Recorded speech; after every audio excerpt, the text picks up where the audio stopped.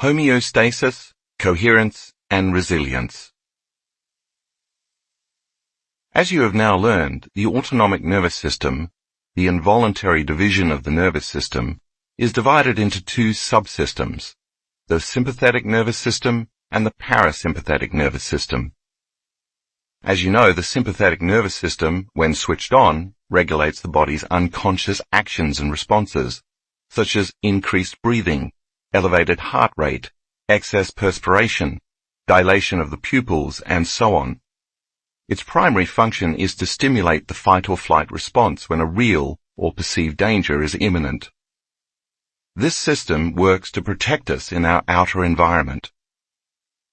The parasympathetic nervous system complements the sympathetic nervous system in that it performs the exact opposite functions.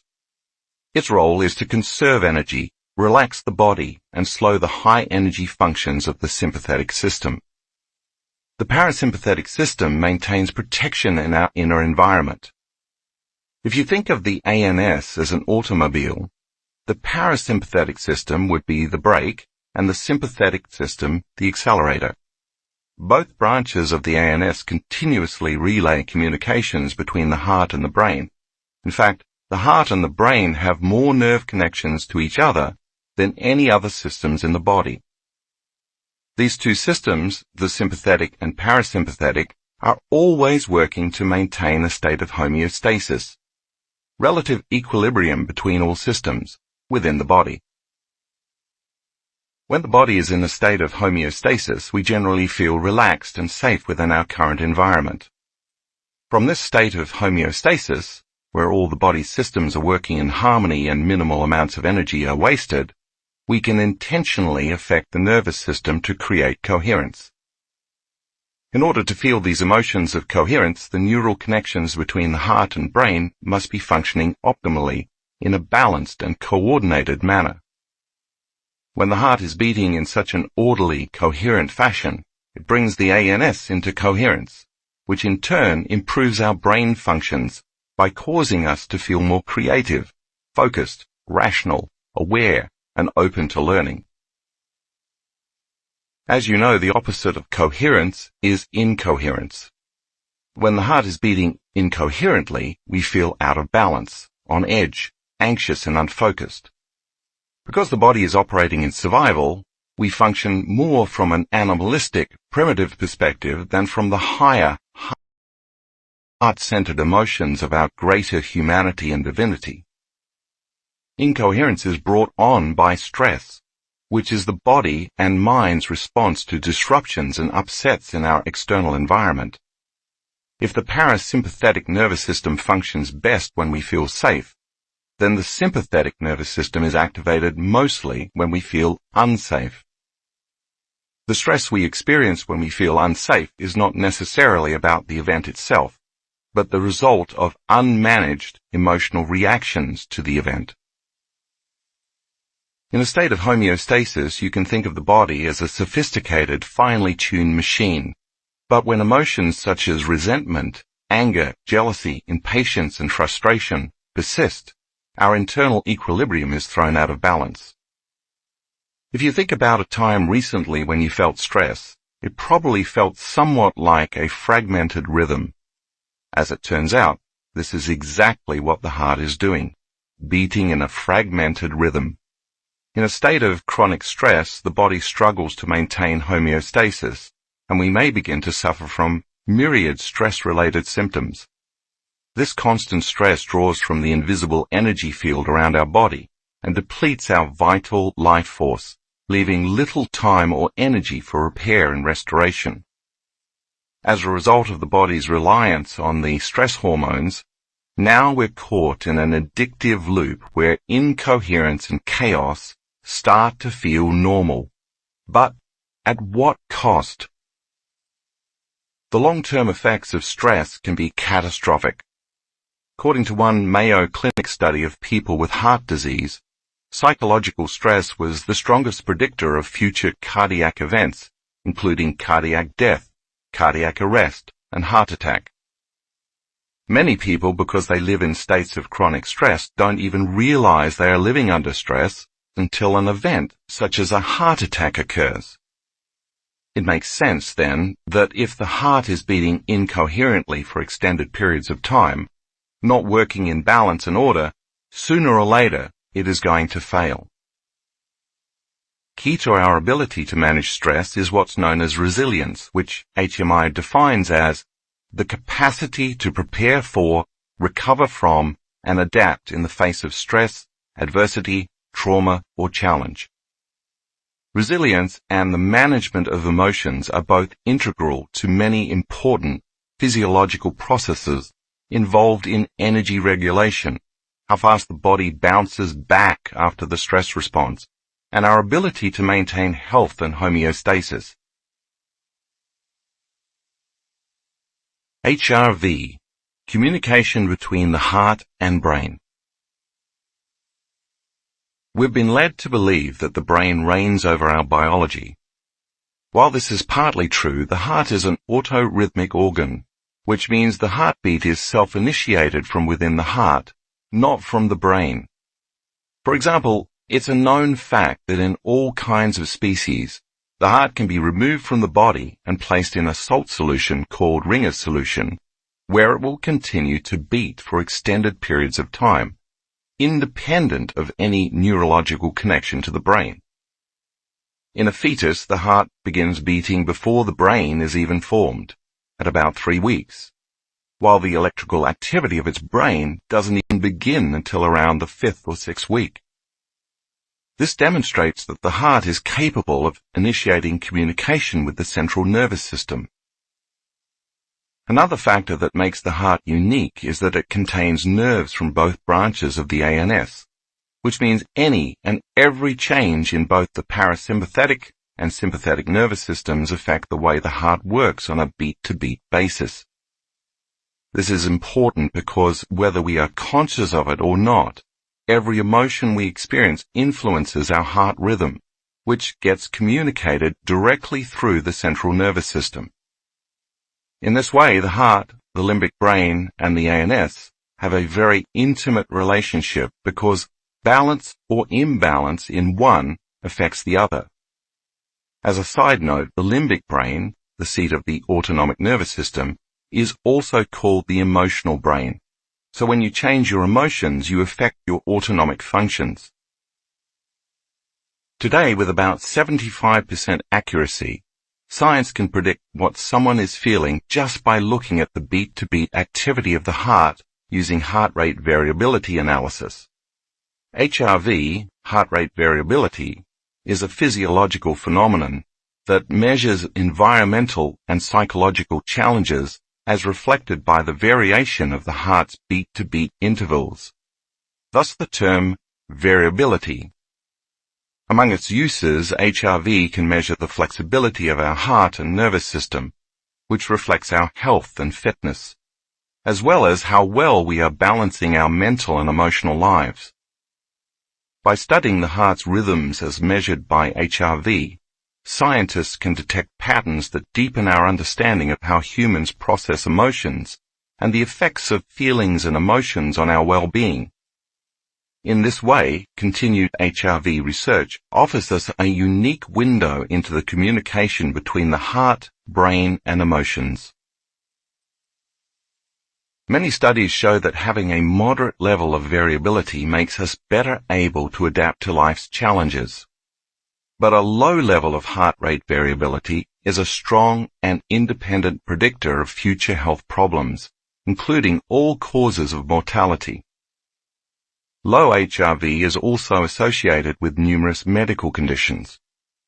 When we are young, we have greater variability, but as we age, our variability decreases. HRV patterns are so consistent that when scientists look at an HRV reading, they can generally estimate the subject's age within approximately 2 years. For many years, a steady heart rhythm was considered a sign of good health. But now we know that our heart rhythm changes with each and every heartbeat, even when we are sleeping. Over the years, HMI researchers have discovered information encoded within these beat-to-beat intervals by looking at the spaces between heartbeats in HRV readings, rather than the spikes related to the beats themselves. This is somewhat similar to Morse code, where we understand communications by the intervals between transmissions. In the case of our heart, the intervals between its beats are complex transmissions used to relay communications between the brain and body. During the 1990s, researchers at HMI discovered that when people focused on their hearts and evoked elevated emotions such as appreciation, joy, gratitude, and compassion, those feelings could be observed as coherent patterns in the heart's rhythms. The opposite was true of stressful feelings, which caused the heart rhythms to be incoherent and to appear jagged and irregular. This discovery linked emotional states to HRV patterns. See Figure 7.1. The researchers also observed that heart rate, beats per minute, and heart rhythm were two separate biological responses. For instance, a person could have a high heart rate and still maintain a state of coherence. Therefore, it was determined that the heart's rhythms can create coherent internal body states. When our HRV is in a heart-coherent pattern, it reflects increased synchronization and harmony within the two branches of the ANS, as well as in the activity occurring in our higher-level brain centers. So much of what we've learned from Western medicine has caused us to believe that we cannot control our body's autonomic nervous system, like heart rate and blood pressure, because such functions are beyond the domain of the conscious mind, not to mention the separation between the voluntary and involuntary nervous systems. We now know, however, that you don't have to be a yogi or a mystic to be able to master such skills. You just have to be supernatural, which can be learned. This is one reason why HMI teaches the importance of heart coherence not only to individuals, but also to the military, law enforcement, schools, athletes, and other high-functioning individuals, so people can maintain clarity, decision-making ability, and composure in high-stress situations. The benefits of heart coherence.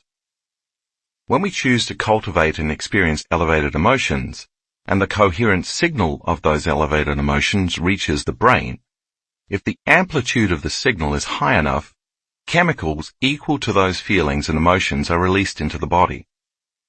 We call this a feeling, and positive feelings like this make us feel lighter and freer. In other words, the energy of your whole state of being is elevated. If you are feeling an elevated sense of well-being in a safe environment, the energy of those feelings sets in motion a cascade of at least 1,400 biochemical changes in the body that promote growth and repair. Instead of drawing from the invisible field of energy around your body to transform energy into chemistry, now you're adding to and expanding that field, resulting in a new expression of chemistry reflective of the change in energy. How? If the first three energy centers of the body are energy consumers when we are out of balance, the heart is an energy expander. And when you rest your attention in your heart to create and sustain elevated emotions, that coherent energy causes your heart to beat like a drum. It's that coherent, rhythmic beating that creates a measurable magnetic field around your heart, and thus your body. Just like the focused beat of a drum that produces a measurable sound wave, the stronger the coherent rhythm of the heart, the more expanded your field becomes.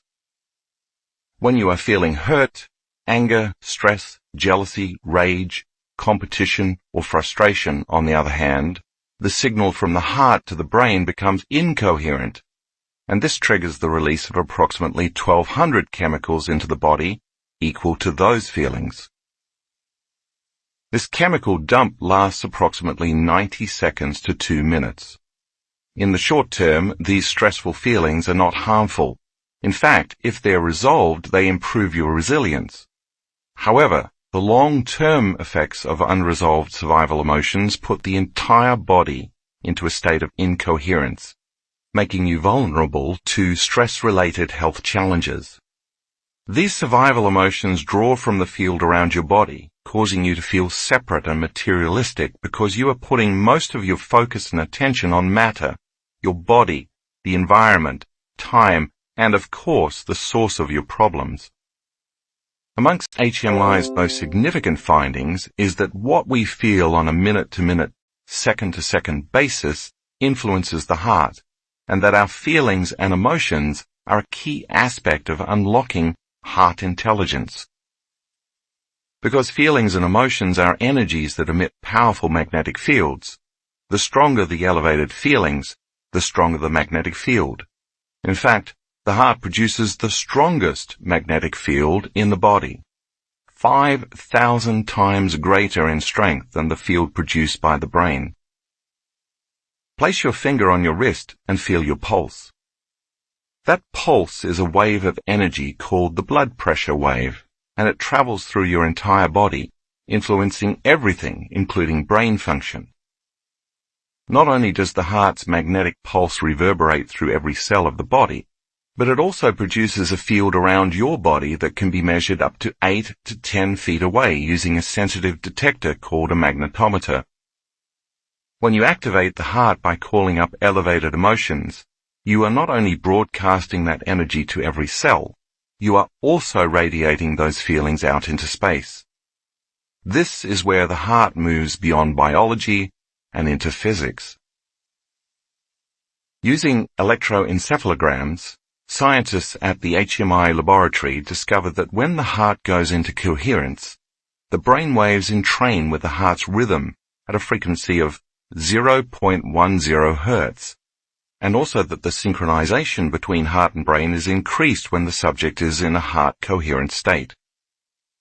The coherent frequency of 0.10 Hertz has been shown to be a state of optimum performance associated with increased access to our deeper intuition and internal guidance. Once the analytical mind is out of the way, the individual can move down the ladder of consciousness from alpha to theta to delta brainwaves, the state in which restorative functions in the body take place. Coincidentally, we often see our students reporting profound or mystical experiences in deep delta, around 0.09 to 0.10 Hertz. 0.09 Hertz is just 100th of a cycle of a second of reported optimal coherence. While their hearts are in a very coherent state, however, the amplitude of energy produced by the heart increases the level of energy in the brain, in some cases more than 50 to 300 times the normal level or more. Supporting evidence of heart-brain coherence was further demonstrated by a series of experiments performed by Gary Schwartz, PhD, and his colleagues at the University of Arizona. In their experiments, they found inexplicable communications between the heart and the brain that made no sense via neurological or other established communication pathways. This discovery established the fact that energetic interactions between the heart and the brain exist through electromagnetic fields. Both examples point to the fact that when we focus our attention on our heart and emotions, the heart's beating acts as an amplifier. This increases the synchronization between our heart and brain and creates coherence, not only in the physical organs, but also in the electromagnetic fields surrounding our body. Also noteworthy is that right behind the breastbone sits a small gland called the thymus, which has an intimate connection with the heart center. As one of the main organs of the immune system, the thymus serves a vital role in the promotion of T cells, which defend the body from pathogens such as bacteria and viruses. The thymus gland functions optimally up to the onset of puberty, but it begins to shrink as we get older because of natural decreases in the production of human growth hormone. As with many vital organs, the thymus is also prone to the negative effects of long-term stress. When we're living in emergency mode for extended periods of time, and diminish our vital energy field, all of our energy is directed outward to protect us from external threats, leaving little energy to protect us from internal threats. Eventually, this leads to dysfunction of the immune system. It makes sense then that as the heart center becomes activated with energy, by mobilizing the parasympathetic nervous system for growth and repair, the thymus gland should become more active as well, because now we're adding energy in that gland. Therefore, the thymus gland should also benefit from the practice of sustaining coherence within the body, aiding in the support of the overall vitality of our immune system and long-term health. You learned earlier in this book that in my own independent studies, when our students were able to feel and sustain gratitude and other elevated emotions for a total of 15 to 20 minutes per day for 4 days, the energy of the emotion signaled the immune cell genes to make a protein called immunoglobulin A. The significant increase in IgA is a perfect example of one of the many positive cascading effects of heart coherence. What all this boils down to is that the quality of our heart's rhythm has consequences for our overall health. If the heart beats in harmonious rhythms, its efficiency reduces stress on other systems of the body, maximizes our energy, and creates states whereby we thrive mentally, emotionally, and physically. If there is disharmony in our heart rhythms, the opposite is true. This incoherence leaves us with less energy available for healing and for maintaining health and long-term building projects, creating unrest within our internal states, and putting increased stress on the heart and other organs. Heart attacks and heart disease, for example, occur when the body has been under stress for extended periods of time. When we intentionally choose elevated emotions, however, focusing less on disharmony and more on gratitude, our bodies respond positively and we enjoy improved health. The next time you use an elevated emotion to tune into your future and embrace those feelings before the event unfolds, and feel gratitude that the event has already occurred, just know that the worst thing that probably can happen to you is that you begin to heal. The effects of chronic stress. When we live in a constant state of stress, our heart center becomes incoherent, and this stifles our ability to create. In response to chaotic heart rhythms, the brain becomes very disintegrated and incoherent, and that incoherence is reflected in the two branches of the ANS. If the parasympathetic system is the brake and the sympathetic system is the accelerator, when they are working in opposition, your body is receiving a message akin to stepping on the gas while your foot is on the brake.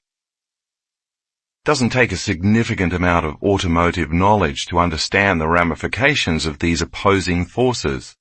We wear out the brakes and we put stress on the drivetrain, while the resistance wastes energy and reduces fuel efficiency. Eventually, this habituation of stress wears down the body so much that it eliminates our ability to repair and maintain health, depleting our vitality and resilience.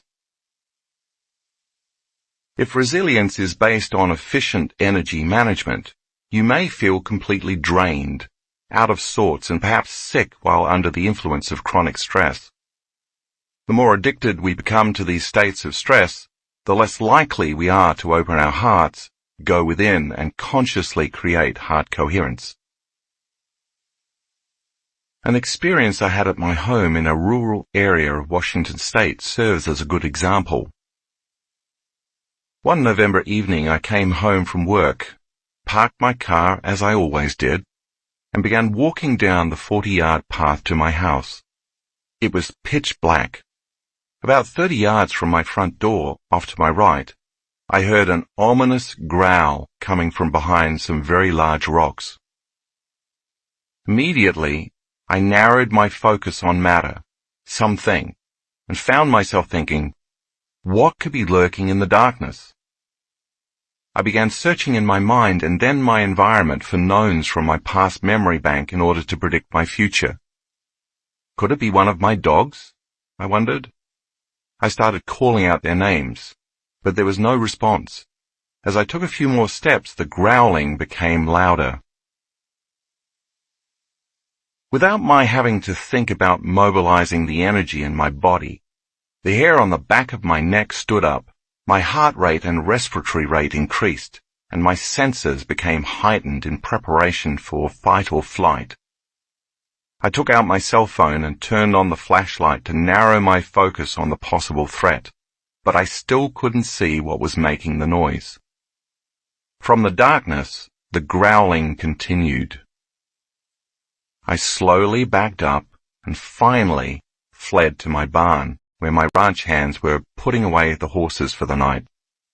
We grabbed our guns and flashlights and returned to the scene just in time to see a cougar and her cub scurrying away through the bushes.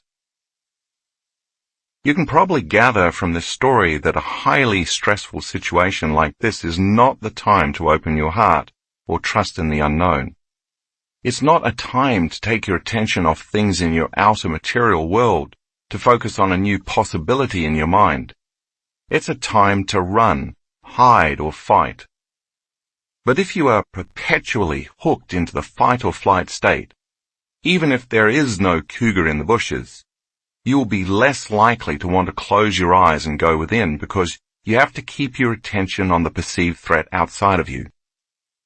No new information can enter your nervous system that is not equal to or relevant to the emotions you are experiencing, so you can't program your body for a new destiny. So it makes sense that the more you live addicted to the stress hormones in your normal life, the less likely you are to want to create, meditate, or open your heart and be vulnerable. The heart-brain. In 1991, the pioneering work of J. Andrew Armour, MD, PhD, showed that the heart literally has a mind of its own. With as many as 40,000 neurons, the heart has a nervous system that functions independently of the brain.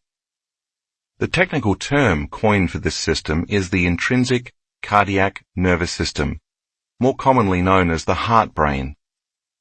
This discovery was so monumental that it led to a new field of science called neurocardiology. The heart and the brain are connected by efferent, descending, and afferent, ascending pathways. However, 90% of the connecting nerve fibers ascend from the heart up to the brain. Armour uncovered that these direct, afferent neural pathways continuously send signals and information that interacts with and modifies activity in the brain's higher cognitive and emotional centers. These signals from the heart to the brain connect through the vagus nerve and continue straight to the thalamus, which synchronizes cortical activity such as thinking, perceiving, and understanding language. Then to the frontal lobes, responsible for motor functions and problem solving, and onto the brain's survival center, the amygdala, which signals emotional memory. The core cells of the amygdala even synchronize to the heart's beating. See figure 7.2. This means that if your heart center is open, it's keeping your brain's survival centers in check. It's possible then that the more heart-centered you are, the less likely you will react to stresses in your life. The reverse is also true. The less energy you have in your heart center, the more likely you will be living in survival mode. This tells us that our feelings and heart rhythms affect what emotional memories and responses transpire in us. So stress and anxiety can trigger brainwave patterns to match an anxiety habit of the past. Conversely, just like a computer that matches patterns, elevated emotions of the heart can produce coherence in brainwave patterns. So if you're summoning the feelings of your future by creating elevated states, your brain is beginning to lay the neural networks for those future emotions or that new destiny. Armour's discovery of the afferent neural pathways from the heart to the brain proves that the heart independently processes emotions, responds directly to the environment, and regulates its rhythms without receiving information from the brain. That's because the heart and the ANS always work together. Also noteworthy is that the nerves facilitating this communication enable the heart to sense, remember, self-regulate and make decisions about cardiac control, independent of the nervous system. To put it simply, emotions and feelings originating in the heart play an important role in the way we think, process information, feel, and understand the world and our place in it. Once the heart center is activated, it acts as an amplifier to jumpstart the brain, enhance its activity, and create balance, order, and coherence throughout the body. Living heart-centered. As I said earlier, every thought you think produces corresponding chemistry equal to that thought, which in turn creates an emotion. Therefore, you are suggestible only to the thoughts equal to your emotional state. We now know that when our students are heart-centered and feel more wholeness and oneness, they're less separate from their dreams. When they feel gratitude, abundance, freedom, or love, all those emotions welcome corresponding thoughts. Those heart-centered emotions open the door to the subconscious mind, so that you can program your autonomic nervous system equal to the thoughts of your new future. We also know that if they live in the feeling of fear or lack, but try to think they're abundant, they can't produce a measurable effect, because change can only happen when thoughts are in alignment with the emotional state of the body.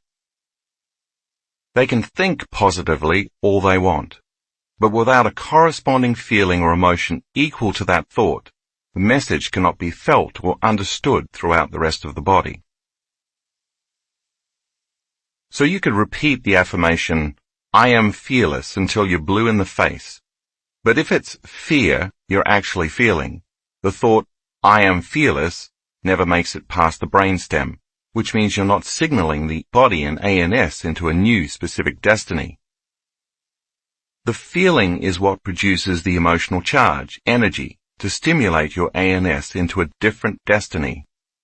Without the feeling, a disconnect remains between your brain and body, between the thought of health and the feeling of health, and you can't embody that new state of being. It's only when you change your energy that you can produce more consistent effects.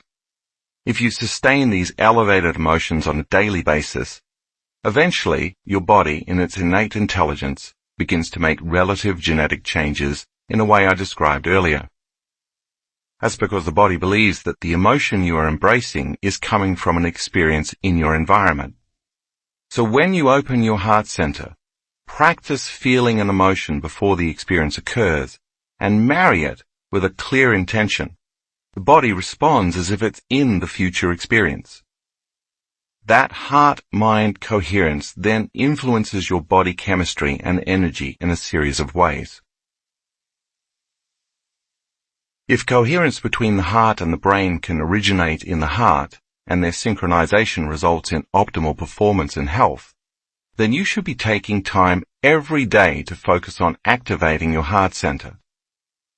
By intentionally choosing to feel the elevated emotions of the heart, rather than waiting for something outside of yourself to elicit those emotions, you become who you are truly meant to be, a heart-empowered individual. When you are living by the heart, you naturally choose love and innately demonstrate it through compassion and care for the well-being of yourself, others, and planet Earth. Through our partnership with HMI, our students have demonstrated that with practice, we can in fact produce, regulate, and sustain elevated feelings and emotions, independent of events in our external world. In our workshops around the world, through the practice of regulating heart rhythms to sustain elevated emotions, we teach our students how to generate heart and brain coherence. We then measure their abilities using HRV monitors. During guided meditations, we ask our students to surrender to the feelings of gratitude, joy, and love, and we encourage daily practice outside of our formal instruction, because when one chooses to practice sitting in a state of coherence, it becomes a habit. I hope that with enough practice, our students can replace old mental scripts of feeling unworthy, fearful, or insecure with more elevated states of being and fall deeply in love with their lives. We've seen enough of them demonstrate that it is indeed possible to produce positive, measurable, tangible effects in their lives simply by shifting the paradigm of their thoughts and feelings. These dedicated individuals return to their homes where the positive effects they've produced in their own lives ripple out to positively affect their families and communities, continuously expanding their vibrational influence of harmony and coherence throughout the world. By repeatedly practicing the regulation of heightened emotional states, in time the constant feeling of elevated emotions creates a new emotional baseline. This baseline then begins to continuously influence a new set of thoughts equal to the heightened feelings. The summation of those novel thoughts creates a new level of mind, which then produces more corresponding emotions equal to those thoughts, further sustaining that baseline. When this feedback loop between the heart, body, and mind-brain occurs, you are in an entirely new state of being, the consciousness of the unlimited mind and the energy of profound love and gratitude. The repetition of this process is what it means to recondition your body, rewire your brain, and reconfigure your biology equal to your new state of being. Now you are naturally, automatically, and regularly broadcasting a different electromagnetic signature of energy into the field. This is who you are, or who you have become. Countless history books could be written through the lens of incoherent emotions. Whether the result is a Shakespearean tragedy, genocide, or a world war, survival emotions such as blame, hate, rage, competition, and retribution have resulted in an endless, unnecessary trail of pain, suffering, oppression, and death. The results have caused humans to live in opposition and conflict rather than in peace and harmony. This is a time in history when we can break that cycle. This is a pivotal moment in the story of humanity where ancient wisdom and modern science are intersecting to provide us with the technology and scientific understanding to learn not only how to more efficiently and effectively manage our emotions, but also what that means for our health, relationships, energy levels, and personal and collective evolution. It doesn't require moving mountains, only changing our internal state of being. This allows us to alter the way we act with one another, replacing stressful situations with positive experiences that give us energy, fill our spirit, and leave us with a sense of wholeness, connection, and unity. The brain may think, but when you turn your heart into an instrument of perception, it knows. Examples from our workshops. To see an example of how heart coherence creates brain coherence, take a look at graphics 8A and 8B in the color insert.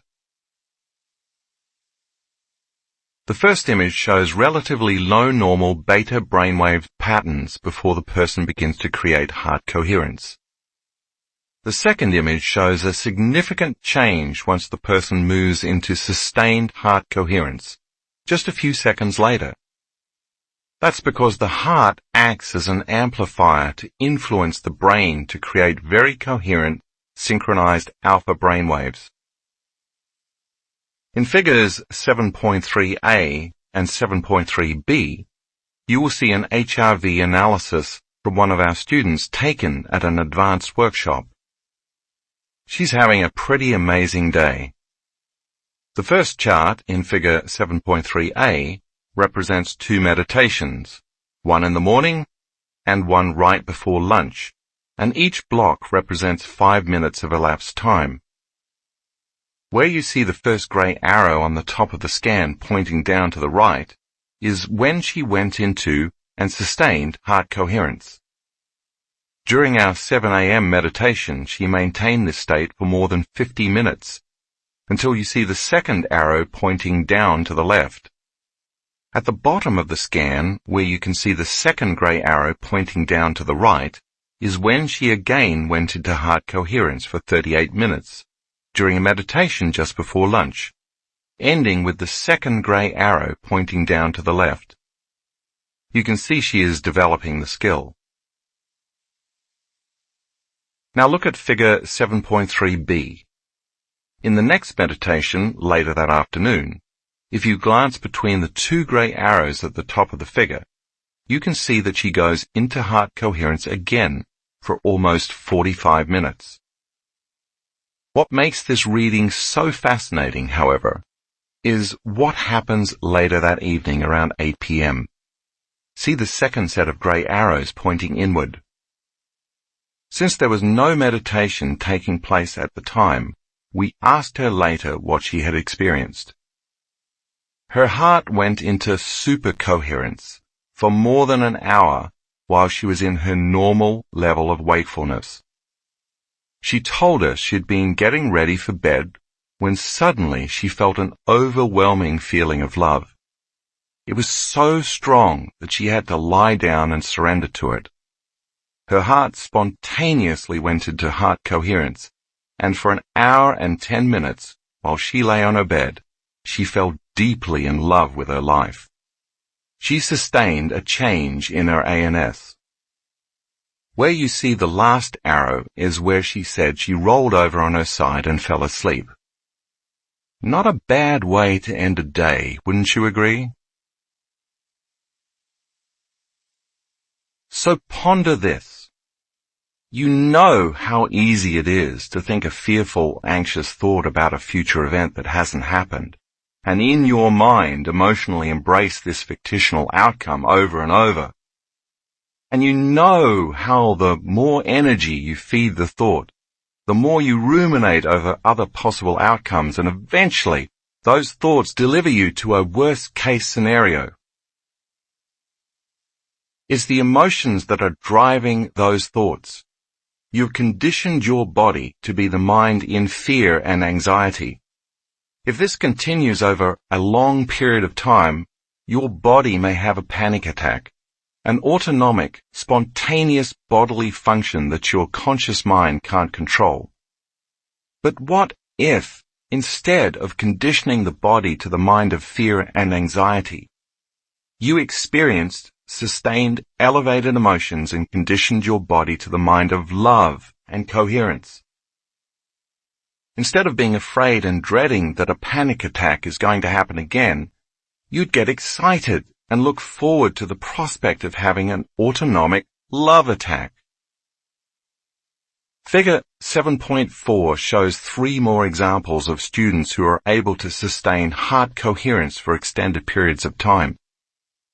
If you look closely, you'll see their hearts are all responding to a consistent state of elevated emotions for at least 45 minutes.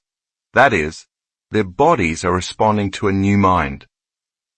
I'd say that's pretty supernatural.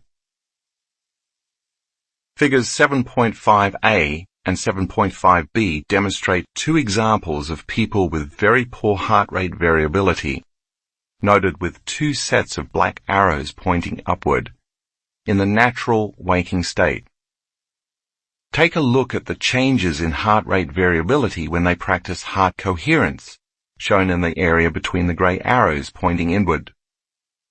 Even if it's only for 8 to 15 minutes, these students are changing their biology. Heart coherence meditation. This meditation is based on the heart lock-in technique developed by HMI. Close your eyes. Allow your body to relax and bring your attention to your heart. Start breathing in and out from the heart center and continue to do this more slowly and deeply. When your mind wanders, keep returning your attention and awareness to your chest, your heart, and your breath. Next, while you rest your attention in your fourth center, bring up some elevated emotions while continuing to breathe in and out of your heart center. Once you feel these heartfelt emotions in your chest area, send that energy out beyond your body and marry it with your intention. Continue to broadcast that energy and intention all around you. Start with 10 minutes and try to extend the time you practice every day. Eventually, when you come to know what it feels like in your body to experience these elevated emotions, you can practice throughout your day with your eyes open. You'll learn more about how to do this in Chapter 9, Walking Meditation. You might even set a reminder on your phone for 4 times a day, and when it goes off, take a minute or two to feel those elevated emotions. Chapter 8, Mind Movies, Kaleidoscope. I had just finished a keynote lecture on a Saturday night in Orlando, Florida. The following morning, while packing my bags in preparation for my afternoon flight home, I turned on the television to catch up on the political situation in the United States. It was in the thick of the 2016 presidential election, and since I had been out of the country traveling and lecturing over the previous 3 weeks, I was curious about what had transpired during my time away. I quickly surfed through the channels to find a news station, set the remote down, and while halfway paying attention to the TV, continued packing. Suddenly, a commercial came on that caught all my attention, and in an instant I understood why we called television programming. The commercial began with a nighttime exterior shot of a couple's home. As the camera zooms in on the house, the words, "Night 14 with shingles," appears on the screen. When the shot moves to the interior, tender yet foreboding music plays while an elderly man moans in pain at the foot of his bed. His concerned wife enters the room and asks him how he's doing. "It hurts," he replies. In the lower right corner, in a tiny font, almost the same color as the background, are the words, "Actor Portrayal." The wife walks over with a look of despair and slowly lifts her husband's shirt, revealing huge red-scabbed lesions covering more than half his lower back. The imagery is shocking, grotesque, and horrific, looking like nothing less than a large third-degree burn. In my 31 years of practice, I've examined hundreds of people with shingles and have never seen anything that looks so severe as the manufactured lesions in this commercial. I immediately knew it was designed to evoke a strong emotional response with the viewing audience, because it certainly did in me. Once you see the rash on the man's back, the commercial achieves its goal of commanding your attention. Because the portrayal of the rash is so arresting, it changes the way you were feeling from only a few moments before your present state of watching it. The moment the commercial significantly changes your internal emotional state, it causes you to put more of your attention and awareness on the source of the disruption in your external environment. The stronger the emotion it causes, stimulus, the more you lean in and pay attention, response. This association of stimulus and response, or conditioning, is how long-term or associative memories are created. This process of conditioning begins by pairing a symbol or an image with a change in an emotional state, a combination that opens the doorway between the conscious and subconscious mind. In the case of the shingles commercial, now that they have captured all your attention and begun the programming process, you can't help but naturally wonder what they're about to say next. The commercial continues with a somber male narrator. If you've ever had chicken pox, the shingles virus is already inside of you. As you get older, your immune system weakens and it loses its ability to keep the shingles virus in check. By using emotional branding, This is the first instance where the commercial raises ethical questions by telling the audience that the immune system weakens with age. Next, we see the man in the bathroom looking at himself in the mirror. He looks worried, broken, and defeated. The scene changes to his wife talking on the phone in the kitchen. "I just can't stand seeing him like this," she says. Next, we see the man doubled over on his bed, palm to forehead, wincing in pain. The narrator then makes a direct suggestion, reinforced by the same words appearing on the screen. 1 in 3 people will get shingles in their lifetime. The narrator continues while the same words remain on the screen. The shingles rash can last up to 30 days. The scene cuts to his wife pleading directly into the camera. "I just wish there was something I could do to help." Again, we see the man in pain, and on the screen appear the words, 1 in 5 people with shingles will have long-term nerve pain. These words remain on the screen for the remaining narration, which says, "Some people with shingles will have long-term nerve pain which can last a few months to a few years. Don't wait until someone you love develops shingles. Talk to your doctor or pharmacist about your risk." Let's take a closer look at what this commercial is attempting to do. First, it puts you in an emotional state by changing how you feel. Once it captures your attention, you immediately become more open and suggestible to the information that follows. Now that you're more prone to accept, believe, and surrender to this information without analyzing it, if you're feeling fearful, victimized, vulnerable, worried, shocked, weak, tired, or in pain, you're more susceptible to the information equal to those emotions. You might start wondering if the ailment could happen to you. At various points during the commercial, certain facts appear written on the screen, allowing you to read along. This serves to reinforce the programming. Also, while the thinking brain is focused on reading the copy, the content of the narration slips behind the conscious mind and into the subconscious mind. Like an audio recorder, it records the entire script and creates an internal program. Next, through a direct, literal suggestion, the narrator has instilled fear in you by personally suggesting you already have the shingles virus in your body, and that because of the natural process of aging, your immune system is no longer strong enough to take care of the virus. This turns on your emotional brain, the seat of your autonomic nervous system, allowing it to become programmed. Once the suggestions make it to your autonomic nervous system, it takes the orders without question and gets busy making chemical changes in your body equal to the literal suggestions. In other words, your body is going to subconsciously and automatically be programmed to weaken your immune function. In conclusion, you're at risk, and you'd better not wait until you contract it. The commercial's effect goes even a little further.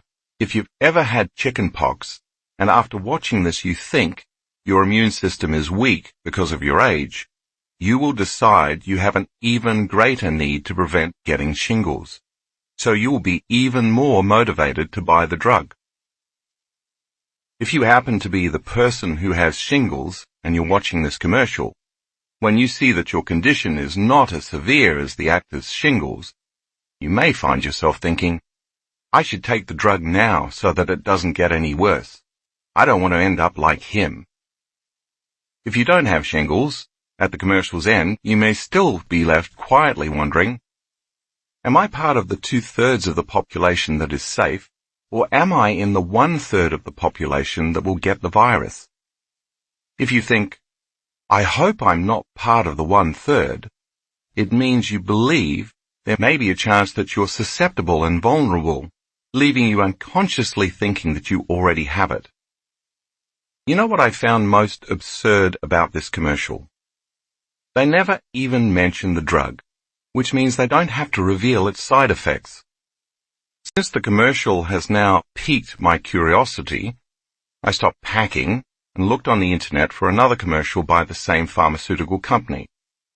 I wanted to know what drug they were suggesting would alleviate the severity of the actor's exaggerated, manufactured lesions. After a quick search, I found several similar commercials with the same theme and wording, but with slight variations. They all shared one thing in common, however. They were all designed to capture your attention. In the next commercial I watched, a woman is wearing goggles and swimming in a lap pool. Everything is black and white. In a twist on the previous commercial, the narrator, speaking in an authoritative female British accent, is the shingles virus, and the narration is coming from within the woman's head. Impressive, Linda.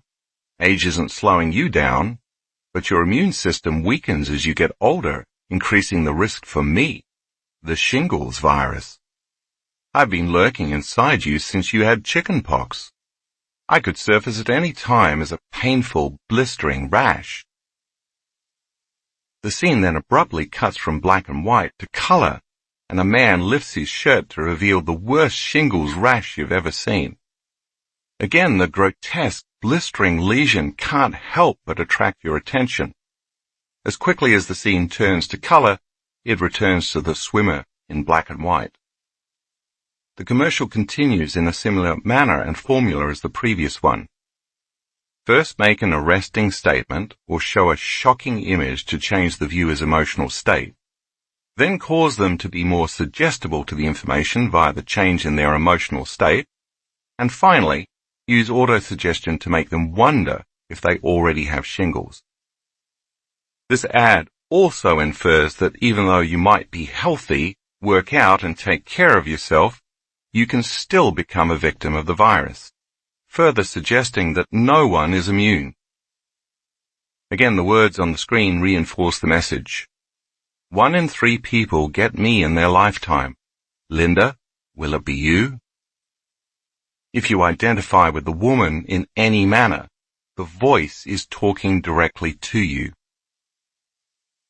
The tone of the commercial then changes as a new male narrator begins speaking in a confident, light-hearted tone, devoid of worry or concern. In a similar British accent, the voice says, "And that's why Linda got me drug X." The scene remains in black and white except for the woman's bathing suit, her swim cap, and the name of the drug, which appears on the screen in large, sophisticated font. Now the drug has been imprinted into your brain at yet another level. Once again, the ad has created an association between your health and safety and the drug that will protect you. The tagline comes on the screen as the narrator reads it aloud, stating that the drug helps to boost your immune system against shingles, to help protect her against you, shingles. At the end of the commercial, the narrator says drug X is used to prevent shingles in adults 50 years and older.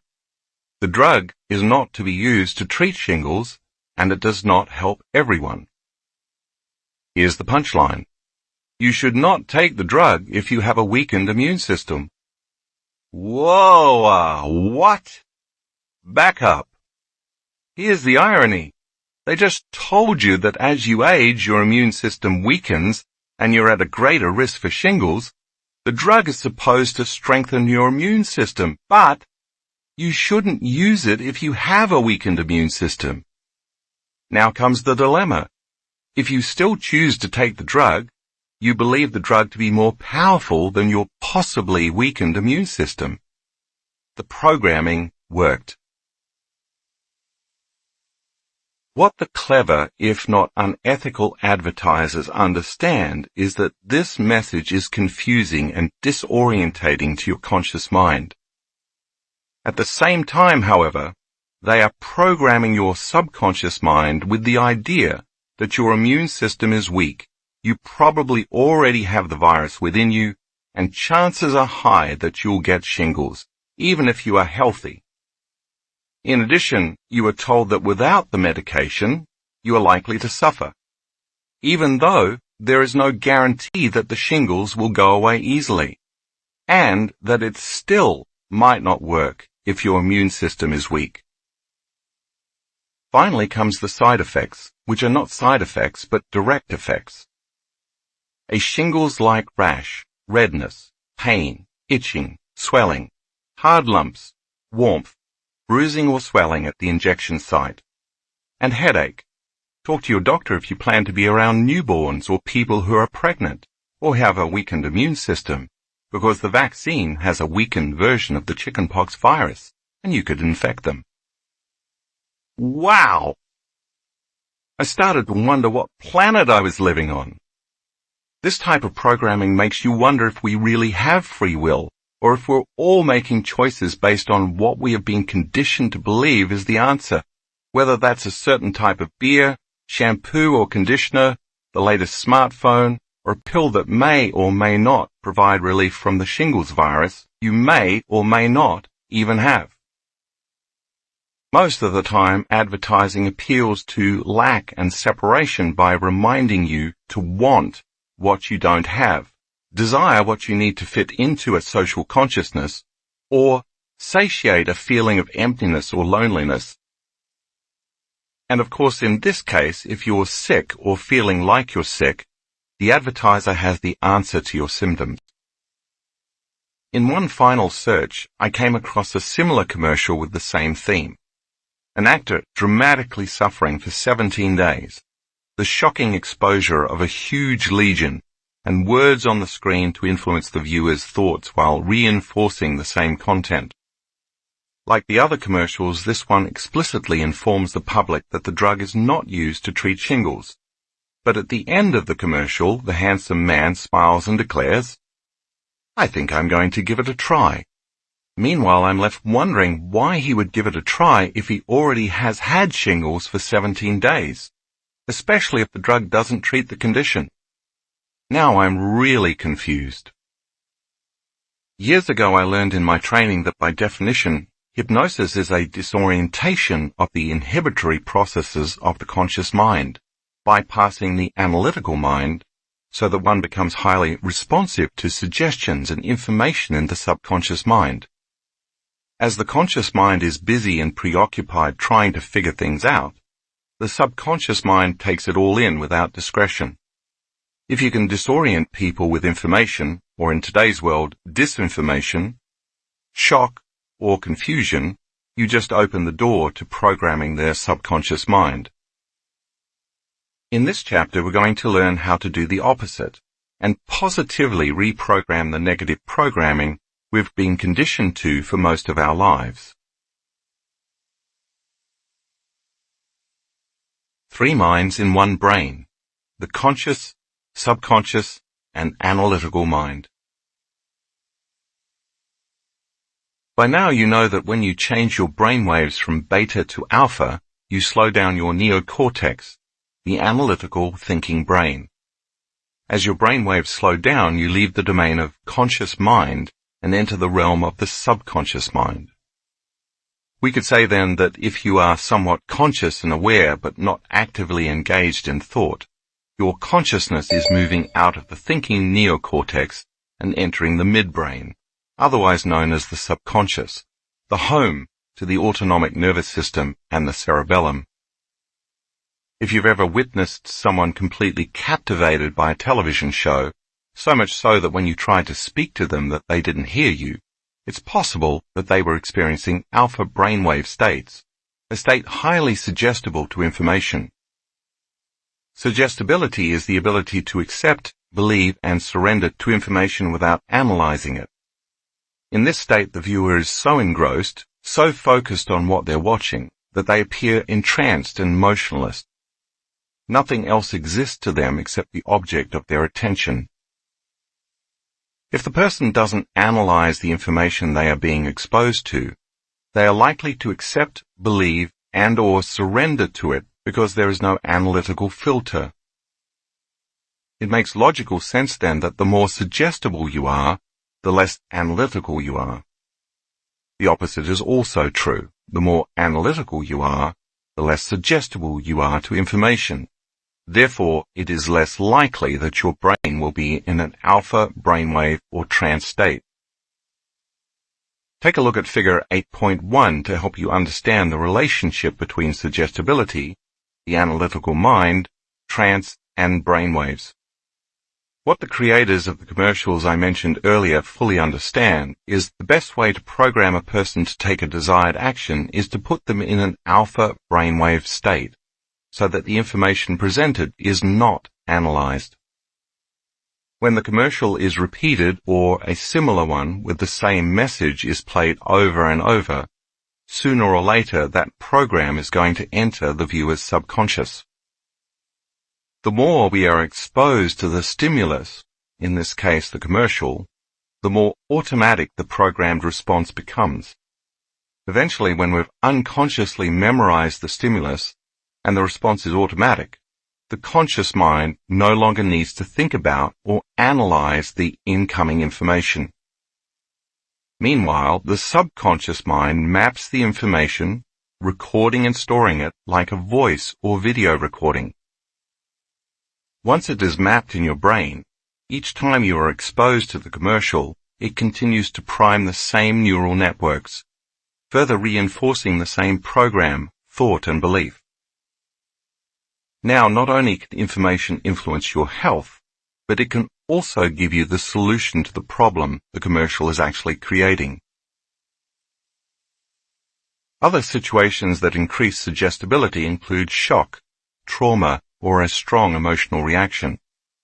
For instance, when people are stunned or exposed to emotionally charged situations, it's common that the brain goes into an altered state.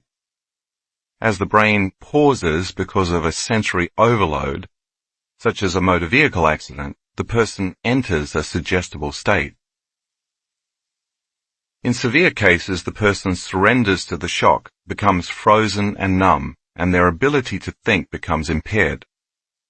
Therefore, when someone is exposed to an aggressive rash and feels sickened by the images, combined with the right music and narration to create an ominous or foreboding mood, the door to the subconscious mind opens, making the person more easily programmable. If you remember, the subconscious mind sits right below the conscious mind. The limbic brain is the home of the subconscious and the autonomic nervous system, which controls all the automatic biological functions that happen on a moment-to-moment basis. Once a thought is programmed, like a servant carrying out their master's orders, the ANS carries out the request of the thought. If you are repeatedly told that your immune system weakens as you age, and that 1 out of 3 people who have had chickenpox in their life will get shingles, the emotionally charged experience allows the message to make it past your thinking analytical mind. In response to this information, your ANS follows the orders and can begin to actually weaken your internal defense system. For the advertisers to really get their money's worth in this commercial endeavor, it's best for them to repeatedly run the commercials late in the evening when we're most suggestible to programming. Why? Because melatonin levels rise in response to darkness, and melatonin causes our brainwaves to slow down in preparation for sleeping and dreaming. Because our brainwaves are moving from beta to alpha to theta to delta in the evening, people are less analytical and their subconscious window opens. As daylight wakes us up in the morning and our brain begins producing serotonin, the reverse process occurs. Our brainwaves go from delta to theta to alpha, where again our subconscious is open to programming, and eventually to beta. So if you're an advertiser and you know the majority of the public is not aware of the way subconscious programming works, why not create a series of late-night commercials with your desired messaging? Accent it with just the right amount of fright and concern so as to capture the viewer's attention, and proceed to program their autonomic nervous system to get busy taking the orders just before they fall asleep. A good rule of thumb: don't watch anything on television or on the internet or participate in any mode of entertainment that you don't want to experience. Not only before bed, but ever. Kaleidoscope eyes. Entranced in trance. For years I've been thinking about how we're all constantly programmed into self-limiting beliefs. That is, believing that we need something outside of us to change how we feel inside of us. That is, after all, what advertising is all about. The never-ending dependence on and consumption of external sources to make us feel happy or better. This belief, which reminds us of our separation from wholeness, is incessantly ingrained in us through the media, television shows, commercials, the news, video games, websites, and sometimes even music. It's a simple strategy, really. If you can suspend people in the feelings of lack, fear, anger, opposition, prejudice, pain, sadness, and anxiety, they remain dependent on someone or something outside of them to make those feelings go away. If you remain in a perpetual state of busyness and are always preoccupied in survival emotions, you never actually have the opportunity to believe in yourself. But what if it was possible to undo or reverse that programming so you had unlimited beliefs about yourself and your life? That's exactly what we've been doing for several years at our advanced workshops, using two simple tools, including one that children have been playing with for ages, a kaleidoscope. The only difference is that we're applying it in a technologically advanced way to induce trance. Up until this point, we've been moving into trance in alpha and theta brainwave states with our eyes closed during meditation. But if we can create alpha and even theta brainwave states with our eyes open, and intentionally expose ourselves to information relevant to our life's dreams and goals, we can reprogram ourselves into supernatural states, rather than the unconscious states we experience daily. But why the kaleidoscope? For many years now, my primary passion has been the mystical. Each time I have one of these profound and super lucid experiences, they create lasting changes within me that deepen my understanding of myself and my connection to the mystery of life. Once you have a mystical experience and get your first glance behind the veil, you can never go back to business as usual. And with every subsequent mystical experience you have, you move closer to source, wholeness, oneness, and the indivisible unified field. The good news is that mystical experiences are no longer relegated to people like Teresa of Avila, Francis of Assisi, or a Buddhist monk who's been meditating for 40 years. Every person is capable of engaging, experiencing, and accessing the mystical. When I'm having a mystical experience, it seems more real to me than anything I've ever known in my life, and I lose track of space and time. Often just before I become entwined in it, I see in my mind, and sometimes in my outer world, circular, geometric patterns made of light and energy. They tend to look like mandalas, except they're not static. They're standing waves of interfering frequencies that appear as fractal patterns. The only way I can describe their properties is that they are alive, moving, changing, and ever evolving into more complex patterns within patterns. These patterns look like what you see when you look into a kaleidoscope, but instead of being two-dimensional, they are three-dimensional. When I see and rest my attention on these divine geometric patterns, they change, and I know in a moment, as my brain takes that pattern of information and transduces it into vivid imagery, I am about to have a profound mystical experience. That's why my team and I wanted to create a kaleidoscope visual for my students, to hopefully induce those types of experiences. But we couldn't find any real footage of a kaleidoscope. At the time, all the fractal geometry media files on the internet were computer-generated, and I wanted to create a more realistic representation. After much searching, My team and I found a family that has been making kaleidoscopes for 3 generations, so we bought one of their best pieces. Next, we rented a camera by Red, the leading manufacturer of the professional digital cinema cameras most often used in Hollywood films. We fitted the camera with a lens that attaches to the end of a fiber optic filament, which we inserted inside the kaleidoscope.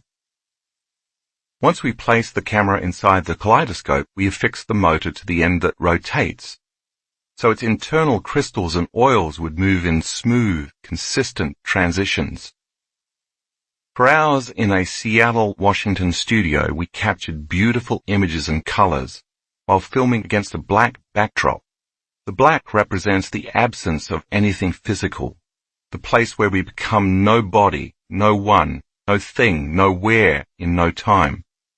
This is the infinite black space or void that you learned about in Chapter 3. As we recorded all the footage over the course of several days, gravity caused the crystals and oil to fall and accelerate with every rotation, so a technician had to tediously account for every second, frame by frame, to ensure the transitions were smooth. If the transition was not fluid, it risked breaking the viewer's focus or trance state. It took months to refine our footage into the 1-hour video that we used during our advanced workshops. Finally, we had talented composer Frank Piscotti create the accompanying soundtrack. We wanted our students to be continuously mesmerized by the beautiful symmetry and changing geometric forms. Mind movies. The motion picture of your future. At our advanced workshops, every participant receives a fun and easy-to-use software program called Mind Movies to make a movie about their future self and their life. We use this in tandem with the kaleidoscope video. Depending on what the student wants to create in their life, the movie they make about their future exposes them to images and specific written suggestions and information designed to assist them in creating it, just like the shingles commercial helps you to read along. This could range from healing from a disease to strengthening their immune system, creating a new job, manifesting new opportunities, traveling the world, attracting abundance, finding a new life partner, having mystical experiences, and more. Its purpose is to remind them that they can accomplish their dreams, create the uncommon, and become supernatural. The goals of this personalized media presentation include 1. Helping students get clear on the intention they want to create in their future. 2. Programming their conscious mind as well as their unconscious mind into that new future. 3. Changing their brain and body to biologically look like the future has already happened. 4. Repeatedly associating those pictures and images with music to create new neural networks in the brain and to emotionally recondition the body to a new mind. It's a way for them to remember their future. The Mind Movie technology was founded by 2 business partners from Australia, Natalie and Glenn Ledwell. They are not only the founders, but also the poster children for its capabilities. Their journey began in 2007 when a friend showed them a movie he had created about his life. Later, he approached them with the idea of starting a business based on what would become Mind Movie software. Getting the business off the ground required them to create a website to distribute the software so they could instruct people from all around the world on how to make their own movies. Yet they already had 4 businesses and knew almost nothing about the internet or e-commerce. Glenn could barely turn on a computer, and Natalie hadn't even heard of YouTube. They recognized, however, that Mind Movie had the potential to be a very powerful tool to help people build the belief that they could create real outcomes in their lives. With that in mind, they decided to post a video about the power of Mind Movies on YouTube. At the end of the video, viewers were encouraged to visit their website where they could learn how to build their own. In early 2008, after receiving countless emails from customers telling them how Mind Movies had changed their lives, Natalie and Glenn decided to go all in.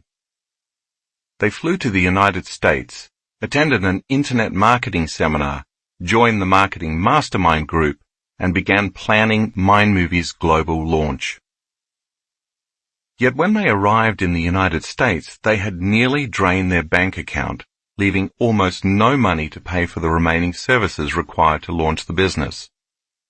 This meant learning, mastering, and implementing everything for the launch themselves.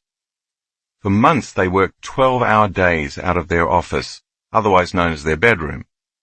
In the process they ventured so far outside their comfort zone that they no longer knew what a comfort zone was. Faced with daily, technical, business, and personal challenges, they had one secret weapon in their arsenal: their own Mind Movie. In their Mind Movie, Natalie and Glenn defined the number of customers they wanted to attract and who those customers would be. They described the respect of their industry peers and plotted out what they would do once their business was a success, such as the restaurants where they would eat and the family holidays they would take. Finally, they wanted to produce $1 million worth of sales. Why not aim high, they thought.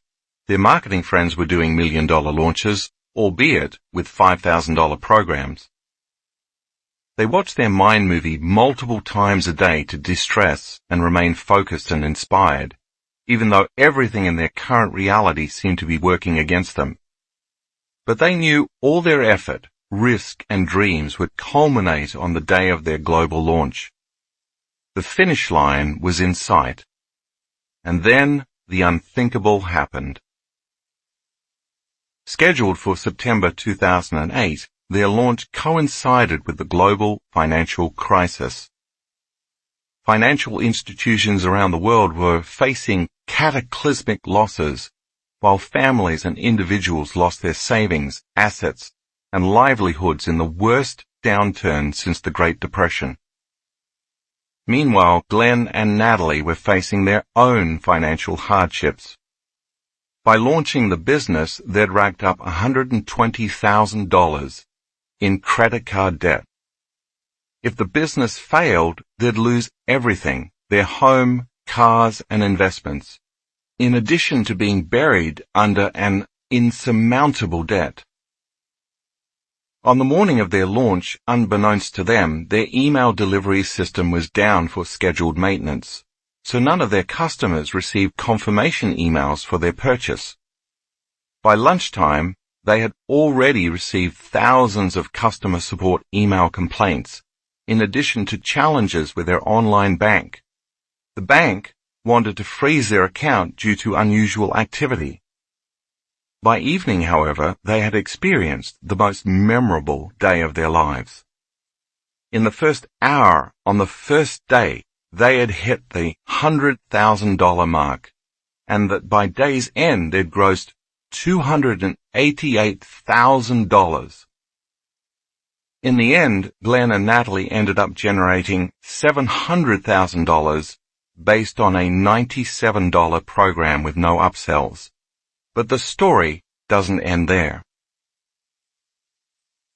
They were, of course, delighted with their achievement, but they faced one last monumental challenge. Because of the volatile and uncertain financial climate at the time, their bank froze their accounts so they couldn't access the money.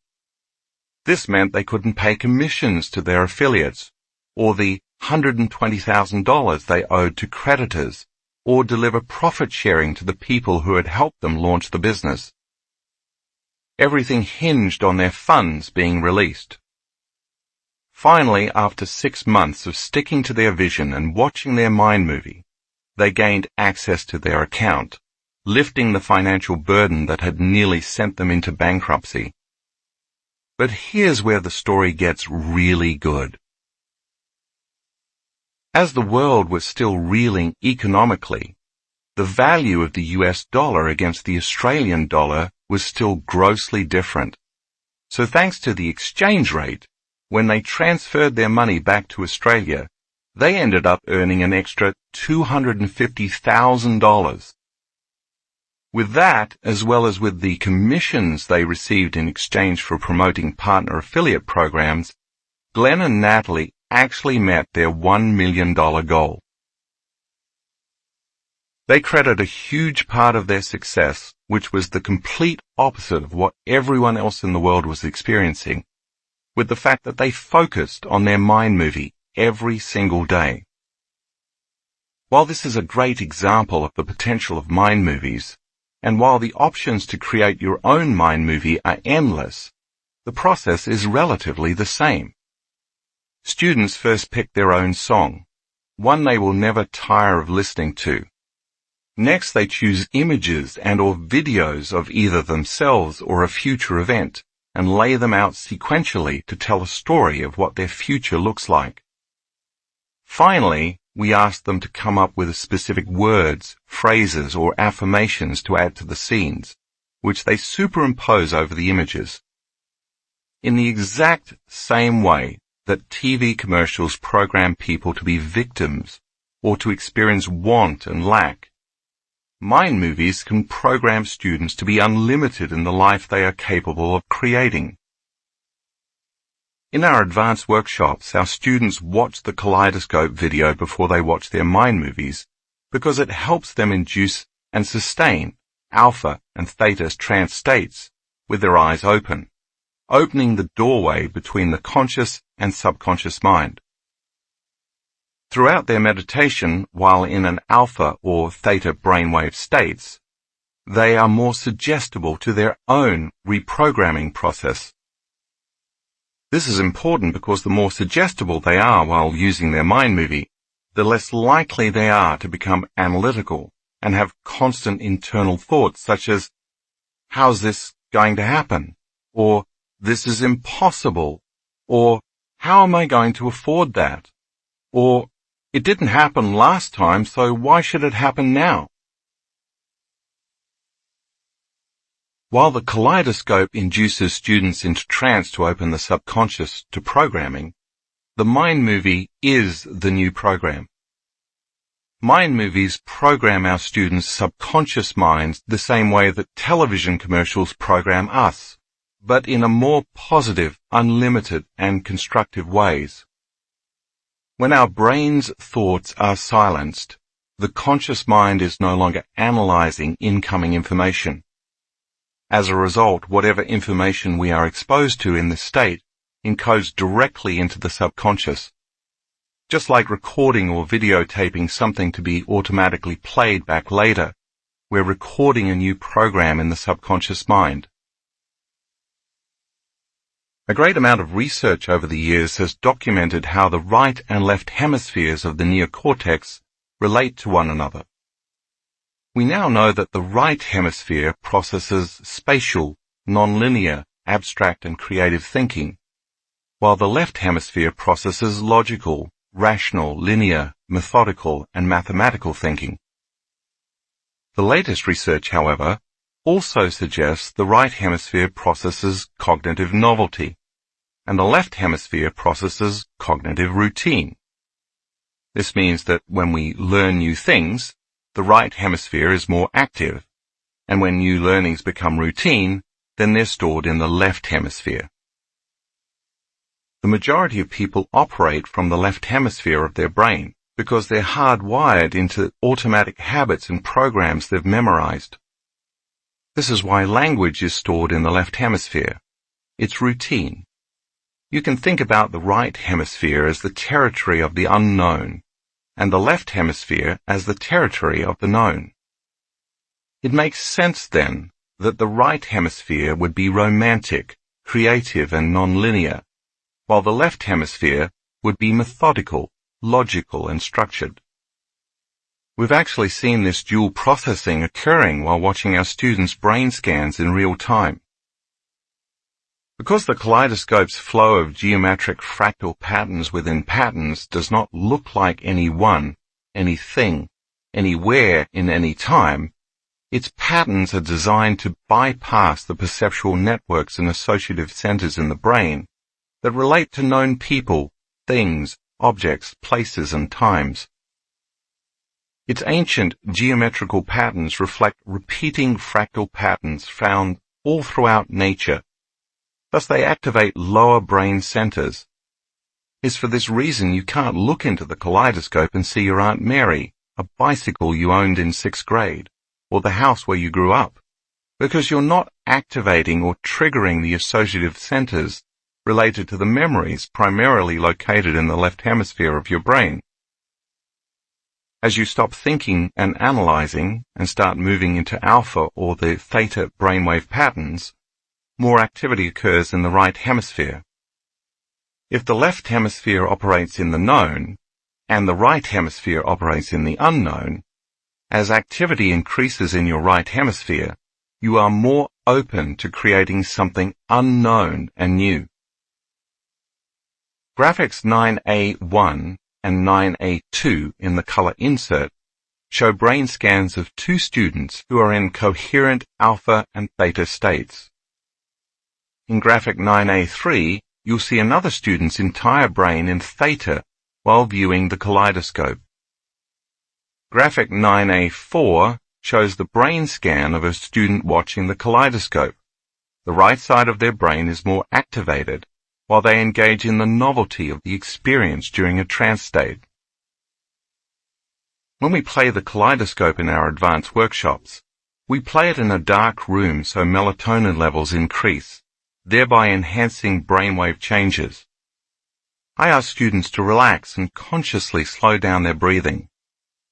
As their respiration slows down, so do their brainwaves, moving from beta to alpha.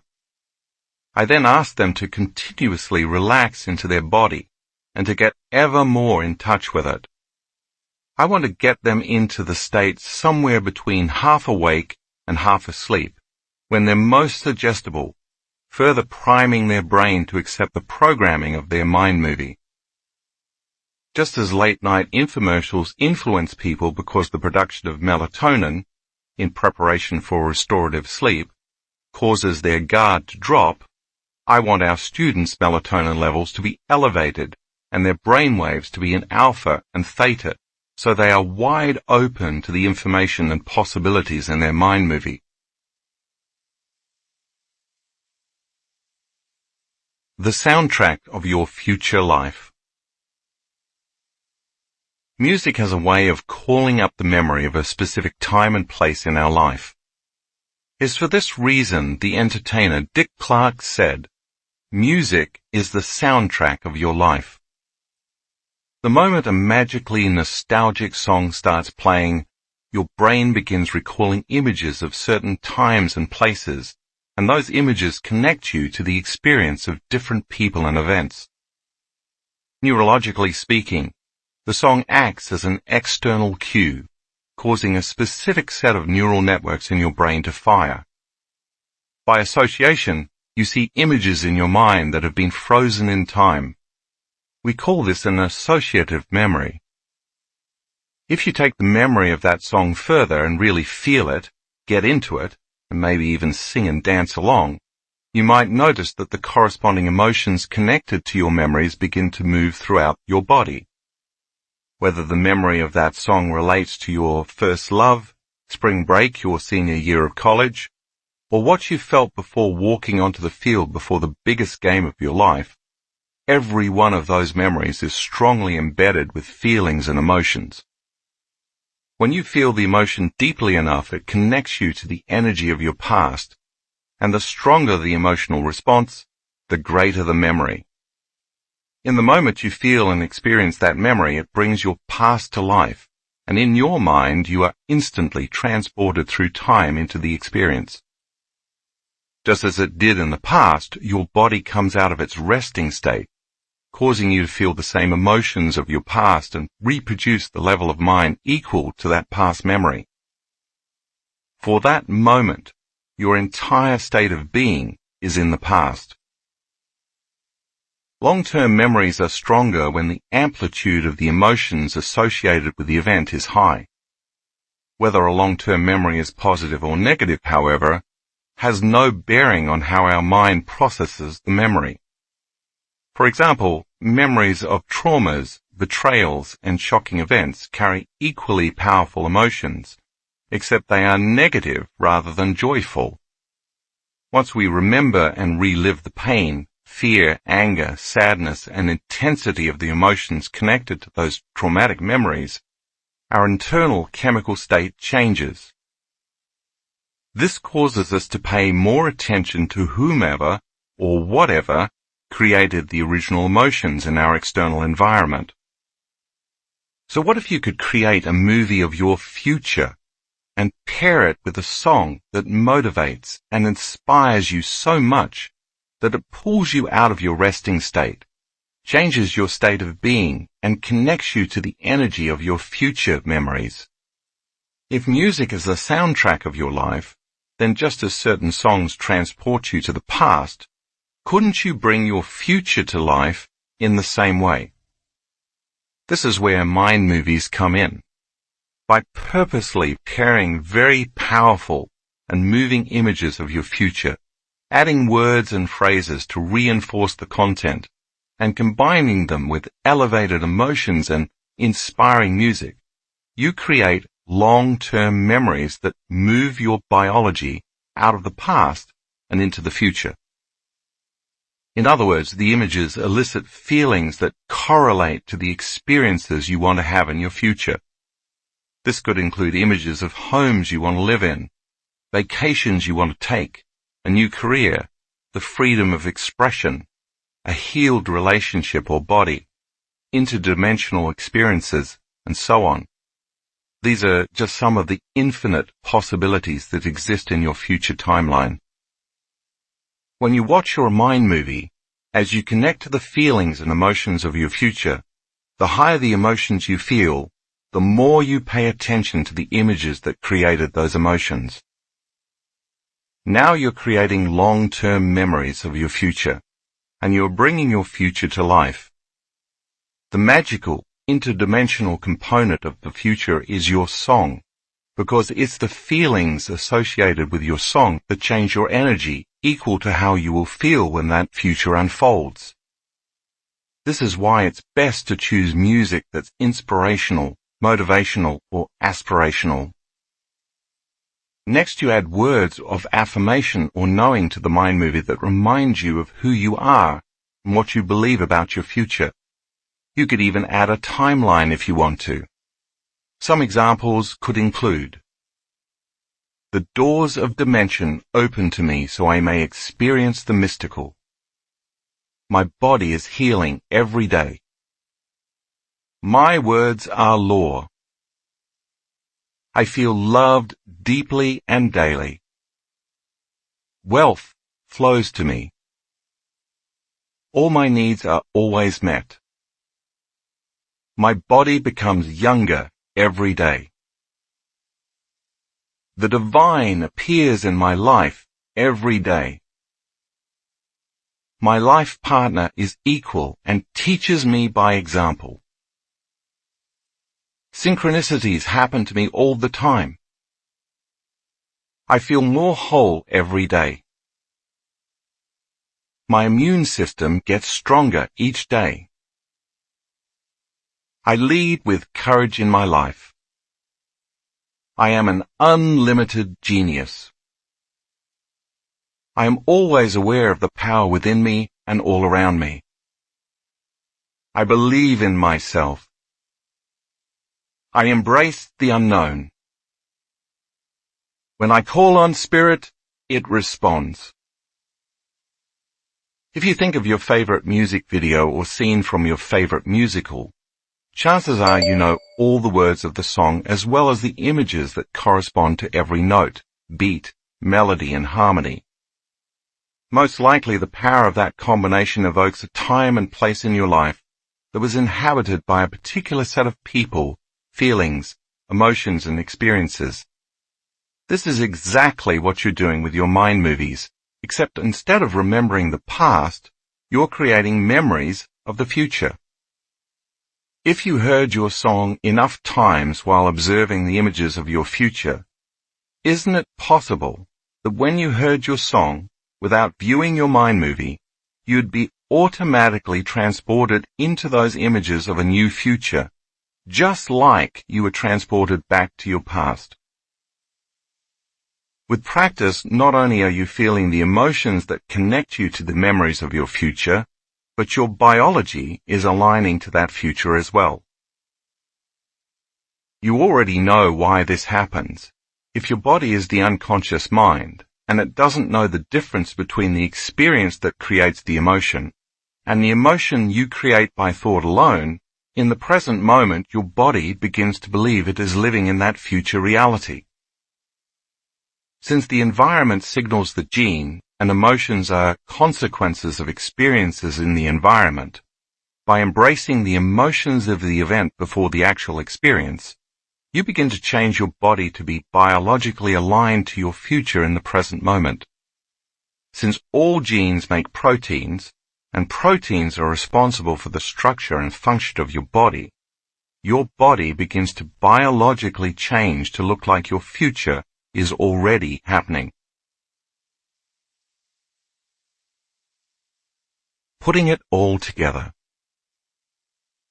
What if you invited a group of people to retreat from their lives for 4 or 5 days, and in the process removed the constant stimulation in their external environment that reminded them of who they thought they were as a personality?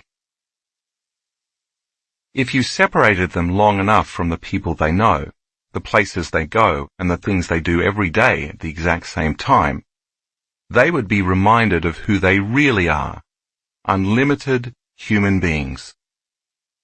And if you spent the first day or 2 teaching them how to create more coherence in their hearts and brains, and they repeatedly practiced cultivating these states every day, it makes sense that sooner or later they would get better at opening their hearts and making their brains work more proficiently. In fact, they would be more focused on a vision of a new future without being distracted, and at the same time, they could more easily feel the emotions of that new future. As they created more coherence in their brains and hearts, they would create more coherence in their own energy fields, and this would create a clearer electromagnetic signature. As they continuously worked on overcoming themselves, their bodies, their environment and time, slowing down and changing their brainwaves, unfolding into the unified field, and transcending this 3-dimensional environment, it would become increasingly easier and more familiar for them to activate their heart center and create. After they practiced getting beyond their body, emotions, habits, pain, disease, identity, limited beliefs, analytical mind, and unconscious programs, by the time the practice of mind movies was introduced, they would be ready to absorb a greater degree of information equal to who they were becoming, which would increase their ability to connect with their future. This is how we use mind movies at our workshops. You can think of a mind movie as a 21st century version of a vision board, a tool used to clarify, focus on, and maintain specific life goals. Except it's dynamic instead of static. When used with the kaleidoscope, the mind movie technology is a great tool to help you bring your future to life by repeatedly experiencing it. It's also a great way to gain clarity on what you want to unfold in your life and to remind yourself on a daily basis what that future holds for you. This is called intention. Because mind movie technology is so versatile, it can be used across many applications and in a variety of settings. Not only can the technology be used to create relationships, wealth, health, careers, and other material items, it's also being used with children and teens to help them create a future vision so they feel they have some control over their lives. So many young people today are overwhelmed because of the frenetic pace, pressure, and demands of social media and modern society. Suicide is a leading cause of death for teens in the United States, so the founders of Mind Movie are using the technology in schools to help teens envision a brighter, more specific future for themselves.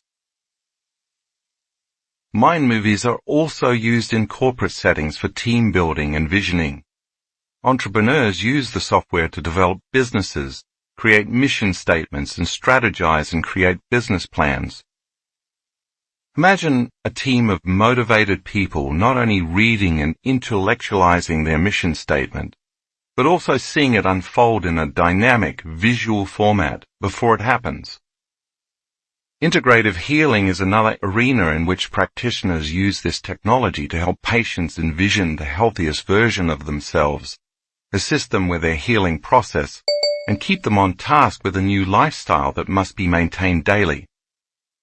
This includes addiction treatment and recovery facilities, helping patients become clear on the future they want to create in the next phase of their recovery. Mind movies have also supported the generationally unemployed in finding new jobs or careers and living more future-orientated and productive lives, not only for themselves, but also for their families. As you can see, the applications for this technology are endless. No matter how it's applied, the power of mind movies resides in enabling people to construct a new reality by reminding themselves of the daily choices they must make, the new behaviors they must demonstrate, and the feelings they want to live by. Once you program these feelings and behaviors subconsciously, you can break your addiction to old habits, familiar lifestyles, and unconscious reactions. It's entirely up to you how creative you want to get when piecing together your future. While any time is a good time to watch your mind movie, I suggest watching it first thing in the morning and right before bed, because this is when you are most suggestible. If you watch it as soon as you wake up, you're starting your day off on a positive note by being mindful and focused on what you want to achieve for the day, as well as for your future. When you view it at night before you go to bed, your subconscious mind can contemplate it while you sleep, align your body and mind to the future, and come up with solutions that your autonomic nervous system can carry out while you sleep. Basically, you can use it anytime you need motivation or to make a different choice. The key is to make sure you're completely present when you watch it. Since implementing mind movies, I've seen our students manifest new homes and heard stories of homes selling that had been on the market for years. I've seen vacations spontaneously appear and witnessed new relationships develop out of nowhere. I've listened to countless testimonials of abundance, freedom, new careers, new cars, healings of all kinds, relief from unbearable hardships, and of course, profound mystical experiences that have permanently altered the recipients. But it's not magic or sorcery. It's simply learning how to become a conscious creator, learning how to align to your own destiny. Think of your mind movie as if you are turning on a radar device to track your future. Then as you repeatedly visit the future in your heart and mind, all the thoughts, choices, actions, experiences, and emotions you experience between your present reality and your future reality become course corrections that deliver you to your target. The more you keep your future alive with your intention, attention, energy, and love, the more it starts to unfold as a new reality because you're remembering your future just as you remember your past. Your job, then, is to continuously fall in love with that vision of the future, keep your energy up, and not let the circumstances, environment, hardwired attitudes, familiar negative feelings, or unconscious habits derail you from your goals. What makes this technology so profound is that we perceive reality based on pattern recognition, links between the neural networks in our brains and the objects, people, and places in our external environment. For example, when you see someone you recognize, the neural networks in your brain instantly recall memories and experiences with that person. By contrast, if someone is not wired in your brain, you probably won't recognize them. If your brain doesn't have the hardware, familiarity with the images, thoughts, and emotions from the mind movie, installed before your future unfolds, If you don't have the neural architecture wired into your brain, how will you recognize your new partner, your new job, your new house, or your new body? Think of it like this. You can't open a Microsoft Word document on a Mac computer unless you already have the Microsoft Word software installed. If you can't feel the emotions and create the energy of your future reality, you might not recognize or trust that future unknown experience when it finds you. That's because your energy and emotional state are not in alignment with that experience. So instead of feeling certainty or a knowing, you may feel fear or uncertainty. So many of my advanced students have told me they are on their third, fourth, even fifth mind movie because everything in their previous ones has come true. I'm always amazed and humbled to hear the stories of how their creations came to be. No matter how varied their manifestations are, they all share one thing. They train the body to follow the mind toward an intentional future. This makes sense because if you have been putting in the time to study, memorize, and create the neural connections of your future, that is where you have been placing your attention. And as you know by now, where attention goes, energy flows.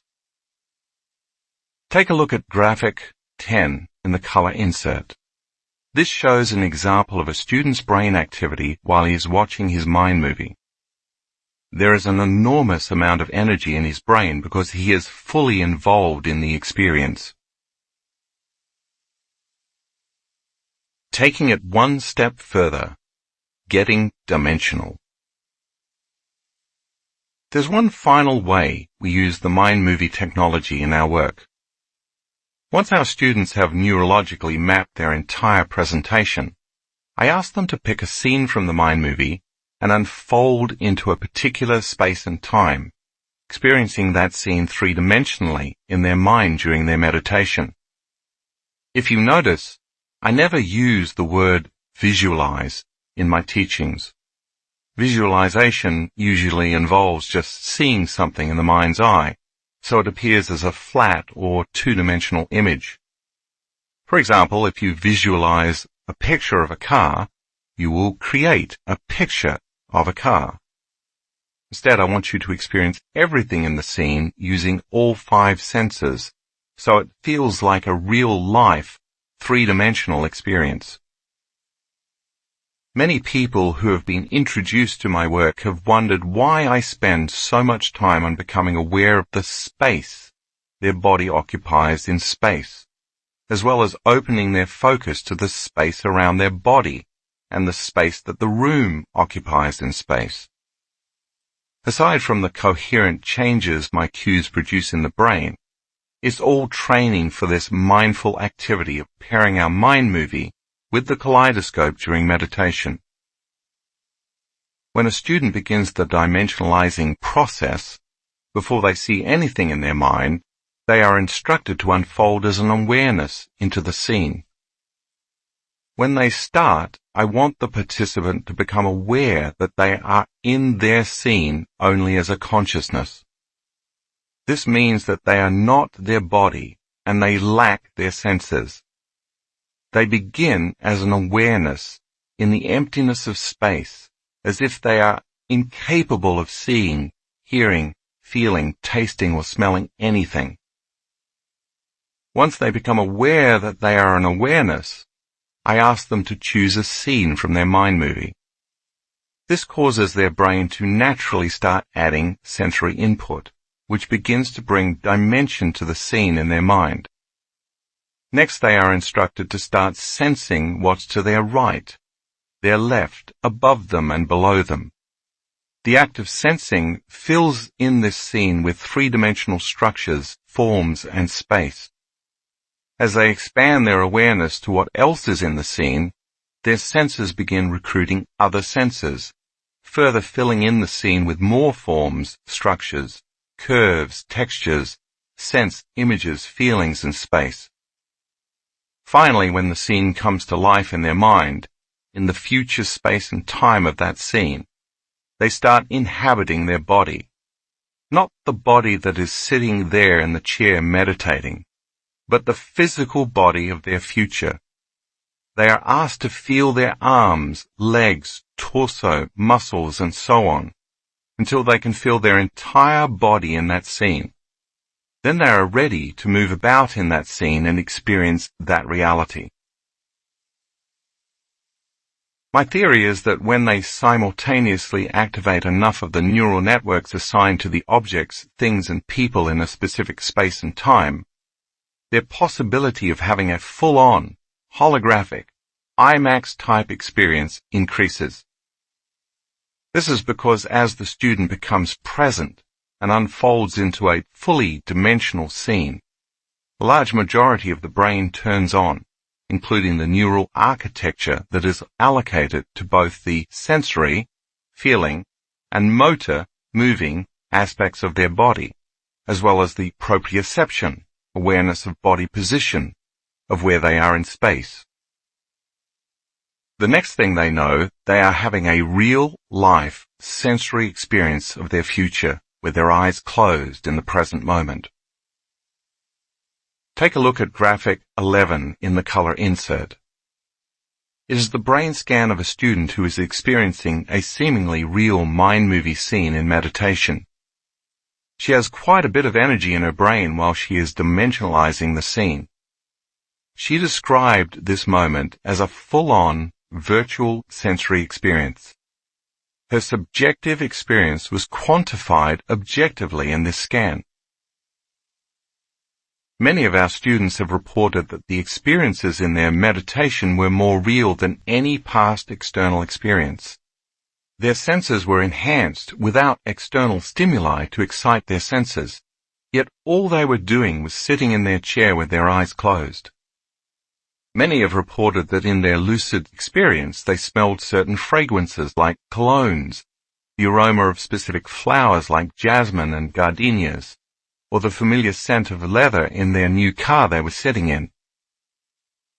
I've also heard students report specific memories like the stubble on their face from not shaving, the wind blowing through their hair, or the feeling that their body was filled with a powerful energy. Students have also given testimony to specific sounds they could clearly hear, such as distant church bells coming from a European church near where they were vacationing, or the bark of their dog when they were in their new home. Several students have also said that the colors they saw were incredibly clear and vivid, or they experienced amplified tastes like coconut, chocolate, and cinnamon. The combination of all the different senses literally created a new experience for them. It's our 5 senses that plug us into our external reality. Typically, when we have a new experience, everything we see, hear, smell, taste, and feel is sent to the brain through those 5 sensory pathways. Once all that sensory information makes it to the brain, clusters of neurons begin to organize into networks. The moment the neurons string into place, the limbic brain makes a chemical called an emotion. Because experience enriches the brain and creates an emotion that signals new genes in the body, in the rich sensory moment of a student's internal experience, without ever using their external senses, they're changing their brain and body to look like their future has already happened. Isn't that what experience does? I love to hear a person who has just come out of one of those experiences tell me, "You don't understand. I was there. I know it is going to happen because it already has, and I already experienced it." That's because the experience has already happened. When we fully experience a reality in this field of consciousness and energy without a body, the energy of the new experience serves as the template for physical reality. The more energy you invest in your future, and the more you keep experiencing and emotionally embracing it before it happens, the more you leave an energetic imprint in that future reality.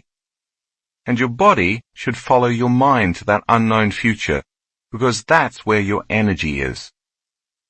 As you continue to place your attention and energy on it, you fall more deeply in love with it, and because love bonds all things, you are bonding with that future, and it is being drawn to you.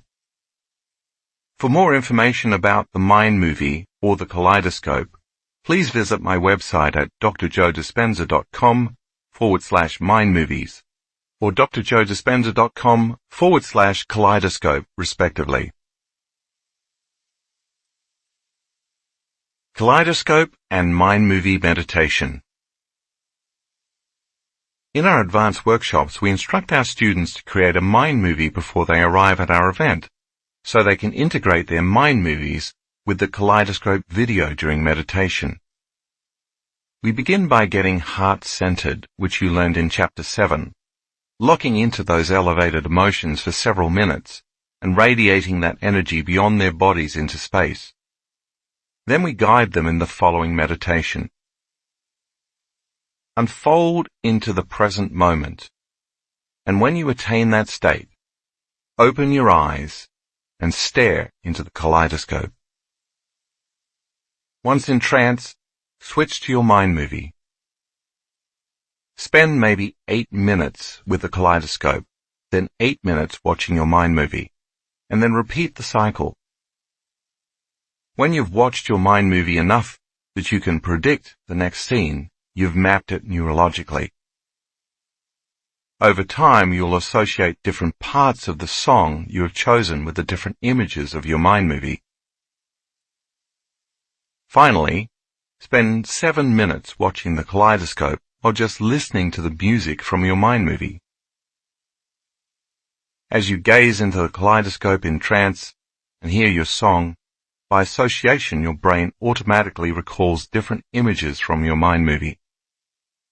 This causes you to further remember your future biologically, automatically, and repeatedly firing and wiring neural networks. Now your brain is being programmed to look like the new future has already happened, while the emotions are signaling new genes to biologically change your body in preparation for your new future. Watch the kaleidoscope in tandem with your mind movie every day for a month, or at least try to watch your mind movie twice daily, as soon as you wake up and right before you go to sleep. You might even want to keep a journal to record all the wonderfully unexpected adventures and serendipitous happenings that, as you look back, you will see as points on the map that led you to manifesting this future. Consider creating several mind movies. One for health and wellness, for example, and another for romance, relationships, and wealth. Chapter 9. Walking Meditation. Most spiritual traditions embrace 4 meditation postures, and at our advanced workshops we practice each of them. There's sitting, which hopefully you're in the process of mastering. There's standing and walking, which are combined in the meditations you'll learn in this chapter, and then there's lying down.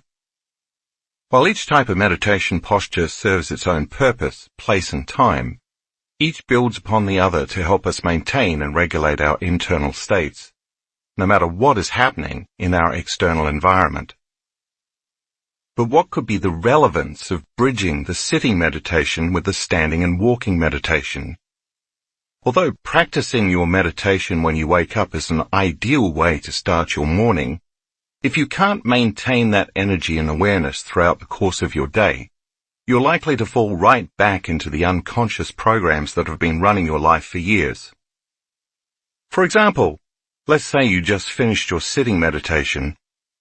When you open your eyes, you probably feel more alive, awake, clear, empowered, and ready to start your day. Perhaps your heart feels open, expanded, and connected, or perhaps you just overcame an aspect of yourself, shifted your energy, and emotionally embraced a new future. But more often than not, you may fall right back into your unconscious programs, and all the work you just did to create an elevated internal state dissolves into a never-ending to-do list, making lunches and sending your kids off to school, rushing to work, getting irate at the person who cut you off on the freeway, answering calls and returning emails, hustling to appointments, and so on. In other words, you're no longer in a creative state because you've just returned to the habitual programs and survival emotions of your past. When this occurs, you disconnect from the energy of your future and essentially leave the energy you created right where you were sitting in your meditation, as opposed to carrying it with you throughout the day. You energetically return to your past. Since I, too, have been guilty of this, I started thinking about how our students could take this energy with them and embody it during the course of their day. That's why I created a meditation that includes standing and walking, so that when you become adept at raising your energy or frequency and marrying it with a clear vision, you now have a practice that enables you to maintain that elevated energy all day long, so that over time, this becomes your natural state of being. The purpose of this chapter is to help you do just that. Walking into your future. You've already learned that throughout much of your day you are behaving unconsciously, unaware of what you're doing and why. For instance, you may not remember driving to work because you were lost in an argument you had a few days prior, or you may be focused on how you're going to respond to your significant other's angry text. Maybe you're simultaneously running 3 programs at once, texting, talking, and checking emails.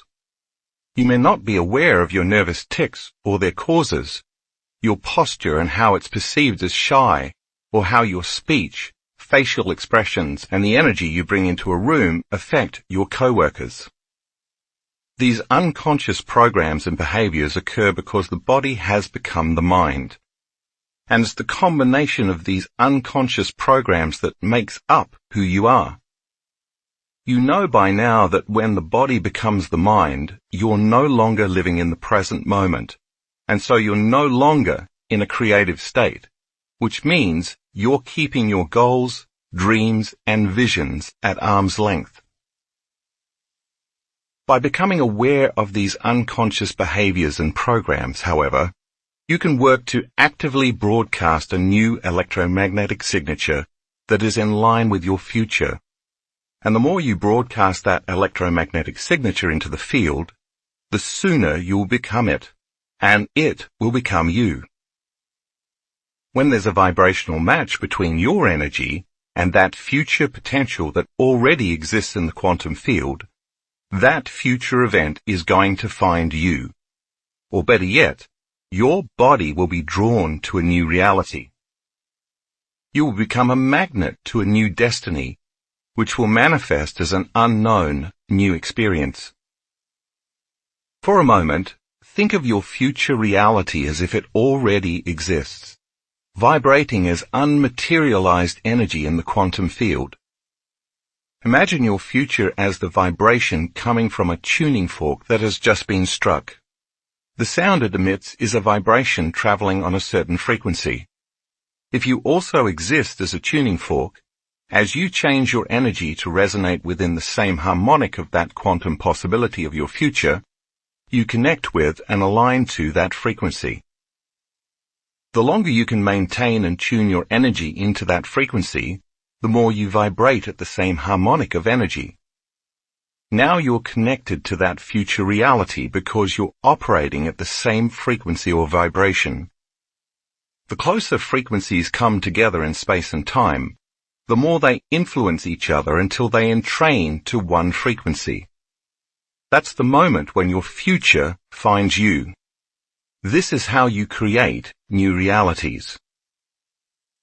It stands to reason then that the instant your energy changes because you're feeling lower survival emotions, there's dissonance and incoherence between you and your future reality. You are no longer resonating within the frequency of that possibility. And this causes you to become out of sync with the future you are trying to create. If you can't give up that reaction because the addiction to those emotions has a grip on you, you'll just wind up creating more of the same reality because your energy is vibrating equal to the reality you're reacting to. In Chapter 3, you learned that all possibilities exist in the eternal now, and that when you get beyond your identity as a body connected to people, objects, places, and time, you become pure consciousness. You become no body, no one, no thing, nowhere in no time. It is in that elegant moment that you transcend the material realm of matter and enter the quantum field of information and energy. Now that you are beyond your associations to this physical reality, you are creating from the unified field. Thus you are creating from a level of energy that is greater than matter. For the most part, our students have practiced this sitting down. The purpose of the standing and walking meditation is to make you more mindful of the present moment, to help you maintain and sustain elevated states throughout the day, to keep you more connected to that future with your eyes open, and to assist you in literally stepping into your new future. When you begin practicing walking meditations, it's best to find a quiet place in nature so you're not easily distracted. The fewer people and less activity around you, the easier it is to stay focused. Eventually, when you get better at it, you can practice this in a shopping mall while walking your dog or somewhere else out in public. In many ways, the standing and walking meditations are just like the seated ones.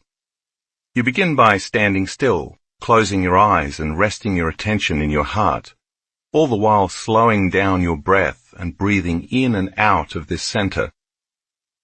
When you feel heart-centered, just as you do in your seated meditations, you begin cultivating elevated emotions that connect you to your future. Once you feel fully grounded in these elevated emotions, for a few minutes, open your focus and radiate that energy beyond your body until you feel it within you as well as all around you. Next, lay upon the energy of these elevated emotions the intent of what you want for your day or your future, whether it's to radiate a synchronicity, lead a noble life, make a difference in the world, create a new job or relationship, or something else. Now you are broadcasting a new electromagnetic signature into the field.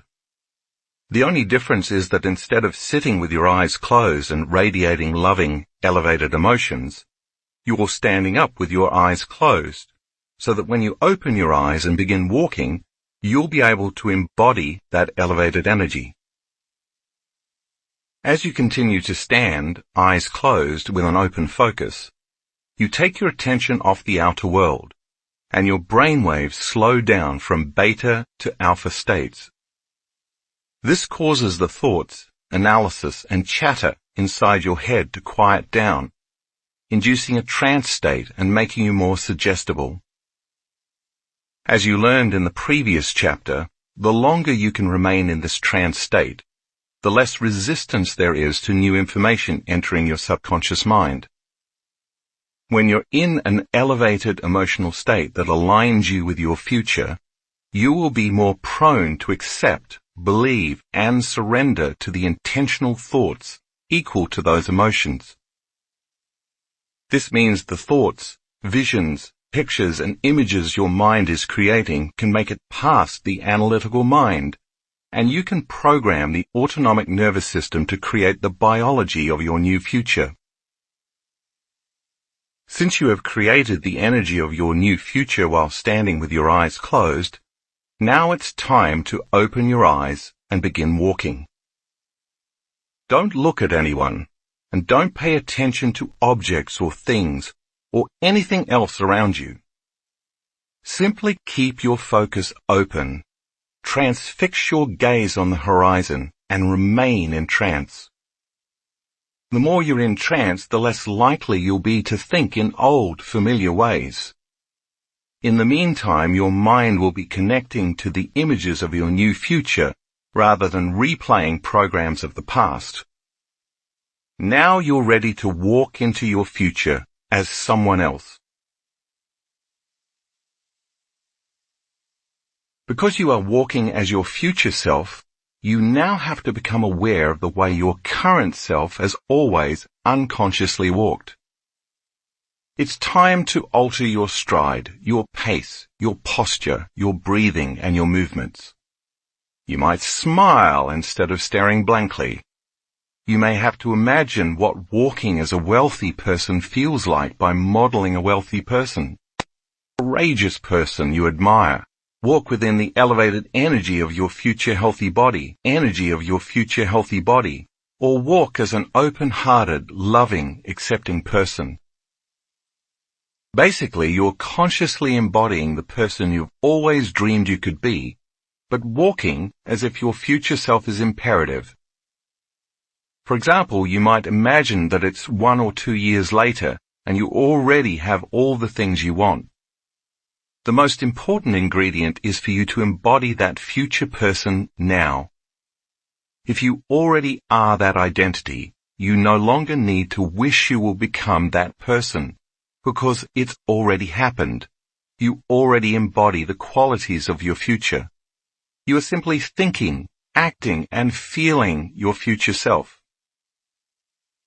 As you begin to practice walking differently, and continue to practice day in and day out, you're going to get into the habit of walking like a wealthy person, thinking like a healthy person, standing like a confident person, and feeling like a free, unlimited, grateful person. Gratitude means it already happened, instead of perhaps a beat-up, worn-down, stressed-out person. The more you practice, the more this new way of being will become a new habit, and these habits will become your new automatic patterns of thought, behaviors, and emotions. Once you start naturally feeling and embodying these elevated emotions, they will inhabit you, and you will actually become the person you want to be. Graphic 12 in the color insert shows a student who changes his brain in about an hour after doing a walking meditation. Priming the brain for future memories. The walking meditation is also about creating memories of things that haven't happened yet in linear time. In effect, remembering your future. When you produce elevated feelings with your eyes closed, radiate that energy beyond the field of your body, and then open your eyes and begin walking and leading with your heart, feeling those elevated emotions with your eyes open. The more you feel that emotion, the more you are going to pay attention to the pictures, images, and thoughts that are creating your feelings. This process naturally upgrades your neural circuitry by creating a new inward experience. Experience enriches the brain and creates memories. Now your brain is no longer living in the past, it's living in the future. The more you embody your elevated emotions correctly, the more your brain and body will look like the future experience has already happened. That means you're technically remembering your future. Remaining in trance is important because as you align your body with your future and change your inner world, you're creating long-term memories. Since where you place your attention is where you place your energy, you may even want to flash scenes of your mind movie in your head while you're envisioning, embodying, and feeling your future. As you do this, those mind movie scenes will become the energetic and biological maps to your future. The act of feeling the emotions of your future in the present moment and combining these emotions with your intention does two things. It installs new circuits to make your brain an intentional map to the future, and it also produces the emotional chemicals for that future event, which signals new genes in new ways, thus conditioning your body to prepare it for a new destiny. Remember that this meditation is not about what you get in life. It's about who you become, or who you are in the process of becoming. If you are trying to get wealth, success, health, or a new relationship, you are still conditioned to thinking you are separate from something, and you have to go get it. But the truth is that the more you become that person, the more reality will shape and mold equal to your new state of being. It's that process of consciously becoming that helps you maintain alignment to a different destiny. The more you practice the walking meditation and walk as your future self, the more you should be able to change your state of being with your eyes open, just as you did with your eyes closed. When you practice this enough times, you will not only carry that energy with you throughout the day, but you'll embody it. This type of repetition will make you feel more mindful in your waking hours, and before you know it, you'll start automatically behaving, thinking, and feeling differently. This is programming a new personality to a new personal reality. Over time, who knows? You might find yourself naturally walking like a happy person, behaving like a courageous and compassionate leader, thinking like a noble, empowered genius, feeling like a worthy, abundant entrepreneur. In the middle of your day, you might become aware of the fact that the pain in your body is gone because you're feeling so whole, unlimited, and in love with life. What you've done has made a habit out of being the person you want to be. This is because you installed the circuitry and signaled the latent gene to think, act, and feel in a new way. Biologically, you have become that person. Becoming mindful and embodying your future self can occur many times throughout your day. Imagine that you're waiting for a friend who is running late, and instead of feeling frustrated and bothered, you're generating energy of your future.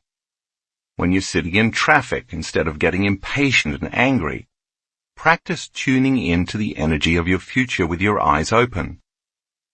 Imagine that when you're in line at the grocery store and judging a person for what they're buying, you'd redirect your thoughts to feeling incredibly grateful for your new life, walking as your future self. Imagine when you walk to your car in the parking lot or to your mailbox, you're naturally empowered by the thought of your new life. You'll then begin to accept, believe, and surrender to the thoughts equal to that emotional state. And as you surrender to those thoughts, your body will make the chemistry equal to that emotional state. This is how you begin to program your autonomic nervous system into a different destiny. And the more you practice it, the less likely you are to return to autopilot and miss the present moment. The Walking Meditation. Begin by finding a quiet space in nature. Disconnect from your external environment and anchor yourself in the present moment by closing your eyes. Acknowledge your heart center, where the soul and heart intersect with the unified field, and bring elevated emotions such as gratitude, joy, inspiration, compassion, love, and so on to this center. If you are going to believe in your new future with all of your heart, it had better be open and activated. Rest your attention on the heart, allowing your breath to flow in and out of this center. Ever more slowly, more deeply, and more relaxed. For about 2 minutes. Return to creating elevated emotions within your heart for 2 to 3 minutes. Radiate that energy into the space surrounding your body in space, and stay present with that energy. Tune in to the energy of your future. After a few minutes, hold a clear intention in your mind's eye. You might pick a representative symbol that connects you to the energy of your future, the way you learned in Chapter 3. Change your state of being with the feelings of these elevated emotions, and focus on broadcasting that new electromagnetic signature into the field. Remain in this state for 2 to 3 minutes. Next, open your eyes, and without looking at anything or anyone, open your focus and keep your awareness on the space around your body in space, while maintaining a trance state. Begin walking with your eyes open while you stay entranced. With each step you take, embody that new energy, that new frequency of whatever you're creating in your future. As you take this energy with you during your waking daily life, walking as your new self, you are activating the same neurological networks and producing the same level of mind as when you meditate with your eyes closed. Next, remember your future. Let the images come, feeling them and embodying them. Own them, become them. Continue to walk for about 10 minutes and then stop to recalibrate. Once again, close your eyes and raise your energy. Stay present with this energy for about 5 to 10 minutes. For the next 10 minutes, with your eyes open in trance, walk again with intent and purpose as your future self. With each step you take, embodying this new energy, you move closer to your destiny and it moves closer to you. Do this cycle 2 times. When you finish the second round, stop and stand still one last time, really focusing on how you feel with your 4th energy center open. You can use this opportunity to affirm who you are based on how you feel. For example, if you're feeling unlimited, you can literally acknowledge, I am unlimited. Next, place your hand over your beautiful heart and be willing to feel valuable and worthy enough to receive what you have created. Raise your energy to its zenith and feel gratitude, appreciation, and thankfulness. Now acknowledge the divine within you, the energy that powers you and gives rise to all of life. Give thanks for a new life before it's made manifest. Acknowledging the power within you, ask that your life be filled with unexpected wonder, synchronicities and coincidences that create a joy for existence. Radiate your love while loving your new life into existence. Chapter 10. Case Studies. Making it real. In the case studies that follow, you'll be introduced to people just like you who took time out of their busy lives to create a new future. Every day they define themselves by a vision of this future instead of by the memories of their past.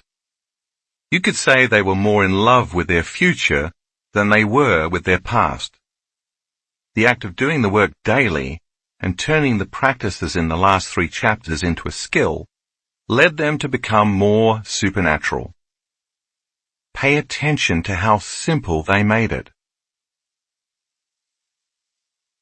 Tim gets the key to his future. At an advanced workshop in Seattle, which typically coincides with Halloween, we ask our students to dress up as their future selves on the first night. Tim dressed up as a supernatural Swami. He'd always wanted to be a Swami, subscribed to the lifestyle, and at a young age had left his hometown in Connecticut to study in an ashram. At the start of the event, participants also received a gift from our company, a key to symbolize unlocking the potential of each participant's future self. Tim had attended several advanced level workshops in the past. The first time he made a mind movie, he inserted a picture of gold and silver coins in one of his scenes. For years he had been trying to surrender the emotion of fear, but at a certain point he realized that behind the fear was unworthiness. So for Tim, the coins were a symbol of worthiness. Everybody wants wealth, he told me, but because I was on the spiritual path into yoga and everything else that goes with it, I had the mentality that I had to be poor and embrace poverty to truly walk the talk. So instead of the gold and silver coins merely representing wealth, they represented being worthy to receive. For Tim's Seattle mind movie, he added more images to evolve his vision. As another symbol for worthiness, Tim used a Chinese character that meant wealth. But because he never desired money, below the symbol he placed the word affluence. He preferred affluence because when he looked up the word's definition, he found that its Latin root meant to flow toward. Wouldn't it be great, he thought, if everything I wanted flowed toward me? Although Tim is very analytical, after continuously watching his mind movie in tandem with the kaleidoscope, he found he could quickly bypass the analytical mind and get into the subconscious mind, the operating system to program his future. During the workshop, when it came time to dimensionalize a scene in his mind movie, he had a profound experience. He started to feel joy and then a wildly enthusiastic love for life, almost like a burning sensation in his heart. He said he felt as if he could set the world on fire. Then during the meditation, I told the students it was time to open up and receive, and that's when Tim says energy began to enter his body. I don't know where it came from, he told me, but it was like someone had turned on a spigot. I shot straight up. The energy came in through the top of my head and then moved out through my hands. My palms were face down, yet without conscious control, the energy caused them to lift and turn over. I lost track of time and space and had no idea where I was. But for the rest of the meditation, I was in an ecstatic, exalted state. I knew somehow that everything was going to be different and that I was no longer the same person. When the energy downloaded into Tim, he believed it was carrying a message of worthiness, because he was never the same afterward. I'm convinced that the new information that came into my body rewrote my DNA, erasing the old self, because that part of my personality is now gone, he says. When Tim got home to Phoenix, where he owned and operated a futon shop, he returned to business as usual on Monday morning. On Thursday, a woman who had purchased a futon from him several years earlier came into his shop. Since the day she purchased the futon, they had formed a friendship, and every few weeks she would stop by to chat. She was now retired and came into the shop to tell Tim she had just finished making out her will. She wanted Tim to be her executor. Tim felt honored, and he thanked her. "Here it is," she said, placing it on the counter along with a key. "Read it." Tim began scanning the document to discover that not only was he the executor, she was also bequeathing him $110,000 worth of gold and silver coins. The key she placed on the counter was the key to her safe deposit box, where she kept the coins, which of course matched the picture in Tim's mind movie. In an instant, Tim remembered the similar key to his future he had received at the advanced workshop in Seattle. Now that's being worth it. Sarah can't touch the ground. On Labor Day 2016, Sarah severely injured her back attempting to prevent a 5-ton boat from crashing into a dock. For 7 weeks, she was in agony and she endured physical therapy, took a cocktail of medications, and made countless visits to the chiropractor. After nothing else helped, her doctors scheduled Sarah for surgery, but first she decided to attend an advanced workshop in Cancun. Because of how much pain Sarah was in, her son suggested she bring a wheelchair. She decided not to, and when she arrived at the hotel, she collapsed on the floor in pain. Later, when she got into the pool on a float, she had severe spasms when she attempted to get out. Sarah was not new to my work, so she came to Cancun with her meditation cushion and her mind movie. In her mind movie, she was healthy, strong, and able to run again. She could play basketball with her son and lacrosse with her daughter. Every time Sarah saw herself in the scene performing aerial yoga, she embraced the joy she knew she would feel if she could actually do it. And when she heard the song from her mind movie, her energy rose.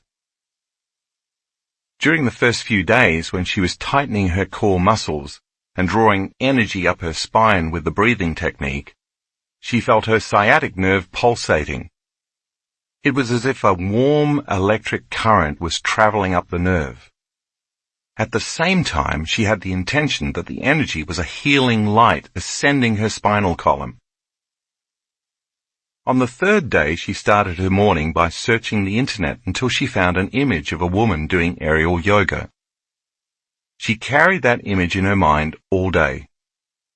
That afternoon, our students were working with the kaleidoscope and their mind movies. After they unfolded into the quantum field, I then asked them to dimensionalize a scene from their mind movie. When the meditation was finished, I instructed them to lie down on the floor. But as Sarah told me later, she couldn't find the floor. She kept reaching lower and lower, searching for it, but it was no longer there. The next thing she knew, she was in another dimension, having a full-on, IMAX-like sensory experience, but without her senses. She was living a future scene of her mind movie. Enough circuits in her brain had turned on to make her internal experience as real as any external experience she had ever had. She was not visualizing this scene, she was in it, living it. I realized I was in another reality, a different time and space. I was in my future, she explained, and I was actually performing aerial yoga. I was hanging upside down, and the floor wasn't there. I kept reaching for it, but I was just swinging upside down from this beautiful red silk scarf. I felt freedom from my pain. I was swinging freely in space. Eventually she did lie down, with tears of joy flowing down her cheeks. When she came out of that meditation, all of her pain was gone. I knew I was healed, she said. I was in awe of the power of my mind, and I felt tremendous gratitude. I continue to manifest things from my mind movie. In fact, my mind movie can't even keep up with my life.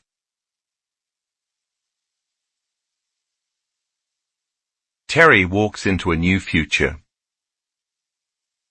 In September 2016, while practicing her walking meditation along Australia's beautiful Sunshine Coast, Terry had a profound experience. Toward the end of her meditation, when she stopped for the final part, she was feeling connected, uplifted, and expansive. As she followed my instructions, she opened herself up to the field with the intention of being worthy of her future life.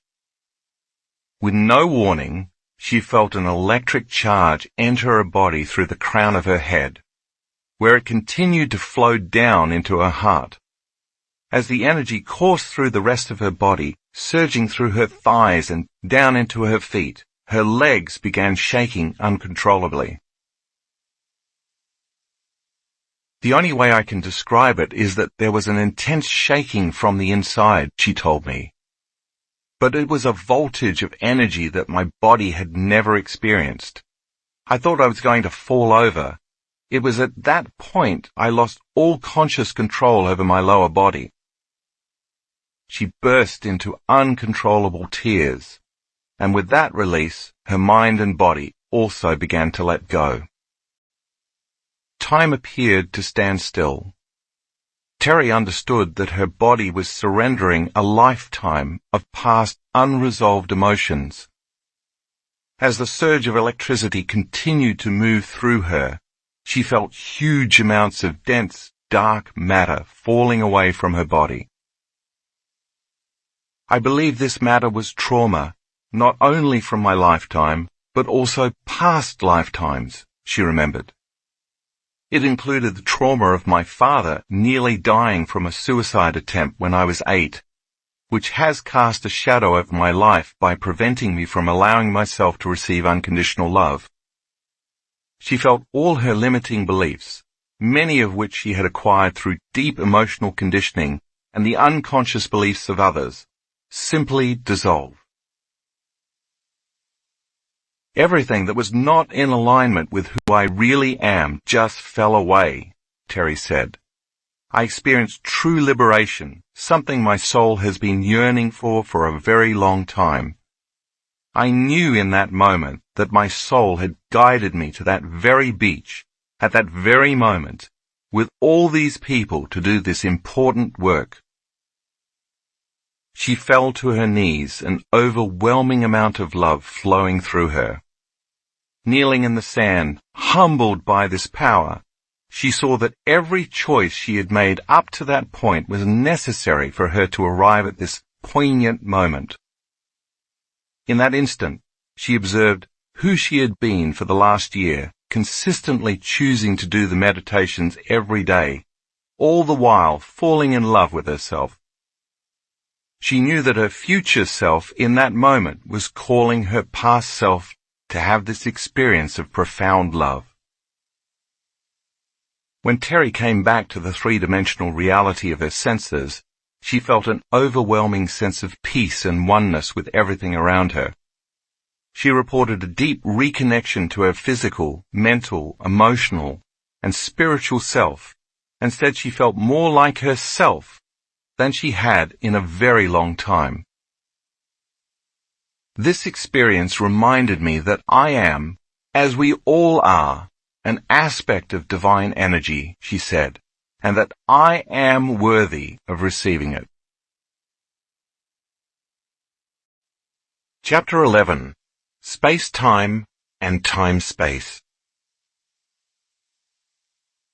We live in a three-dimensional universe, uni meaning one, where everything that exists is made up of people, objects, places, and time. For the most part, it's a dimension of particles and matter. Through our senses, we experience these things as form, structure, mass, and density. If I place an ice cube, your cell phone, or an apple pie in front of you, for example, you could not experience any of these objects without your senses. It's your senses that give rise to your experience of physical reality. While the ice cube, cell phone, and apple pie all have height, width, and depth, they only exist to you because you can see, hear, taste, smell, and feel them. If you lost your five senses, or they were simultaneously eliminated, you would be incapable of experiencing these physical objects because you would have no awareness of them. They would literally not exist to you, because in this three-dimensional reality, you can't experience them without your senses. Or can you? According to astrophysics, in this realm of three dimensions, the known universe, let's call it space-time reality, there's an infinite amount of space. Take a moment to ponder that concept. From the small perch where we sit staring out into the universe, when we look up at the night sky, we only see a sliver of the universe. It appears to us as infinite, and yet infinite is even bigger than that. In other words, in the realm of space-time, space is eternal. It has no end and goes on forever. But what about time? The way you and I typically experience time is by moving our bodies through space. For example, it might take you 5 minutes to set this book down, walk to the kitchen, pour a glass of water and return. This occurs because a thought that originated in your mind created a vision of what you were going to do in the kitchen. You acted on that thought, and consequently, you experienced time by moving from one point to another through space. Before you walked to the kitchen and as you were sitting in your chair, when you became conscious of the kitchen in relation to where you were sitting, you experienced a separation of 2 points of consciousness, where you sat and the kitchen. To close the gap between those 2 points of consciousness, you moved your body through space, and that took time. It makes sense then that the greater the space or distance between 2 points, the greater the time it takes to get from one point to the other. Conversely, the faster the speed at which you travel between these 2 points, the shorter the amount of time it takes. This measurement of the time it takes an object to move through space is the foundation for Newtonian physics, or classical mechanics. In the Newtonian world, if we know certain properties about an object, such as its force, acceleration, direction, speed, and the distance it will travel, we can make time-based predictions. Therefore, Newtonian physics is based on knowns and predictable outcomes. We can say then that when there's a separation between 2 points of consciousness, as you move from one point of consciousness to another point of consciousness, you are collapsing space. As a result of collapsing space, you experience time. Take a look at figure 11.1 to further understand the relationship between space and time in our three-dimensional world. Here's another example. If I'm writing this book and I want to finish this chapter, it's going to take time. I may not have to move my body very much through space, but I still experience time. Why? Because where I presently am in the process of writing this chapter represents one point in consciousness, and finishing the chapter represents another. The completion of this chapter represents a future moment, separate from the present moment. The space between, the closing of the gap between these 2 points in consciousness, is the experience of time. If you look at figure 11.1 again, it will help you gain a better understanding about time. To achieve my desired goal of arriving at the end of the chapter, I repeatedly have to do something. This requires me to use my senses to interact and move through my environment with a coordinated set of behaviors. And again, this takes time. If I cease writing and do something else, such as watch a movie, it's going to take more time for me to reach my intended result. Therefore, to achieve my goal of completing this chapter, I must consistently align my actions to match my intentions. In this material world of 3 dimensions, because we use our senses to navigate space, we place most of our attention on physical things such as people, objects and places. They all are made up of matter, and they are localized, meaning they occupy a position in space and time. These all represent points of consciousness from which we experience separation. For instance, when you observe your best friend sitting across the table from you, or look at your car parked in the driveway, you notice the space between you and your friend or the car. As a result, you feel separate from them.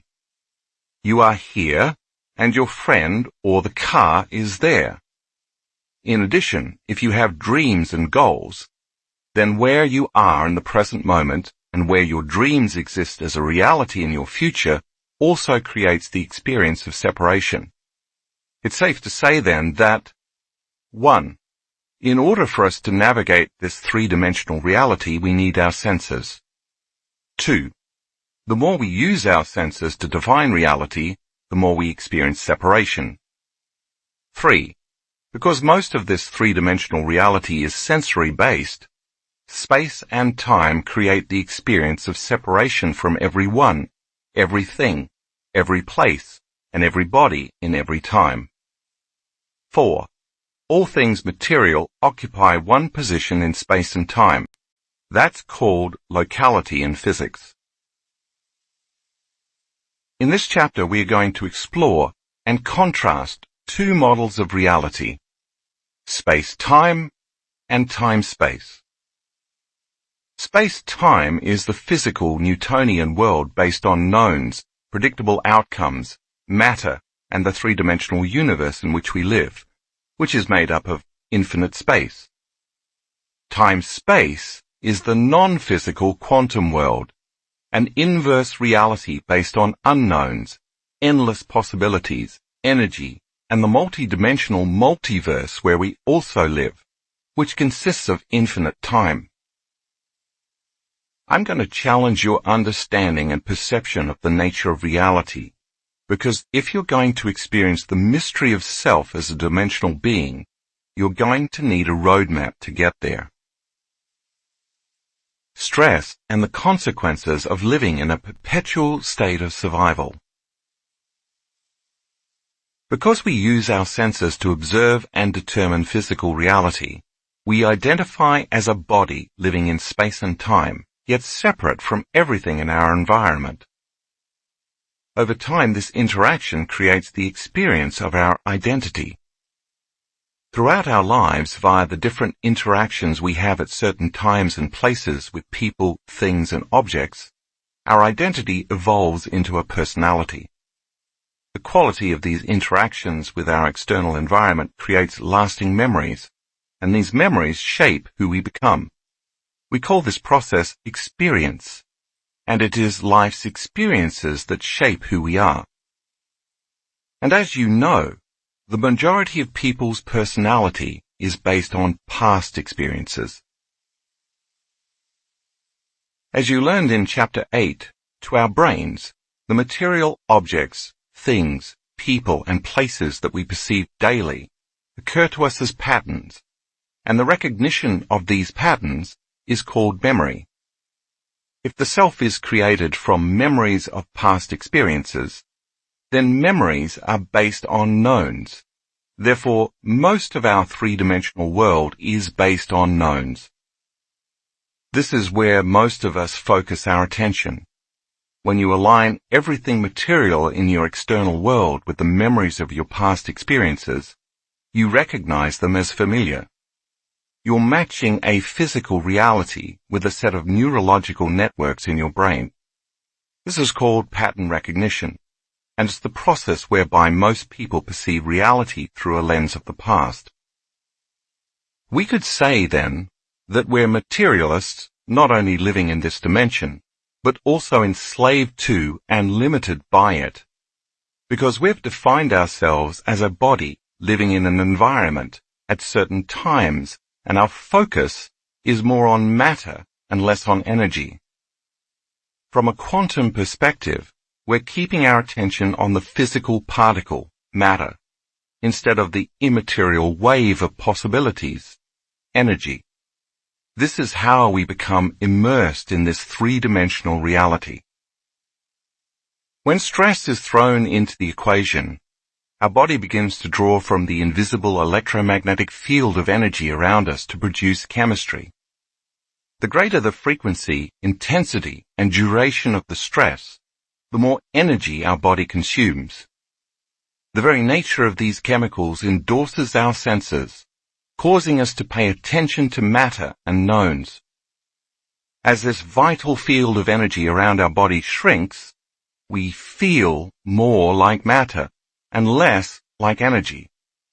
In fact, when our frequency slows down, our bodies become more dense as we run out of energy.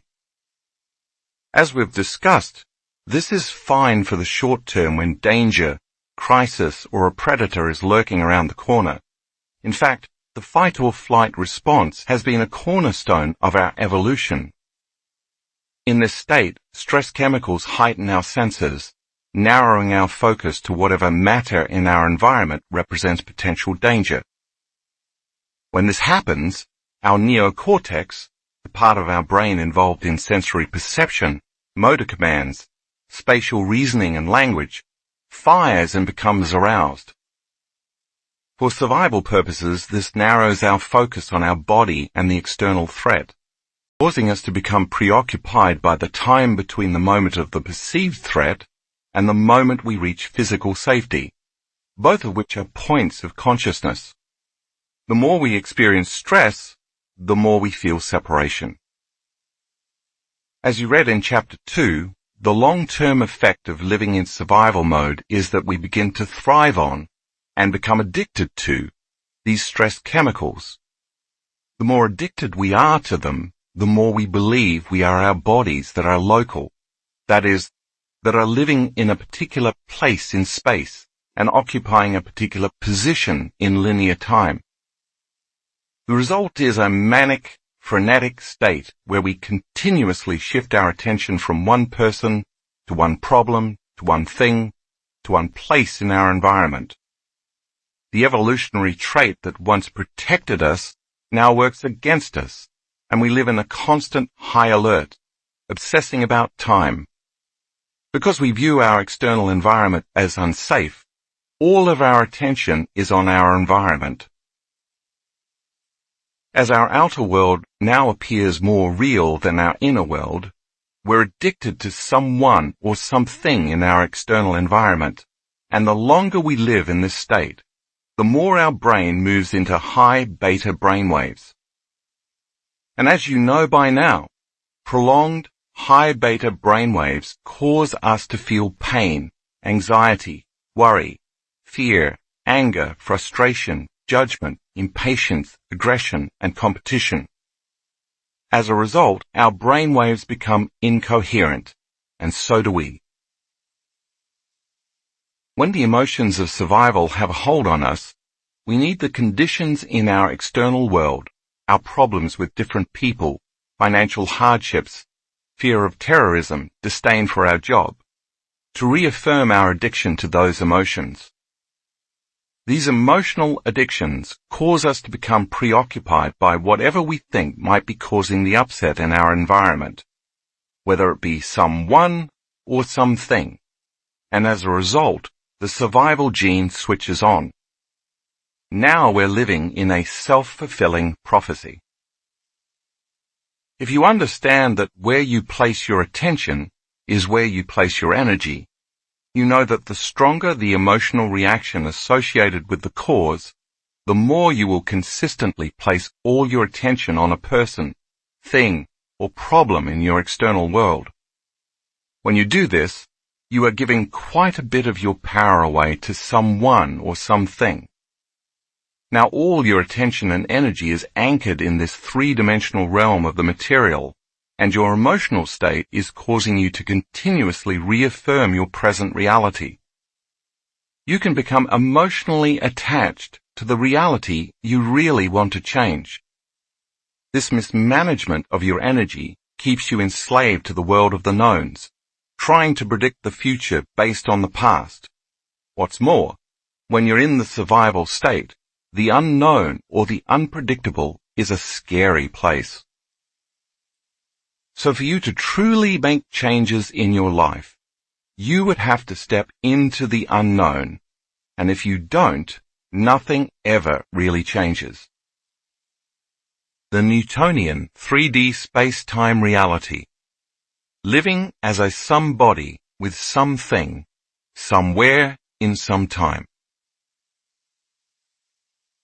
If feelings and emotions are a record of the past, and those feelings are driving your hardwired thoughts and behaviors, you'll keep repeating your past and therefore become predictable. Now you're firmly ensconced in the Newtonian world because Newtonian physics is based on predictable outcomes. The more you live in stress, the more you are simply matter trying to affect matter, matter trying to fight, force, manipulate, predict, control, and compete for outcomes. As a result, everything you want to change, manifest, or influence is going to take a lot of time, because in this space-time reality, you have to move your physical body through space to create the outcomes you want. The more you are living in survival and using your senses to define reality, the more you experience separation from a new future. Between where you are presently as one point of consciousness and where you want to be as another point of consciousness lies a very long distance, not to mention that your constant obsession on how it's going to happen is based on how you think and predict it should happen. But if you're predicting, your thinking is based on knowns, so there's no room for an unknown or new possibility in your life. If you are trying to buy a house, for example, you need to save for a down payment, look for a house, get a loan, go through the application process, beat out other buyers, and then spend 30 years dragging your body back and forth to work, through space, trying to pay it off. These 2 points in consciousness, having the idea to buy the house and having the house with the mortgage paid off, are going to take time to intersect.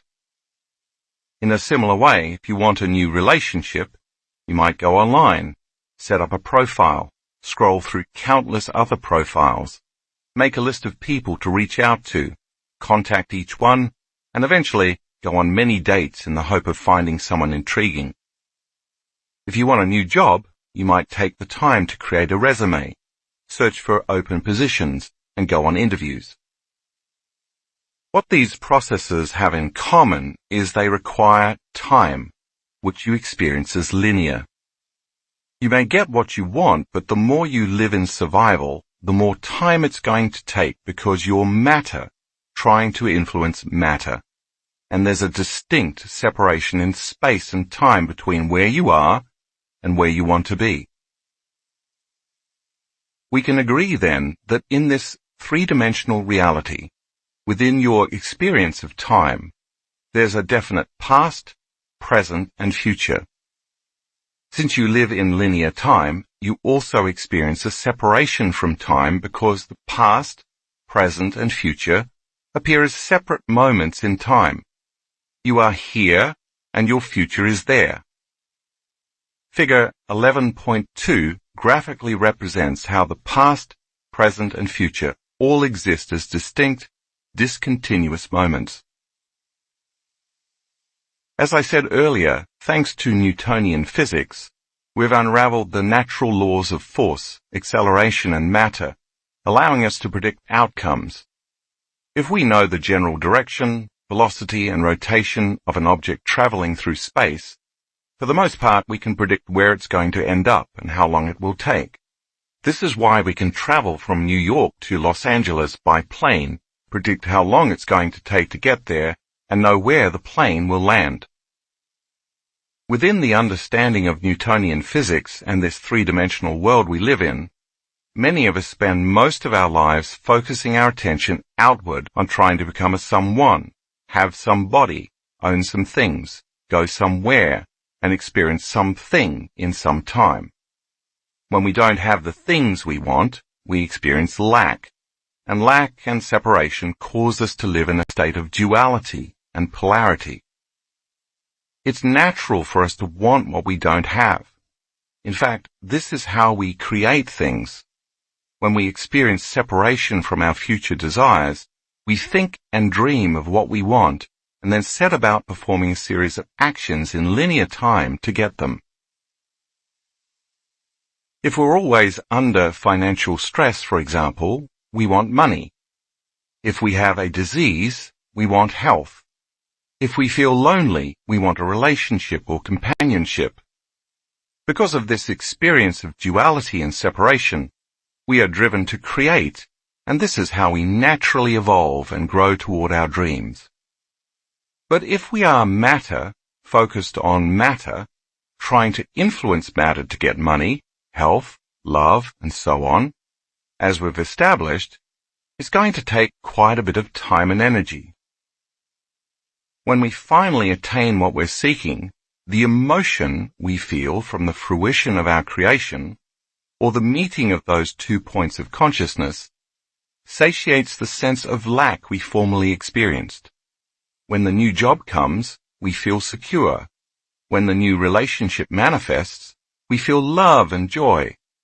As we heal, we feel more whole. If we are living in this state, we are waiting for something or someone outside of us to change how we feel internally. Once we feel relief from the experience of lack, because we are embracing the emotion correlated with the manifestation of the external event, we pay close attention to whomever or whatever caused the relief. This cause and effect forms a new memory, and to some degree, we evolve. When something in our world doesn't happen, or seems to be taking a long time to happen, we experience more lack because we feel even more separate from what we are trying to create. Now, our own emotional state of lack, frustration, impatience, and separation is keeping our dreams at a distance, further increasing the time it will take for our desired outcome to occur. From somebody to nobody. From someone to no one. From something to no thing. From somewhere to nowhere. And from some time to no time. If Newtonian laws are an outward expression of the physical material laws of space-time, a dimension where there's more space than time, we could say, in a sense, that quantum laws are the inverse. The quantum is an inward expression of the laws of nature, an invisible field of information and energy that unifies everything material. This immaterial field organizes, connects, and governs all the laws of nature. It is a dimension where there's more time than space. In other words, it's a dimension where time is eternal. As you learned in chapters 2 and 3, when we take our attention off people and things at certain places in our external world, no longer placing our attention on our body and ceasing to think about time and schedules, we become no body, no one, no thing, nowhere, and in no time.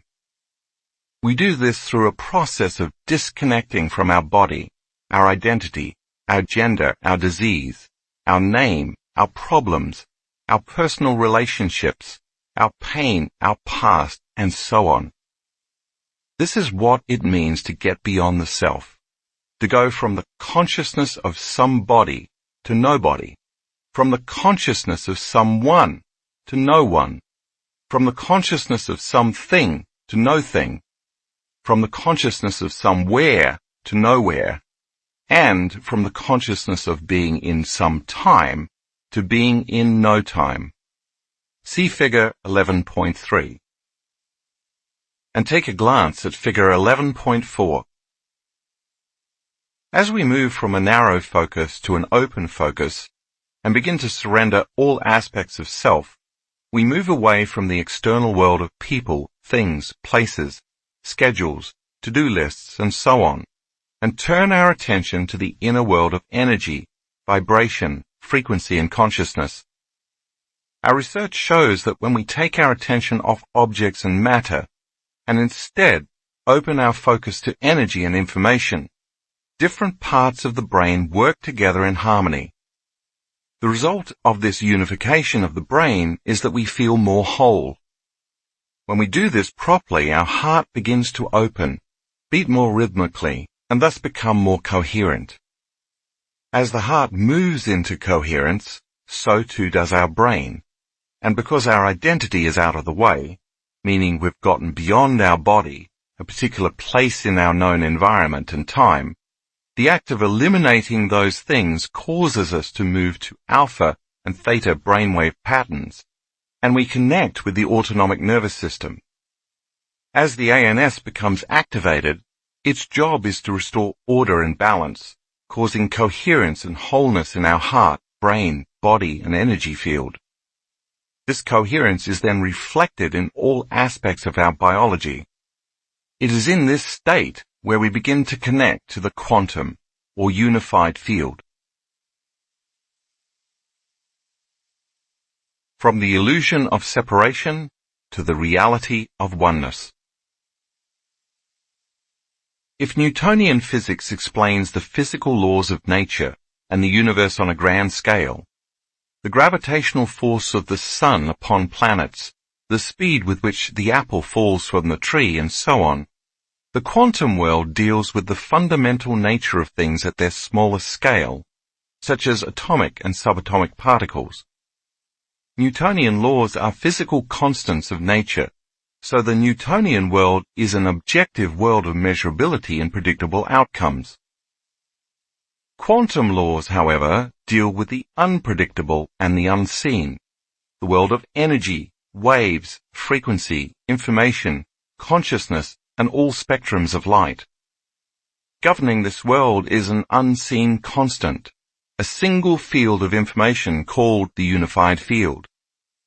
We can think of the Newtonian world as dealing with the objective, where mind and matter are separate, and of the quantum world as dealing with the subjective, where mind and matter are unified by energy, or better yet, where mind and matter are so connected that it's impossible to separate the two.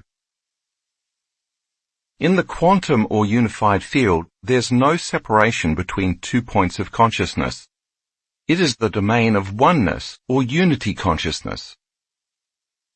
Whereas in our three-dimensional reality, space is infinite, in the quantum world, time is infinite. If time is infinite and eternal, it's no longer linear, meaning there is no separation of past or future. With no past or future, everything is happening right now, in this eternal present moment. Because time is infinite in this time-space reality, as we move through time, we experience space or spaces. In the material world of things, when we move through space, we experience time. Yet in the immaterial quantum world of energy and frequency, the opposite is true. In the world of space-time, as we increase or decrease the speed with which we go from point A to point B, the time it takes to get there changes. In the world of time-space, as we become aware of an increase or decrease in the speed of the frequency or vibration of energy, we can go from one space to another space or from one dimension to another dimension. When we collapse space, we experience time in the material reality. When we collapse time, we experience spaces or dimensions in the immaterial reality. Each of those individual frequencies is carrying information or a level of consciousness that we experience as different realities as we become aware of them. In figure 11.5, you can see that as you move through time, you experience different dimensions in the eternal present moment. In space-time, you experience the environment with your body, your senses and time. Time appears linear because you are separate from objects, things, people and places, as well as the past and the future. In time-space, however, you experience this realm with your awareness, as a consciousness, not as a body with senses. This realm exists beyond your senses. You access this domain when you are totally in the present moment, so there is no past or future, just one long now. Since your awareness is beyond the realm of matter, because you have taken all of your attention off matter, you can become aware of different frequencies, all carrying information, and these frequencies allow you to have access to different unknown dimensions. So if you are in a realm above the senses and unfolding as a consciousness into the energy of the unified field, you can experience many possible dimensional realities. I know that this is a big bite to take in all at once, so hang in there. If you are confused, it means you're about to learn something new. When I say that as you move through time you experience space or spaces, I mean all possible dimensions and possible realities. We could say then that in this time-space reality, all possible spaces or dimensions exist in an infinite time. This is the unified field, the realm of possibility, unknowns and new potential realities, all of which exist in endless time, which is every time. Let's think of it another way. Everybody I know is always saying that they want or need more time to get more things accomplished. If you add more time, you could create more experiences, do more things, and therefore get more things done. This would mean more possibilities could happen and you could live more of life. So now imagine that there was an infinite amount of time because the past and the future no longer exists, so time is standing still. And you had all the time you needed. Wouldn't you agree that you could have endless possible experiences and therefore could live many lives? We could say then that an infinite number of experiences would be available to you, equal to your imagination. To say it yet another way, if time is eternal, then more spaces can exist in that infinite time. If we keep elongating or making more time, it makes sense that we can fit more spaces in time. If there is an infinite time, then there are infinite spaces we can fit in time, which are endless possibilities, potential realities, dimensions, and experiences. In the quantum field, there is no separation of past or future because everything that is exists in the eternal now, or the eternal present moment. If everything that is exists unified or connected in the quantum field, then its infinite frequencies contain information about every body, every one, everything, everywhere, and every time.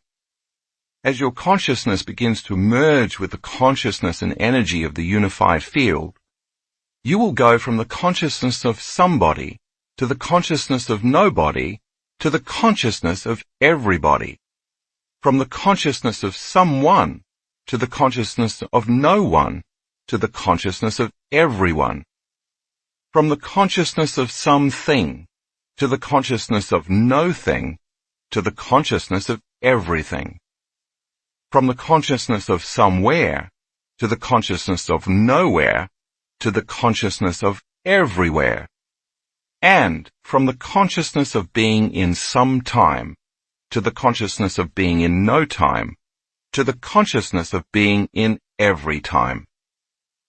Take a look at figure 11.6.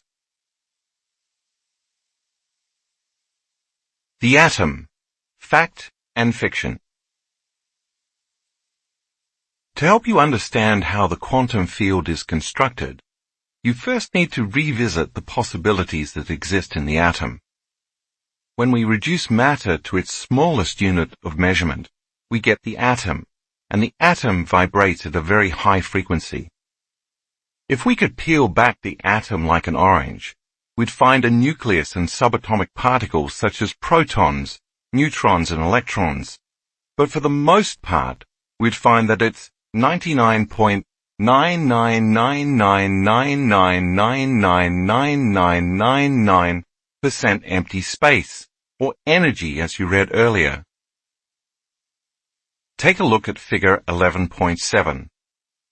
On the left we see the classical model of the atom that we were taught in grade school. But this is in fact an outdated model. In actuality, electrons don't move in fixed rotations around the nucleus like planets orbiting the sun. Instead, as you see on the right, the space around the nucleus is more like an invisible field, or a cloud of information. And as we know, all information is made up of light, frequency, and energy. To get an understanding of just how small these subatomic particles are, if the nucleus of an atom were increased to the size of a Volkswagen Beetle, the size of the electron would be equal to the size of a pea. Meanwhile, the space where the electron could exist would be 85,000 square miles. That's twice the size of Cuba. That's a lot of empty space for the electron to exist in. According to Heisenberg's uncertainty principle, we never know where the electron is going to appear in the electron cloud, yet from nothing comes something. This is why quantum physics is so exciting and unpredictable. The electron is not always physical matter. Rather, it exists as the energy or as the probability of a wave. It is only through the act of observation by an observer that it appears. Once an observer, mind, comes along and looks for it, the act of observation, directed energy, causes all that potential energy to collapse into an electron, matter. Thus it manifests from the realm of infinite possibilities, an unknown, to a known. It becomes local in space and time. When the observer is no longer observing it, the electron turns back into possibility. That's the wave function. In other words, it turns back into energy, returning to the unknown and to its own agenda. When it turns back to energy and possibility, it becomes non-local. In the realm of the quantum, mind and matter are indivisible.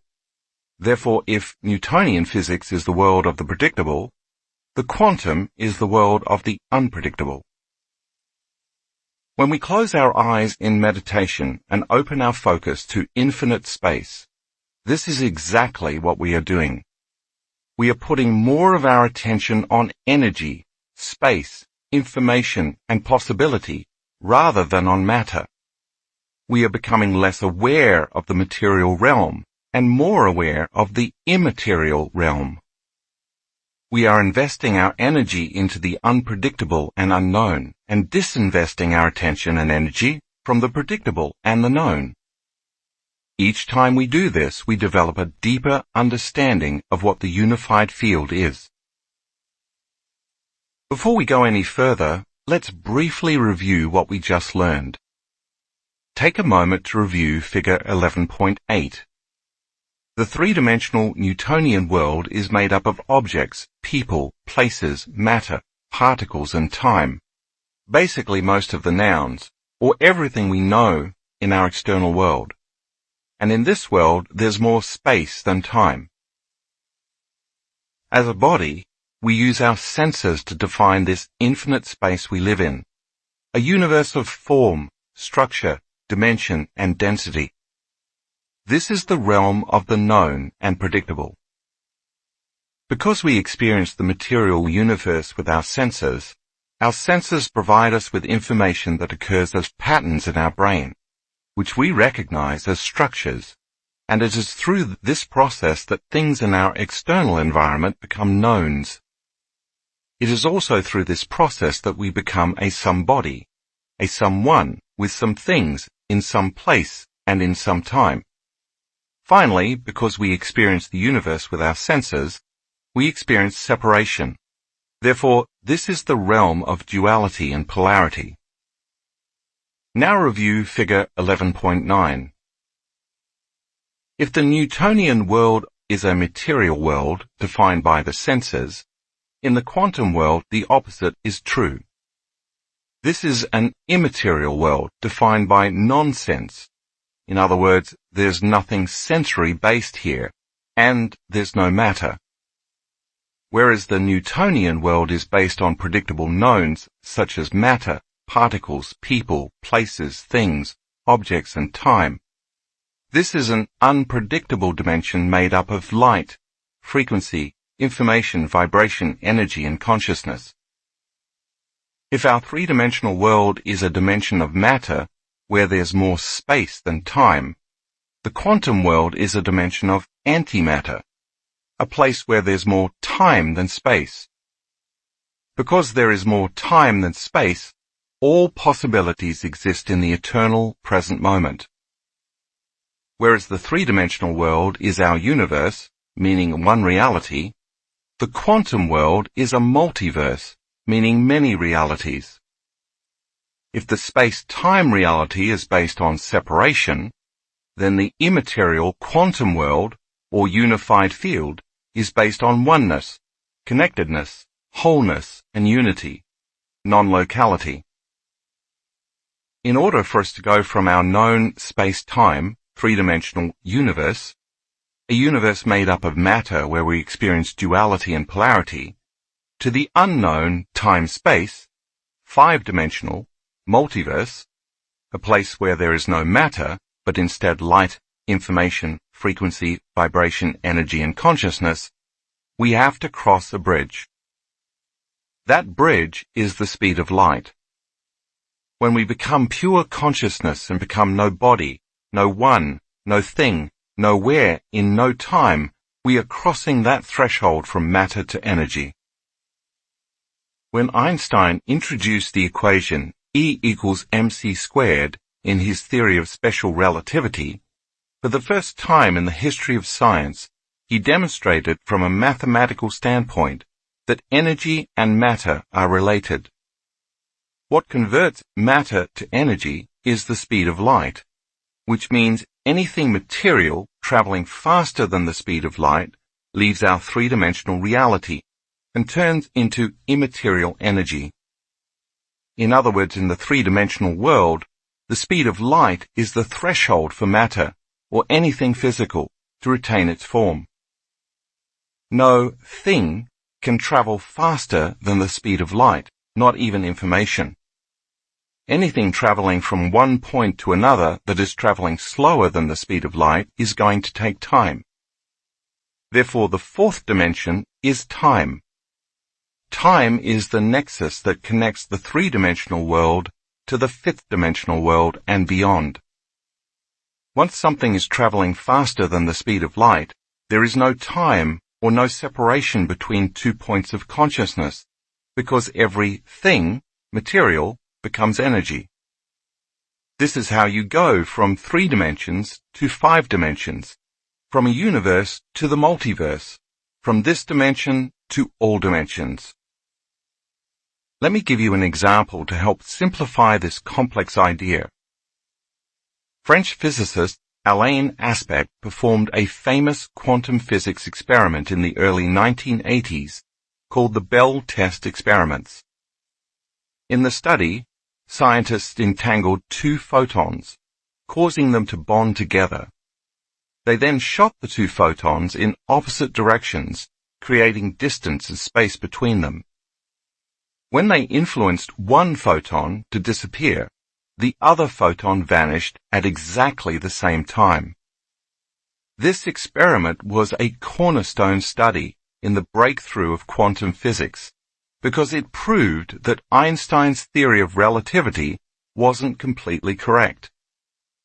What it showed was that there is a unifying field of information existing beyond three-dimensional space and time that connects all matter. If the 2 particles of light were not connected by some invisible field of energy, it would have taken time for information to travel from one local point in space to the other local point in space. According to Einstein's theory, if one particle disappeared, the other particle should disappear a moment later, unless they were occupying the same space at the same time. Even if the second photon was affected a millisecond later, because they were separated by space, time would have played a factor in relaying the information.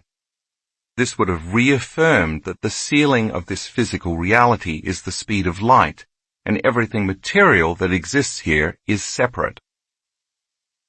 Because the 2 particles vanished at exactly the same time, it proved that all matter, bodies, people, things, objects, places, and even time are connected by frequency and information in a realm beyond three-dimensional reality and time. Every thing beyond the material is unified in a state of oneness. The information was communicated between those 2 photons non-locally. Since there is no separation between 2 points of consciousness in the 5-dimensional reality, there is no linear time. There is only all times. Mystical quantum physicist David Bohm called the realm of the quantum the implicate order, where everything is connected. He called the explicit order the material realm of separation. If you look at figures 11.8 and 11.9 again, it will help you to get your mind around both worlds. When you take your attention off being somebody, someone, something, somewhere, in some time, and you become no body, no one, no thing, nowhere, in no time, you are becoming pure consciousness. Your consciousness merges with the unified field, which is made only of consciousness and energy, where you connect to the self-organizing consciousness of everybody, everyone, everything, everywhere, in every time. Thus, as you surrender as an awareness, without your senses, into this field of oneness where there is no separation, and you keep going deeper into the void or blackness, because nothing physical exists there, you, as a consciousness, become less separate from the consciousness of the unified field. If you can keep becoming more conscious and aware of it, and keep paying attention to it, you are investing your energy in it, and your attention directly at it. Thus, as you keep moving toward it, you will feel less separation and more wholeness. Finally, since only the eternal present moment exists in the unified field, because there is no linear time, only all time, the consciousness and energy of the unified field that is observing all matter into form is always in the present eternal moment. Therefore, in order for you to connect and unify with it, you will have to be completely in the present moment as well. If you review figure 11.10, it shows how you can collapse your own separation and individual consciousness to experience the oneness and wholeness of the unified field. One last point about the speed of light. In this realm of the material world, visible light is a frequency based on polarity, electrons, positrons, photons, and so on. If you look ahead a bit at figure 11.11, according to the scale, approximately 1/3 of the way up from the slowest frequency is where the division of light takes place. Above this wave or frequency is where matter goes from form to energy and singularity, and below this frequency are division and polarity. When the division of light takes place, photons, electrons, and positrons come into being because the visible light field holds the information template of matter as organized frequency in patterns of light. This division of light is where the Big Bang occurred, where singularity became duality and polarity, where the universe eventually appeared as organized information and matter. That's why this void is eternal blackness. There is no visible light. Because matter vibrates at such a slow frequency, to enter the time-space dimension or the unified field, you can't enter as a body or matter, so you must become no body. You can't take your identity, so you're going to have to become no one. You can't take things, so you must become no thing. You can't be somewhere, so you're going to have to get to nowhere. Finally, if you're living by a familiar past or predictable future where time appears linear, to get to the place of time-space, you're going to have to experience no time. How do you do this?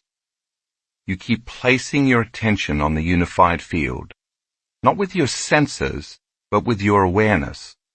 As you change your consciousness, you raise your energy. The more you become aware of this invisible field, the more you're moving further away from the separation of matter and closer to oneness. Now you're in the quantum, or the unified field. This is the realm of information that connects every body, everyone, everything, everywhere, and every time. The unified field, becoming everybody, everyone, everything, everywhere, in every time. Matter is very dense, and because of its density, it vibrates at the slowest frequency in the universe. In figure 11.11, you see that as you raise matter's frequency by speeding it up faster and faster, matter, as we know it, dematerializes into energy. At some point just beyond the visible light spectrum, above the realm of duality and polarity, any information about matter converts to more unified energy. As you can see, the higher the frequency, the more orderly and coherent that energy becomes. At this level of frequency and energy, duality and polarity unify to become one.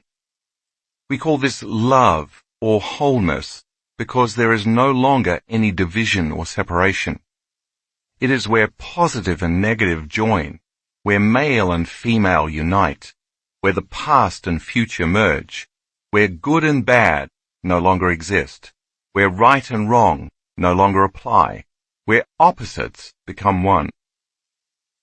As you continue up this scale away from matter and separation, you continue to experience greater and greater degrees of wholeness, order, and love.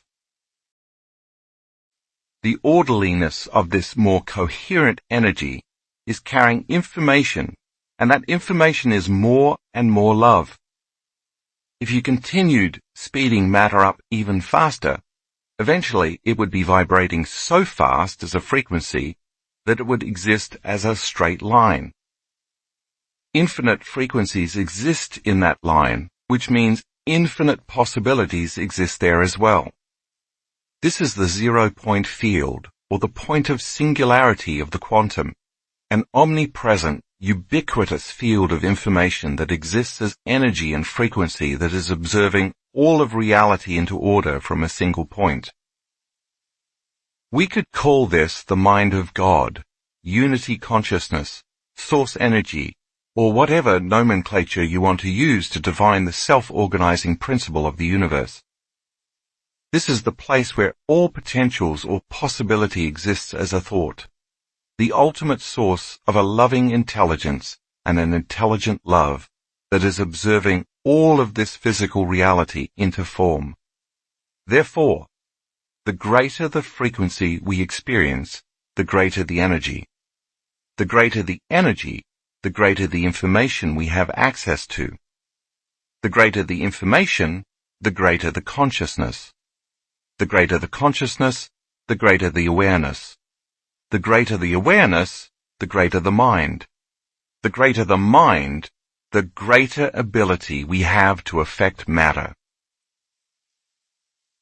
In the hierarchy of universal laws, quantum laws trump Newtonian or classical laws. This is why Einstein said, "The field is the sole governing agency of the particle." For the quantum field governs, organizes, and unifies all the laws of nature and is always directing energy into order by patterning light into form. On our own planet, we need only look at nature to see how Fibonacci's sequence, otherwise known as the golden ratio, a recurring mathematical formula found throughout nature that brings about order and coherence, brings order to matter. Is the zero-point field made of possibilities or thought, because thoughts are possibilities, that is slowing its frequency down, creating order and form. The unified field is a self-organizing intelligence that is always observing the material world into order and form. The more you can surrender to it, move closer to it, and become one with it, the less separation and lack you feel, and thus the more wholeness and oneness you experience. When you as an awareness unfold into this infinite realm of possibilities, you begin to feel connected to the consciousness of everyone, everybody, everywhere, everything, in every time, including your future dreams. Since consciousness is awareness, and awareness is paying attention, the first step to experiencing the unified field is to become aware of it, because if you're not aware of it, it doesn't exist. Thus, the more you pay attention to this field, the more you will become aware of it. There is a caveat, however. As we've seen, the only way you can enter the realm of pure consciousness is to become pure consciousness. In other words, the only way to enter this kingdom of thought is as a thought. This means you have to get beyond your senses by taking your awareness off matter and particles, and instead place it on energy or the wave. If you can unfold as an awareness into this unseen, immaterial realm of infinite blackness, and become aware that you are an awareness in the presence of a greater awareness, your consciousness will merge with a greater consciousness. If you can do this, if you can get out of the way and linger as a consciousness or awareness in this field, if you can keep surrendering to this intelligent love, the same innate intelligence that's creating the universe and giving you life, it's going to consume you. This loving intelligence is both personal and universal, within you and all around you. And when it consumes you, it's going to create and restore order and balance in your biology, because its very nature is to organize matter in a more coherent way. Now you are moving through the eye of the needle, and on the other side of the eye, there is no longer the separation of 2 points of consciousness. There is one consciousness, or oneness. This is where all possibilities exist. Because you are entering the domain of consciousness, thought, information, energy, and frequency, the bridge that gets you from space-time to time-space is going from being somebody, someone, something in some place in some time, to being nobody, no one, no thing, nowhere in no time. This is the nexus, the threshold to the unified or quantum field. Go back and review figures 11.8 and 11.9. In this realm of infinite unknown possibilities, unlimited new potentials and experiences await you, not the same old familiar ones that you've experienced time and time again. After all, isn't that what the unknown is? An unknown is just a possibility that exists to you as a new thought. When you are in this realm of pure thought as a thought, the only thing limiting you is your imagination. But when in this realm of thought, if you find yourself thinking again about someone, something, somebody, somewhere, in some known time, your awareness, and thus your energy, is back in the known reality of three-dimensional space and time, back to the realm of separation. Since every thought you think has a frequency, the moment you start thinking about the pain in your body, or the advancement of your disease, or the problems at work, or the issues you have with your mother, or the things you must do within a certain amount of time, you are back in this space and time. Your awareness is back in the realm of the material world, and your thoughts are producing the same frequency equal to matter and particles. Review figure 11.10. Your energy is back to vibrating at the same level of the known physical world of three-dimensional reality, so you exert less of an effect on your personal reality. You are back to vibrating as matter, and we know how that goes. As your frequency moves further and further into density, you are moving further and further away from the unified field. As a result, you feel separate from it. In this scenario, if your dreams exist as thoughts in the unified field, it's going to take a lot of time for your dreams to come true. If you are thinking about somebody, someone, something at some place in some time, you are not getting beyond your identity, which has been shaped by the totality of your past experiences. You are literally still in the same memories, habitual thoughts, and conditioned emotions that you've associated with all the familiar people and things at certain times and places in your known reality, which means your attention and energy are bound to your past, present, personal reality. You're thinking equal to your identity, so your life is going to stay the same. You're the same personality, trying to create a new personal reality. When I say you have to get beyond yourself, it means to forget about yourself. Take your attention off your personality and your past personal reality. It makes sense then that to heal your body, you're going to have to get beyond your body. To create something new in your life, you're going to have to forget about your same old life. To change some problem in your external environment, you're going to have to get beyond your memory and the corresponding emotions related to that problem. And if you want to create a new, unexpected event in your future timeline, you'll have to stop unconsciously anticipating the same predictable future based on your familiar memories of the past. You are going to have to move to a greater level of consciousness than the consciousness that created any of those realities. In the unified field, there is nowhere to go because you are everywhere. There is nothing you can want because you are so whole and complete that you feel like you have everything. You can't judge anyone because you are everyone, and it's no longer necessary to become anybody because you are everybody. And why would you be worried that there is never enough time if you exist in a domain where there's infinite time? The more whole you feel, the less lack you experience, and therefore the less you want. How can you want or live in lack when you feel whole? If there is less lack, there is less of the need to create from duality, polarity, and separation. How can you want when you're whole? When you create from wholeness, you feel like you already have it. There is no longer wanting, trying, wishing, forcing, predicting, fighting, or hoping. After all, hope is a beggar. When you create from a state of wholeness, there are only knowing and observing. This is the key to manifesting reality, being connected, not separate. If time in your three-dimensional world is created by the illusion of space between two objects, or 2 points of consciousness, then the more one you are with the unified field, the less separation there is between you and everything material.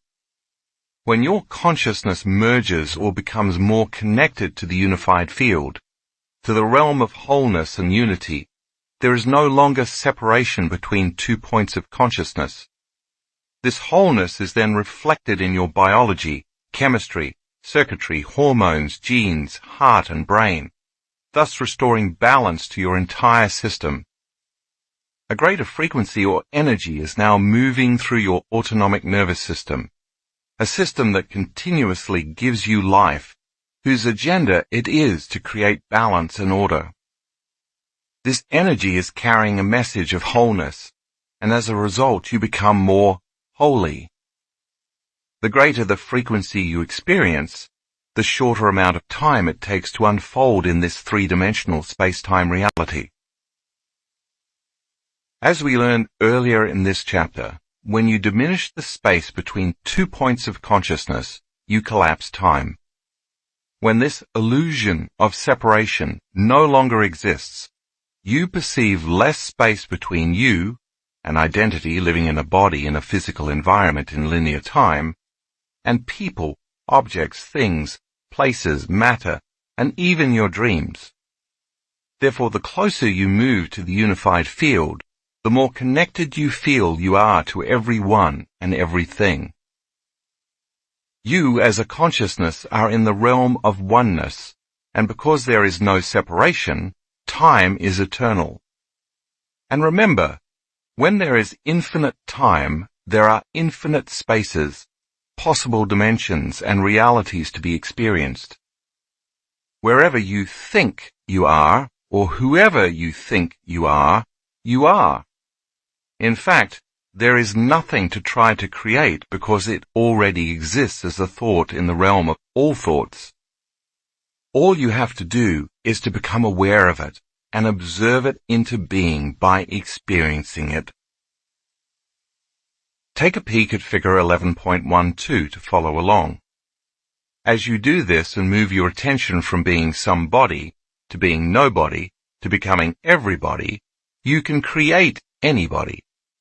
As you move from living as someone to becoming no one to being everyone, you can become anyone. As you can take your attention off something, move into the realm of no thing, you merge with everything. Thus you can have anything. As you move your awareness from somewhere to nowhere, you will be everywhere, and you can live anywhere. And finally, when you shift your consciousness from some time to no time to become every time, you can be in any time. Now that's becoming supernatural. In the work I do around the world, I have labored for many years teaching our students how to get beyond themselves. I now know the first step in this process is for them to master their body, get beyond the conditions in their external environment, and transcend time. When they accomplish that, they find themselves on the precipice of experiencing the unified field. Once they arrive at this nexus, however, they must be taught that there is even more to experience. If learning means making new synaptic connections, the more you learn about something, the more you can appreciate it, become aware of it, and experience it because now you can engage it with a new set of neural networks. It is in the act of learning that you further change or enrich your experience. After all, if you haven't learned anything new, your experience will probably stay the same, since you're perceiving reality with the same neural circuitry as before. Knowledge is the harbinger that evolves your experience. For example, I love red wine, and I lead several wine tours a year in different parts of the world. Many people who come to these week-long events initially tell me that they know nothing about wine. How I translate this statement is that they probably never learned anything about, or have had limited exposure to, the fermented grape. The truth of the matter is that because they have limited knowledge and experience from their past, they have very limited neural hardware installed to perceive any real taste or nuance. We could say then that they just don't know what to look for to truly enjoy the experience. But what if they learn how winemakers produce wine and understand its history, the type of grapes they use, and why they are used? Then they learn about how the wine is stored in oak barrels, for how long and why. This would familiarize them with the whole process and reasoning as to what makes a particular wine so enjoyable. That's the process, but now think of that great wine in the bottle. If they are not aware of the plum flavor, the notes of black cherry and currants, its hints of vanilla and leather, the smell of its floral perfumes, its percentage of tannins, and whether it was aged in oak barrels or stainless steel drums, and for how long, then they don't know what to look for, and they are not going to be able to fully experience it. Only in the moment when they know what to look for and what to become aware of, does it exist. We could say then that their awareness changes their experience. I know this to be true because in just 1 week, those same people who initially said they didn't like red wine or knew nothing about it, walk away with a whole new experience of interacting with it. After many full days of learning and discovering what to look for, repeatedly staying present and focusing all their awareness on specific flavors and aromas, day after day experiencing all types of wines and deciding what they like and don't like, continuously paying attention and therefore firing, wiring, and assembling new neural connections, those folks get very specific about what type of wine they like. In 1 week, they gain a whole new level of appreciation, awareness, and understanding.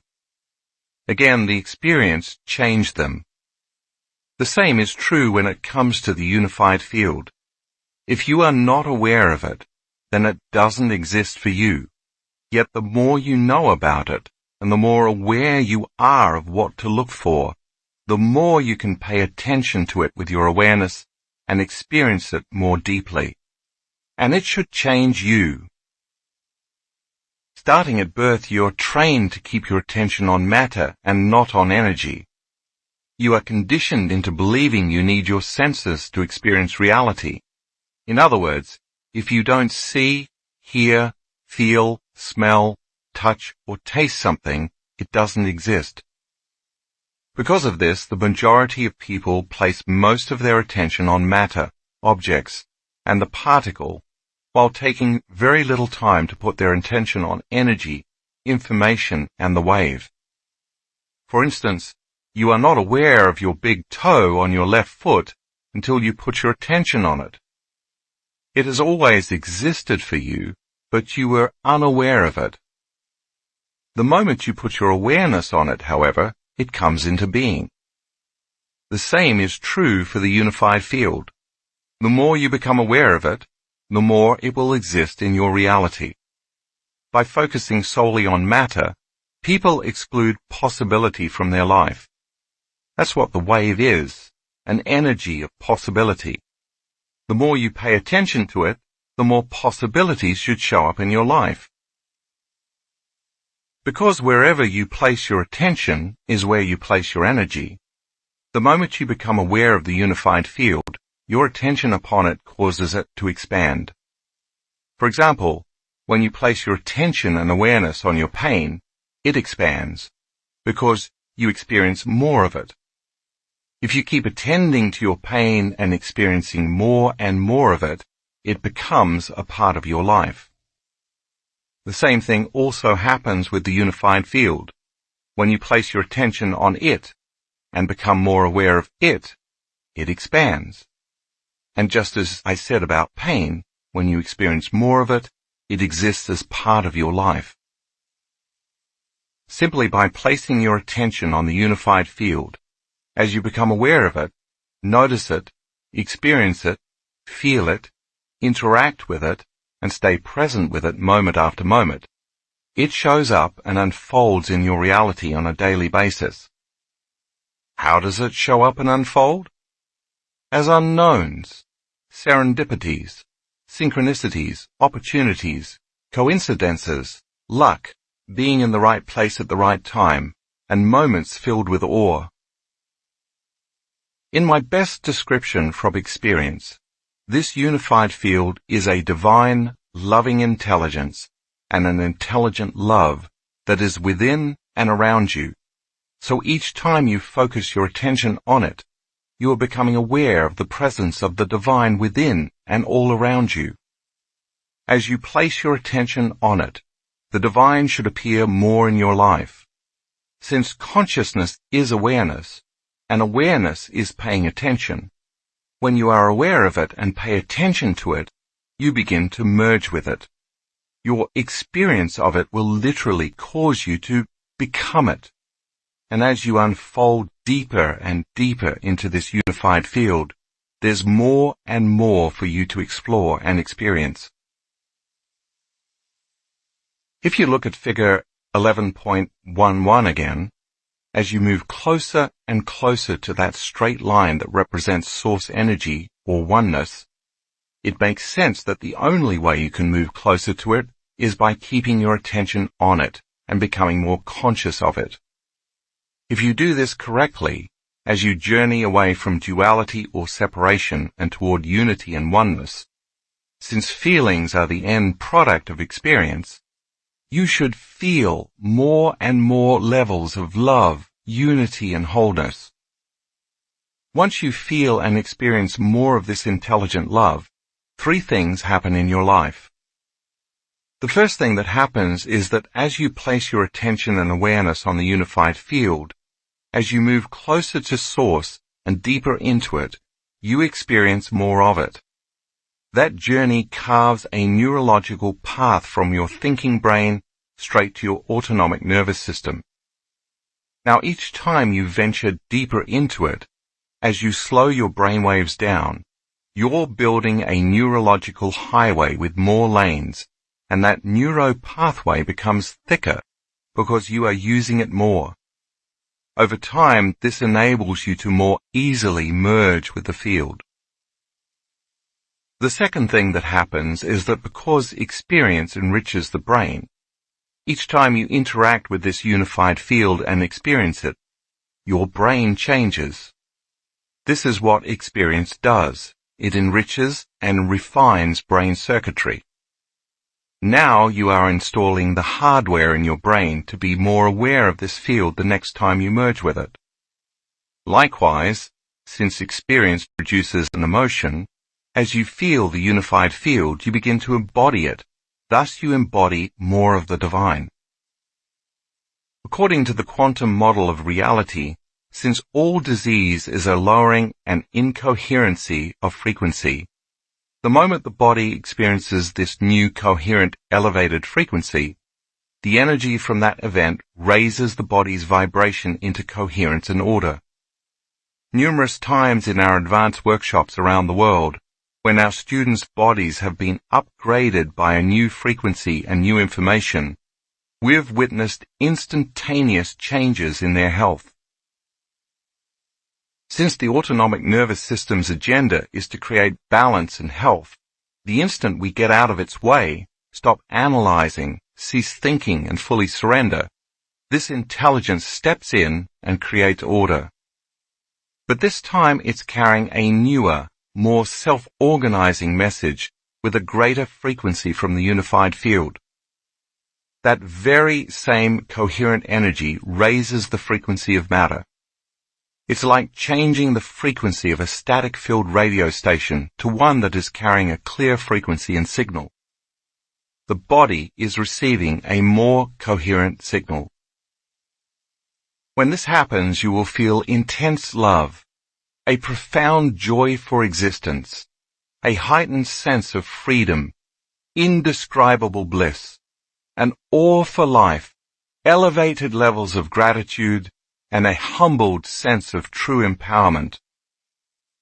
In that moment, the energy from the unified field, in the form of emotion, is reconditioning your body to a new consciousness and a new mind. In a heartbeat, the elevated emotions signal new genes in new ways, changing your body and moving it out of your biological past. The third thing that happens as you move closer toward the unified field is that you begin to hear or experience knowledge and information differently. That's because you've changed your brain circuits and are no longer the same person. You will meet truth on a whole new level, and things that you thought you knew will seem like a brand new encounter. Your inner experience has changed your perception of what is happening in your outer world. In other words, you've awakened.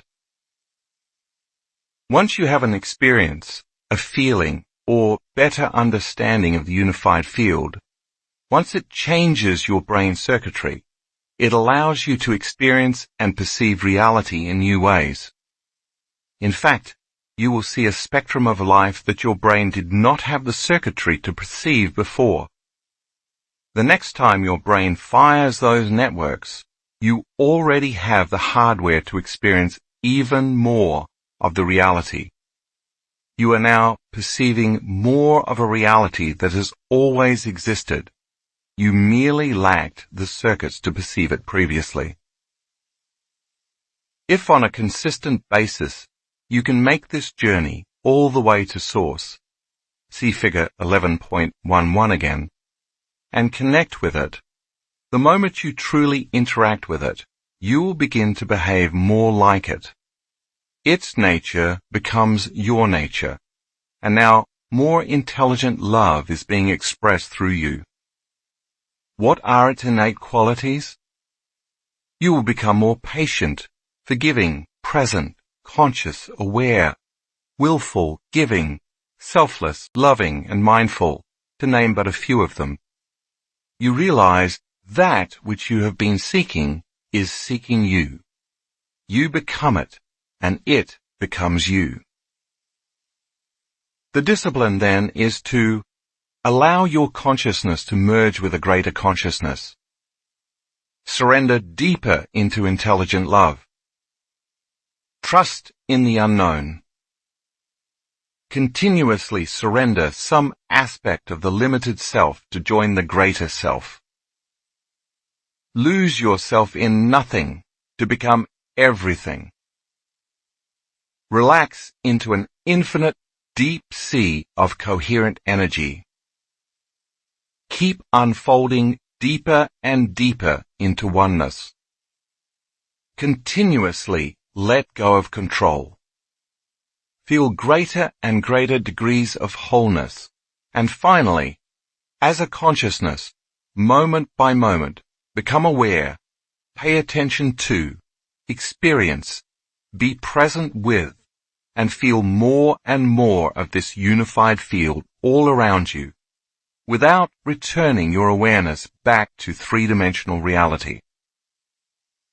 If you do this properly, you won't be using any of your senses because you're beyond your senses. You'll simply be awareness. Space-time, time-space meditation. Begin by resting your awareness on your heart, and once you are locked in on the space your heart occupies in space, become aware of your breathing. Allow it to flow in and out of your heart, all the while deepening and relaxing your breath. Keeping your attention on your heart, call up an elevated emotion and sustain this feeling for a period of time while paying attention to your breathing. Radiate that energy beyond your body in space. Next, using any song that inspires you, like the one you used for the meditation in Chapter 5, do that meditation to pull the mind out of the body. Take all the energy stored in your body as survival emotions and liberate it into elevated emotions, using a level of intensity that is greater than the body as the mind. For the next 10 to 15 minutes, listen to one or two songs without lyrics that will induce trance. Now become pure consciousness, becoming no one, no body, no thing, nowhere, in no time, unfolding as an awareness into the unified field. Now it's time to become connected to the consciousness of every one, every body, everything, everywhere, in every time, unifying with a greater consciousness in the unified field. All you have to do is become aware of this field, pay attention to it, stay present with it, and feel it moment by moment.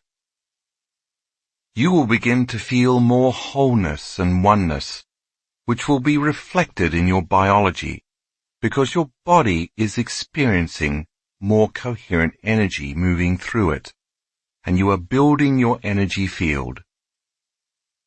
Maintain this state for about 10 to 20 minutes, surrendering deeper and deeper into it. When you're done, bring your awareness back to a new body, to a new environment, and to a whole new time.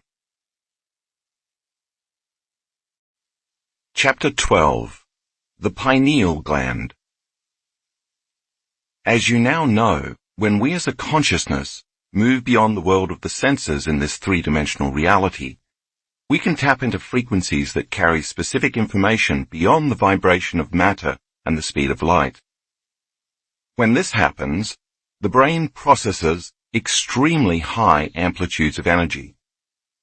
Time and time again, we've measured and observed this phenomenon in our advanced students' brain scans. You've also learned that when there is an increase in energy in the brain, there will always be an increase in consciousness and awareness, and vice versa. In fact, it's very difficult to determine whether it is the energy or the level of consciousness that causes these extreme measurements.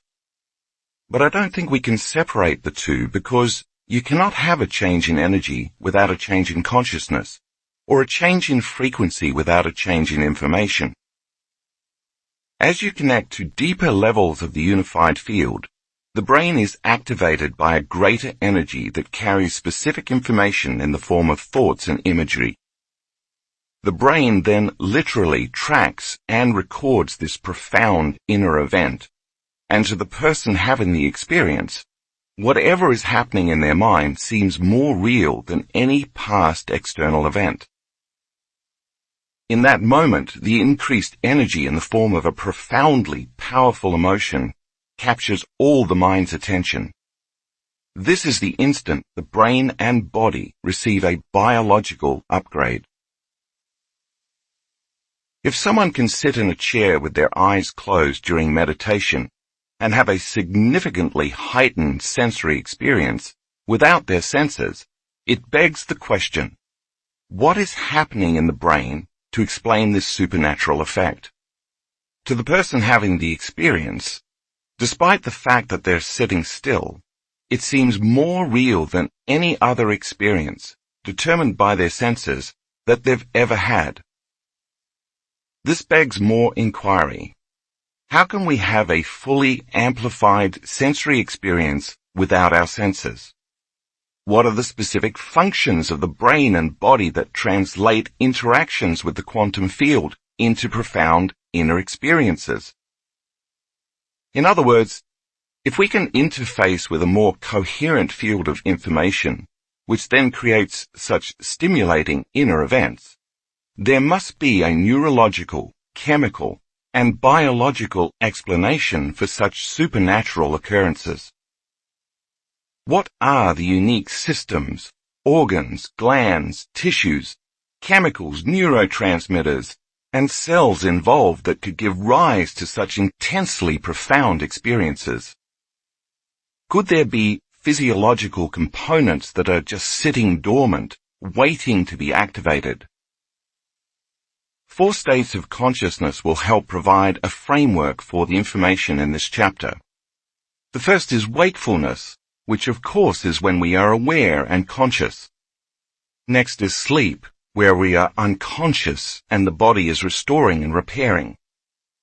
Then comes dreaming, which is an altered state of consciousness when the body is catatonic, but our minds are engaged in inner visual imagery and symbolism. And finally, there are transcendental moments of consciousness that are beyond our understanding of reality. These transcendent events seem to change us and the way we look at the world forever. I want to give you my best understanding about the biology, chemistry, and neuroscience of those transcendental experiences.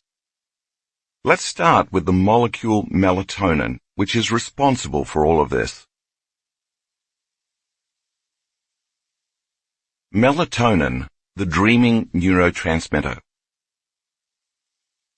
When you wake up in the morning and return to the world of the senses, the moment your eye perceives light through your iris, receptors in the optic nerve send a signal to a part of your brain called the suprachiasmatic nucleus. It then sends a signal to the pineal gland, which responds by making serotonin, the daytime neurotransmitter. As you will recall, neurotransmitters are chemical messengers that transmit and communicate information between nerve cells. The neurotransmitter serotonin tells your body it's time to wake up and start your day. As you integrate information between all your senses in order to create meaning between your inner and outer world, serotonin stimulates your brain waves from delta to theta to alpha to beta, causing you once again to realize you're in a physical body in space and time. Thus, when your brain is firing in beta brainwaves, you put much of your attention on your outer environment, your body and time. That's normal. As night falls and it gets dark, a similar but inverse process occurs. The inhibition of light sends a signal along the same route back to the pineal gland, but now the pineal gland transmutes serotonin into melatonin, the nighttime neurotransmitter. This production and release of melatonin slows down your brainwaves from beta to alpha, making you sleepy, tired, and less likely to want to think or analyze.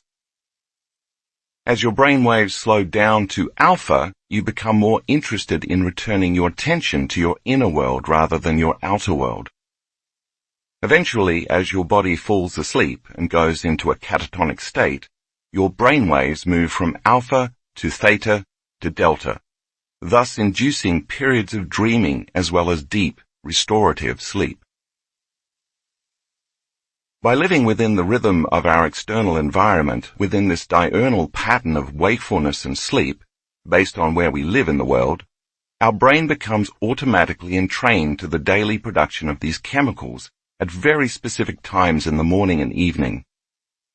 This is called the circadian rhythm.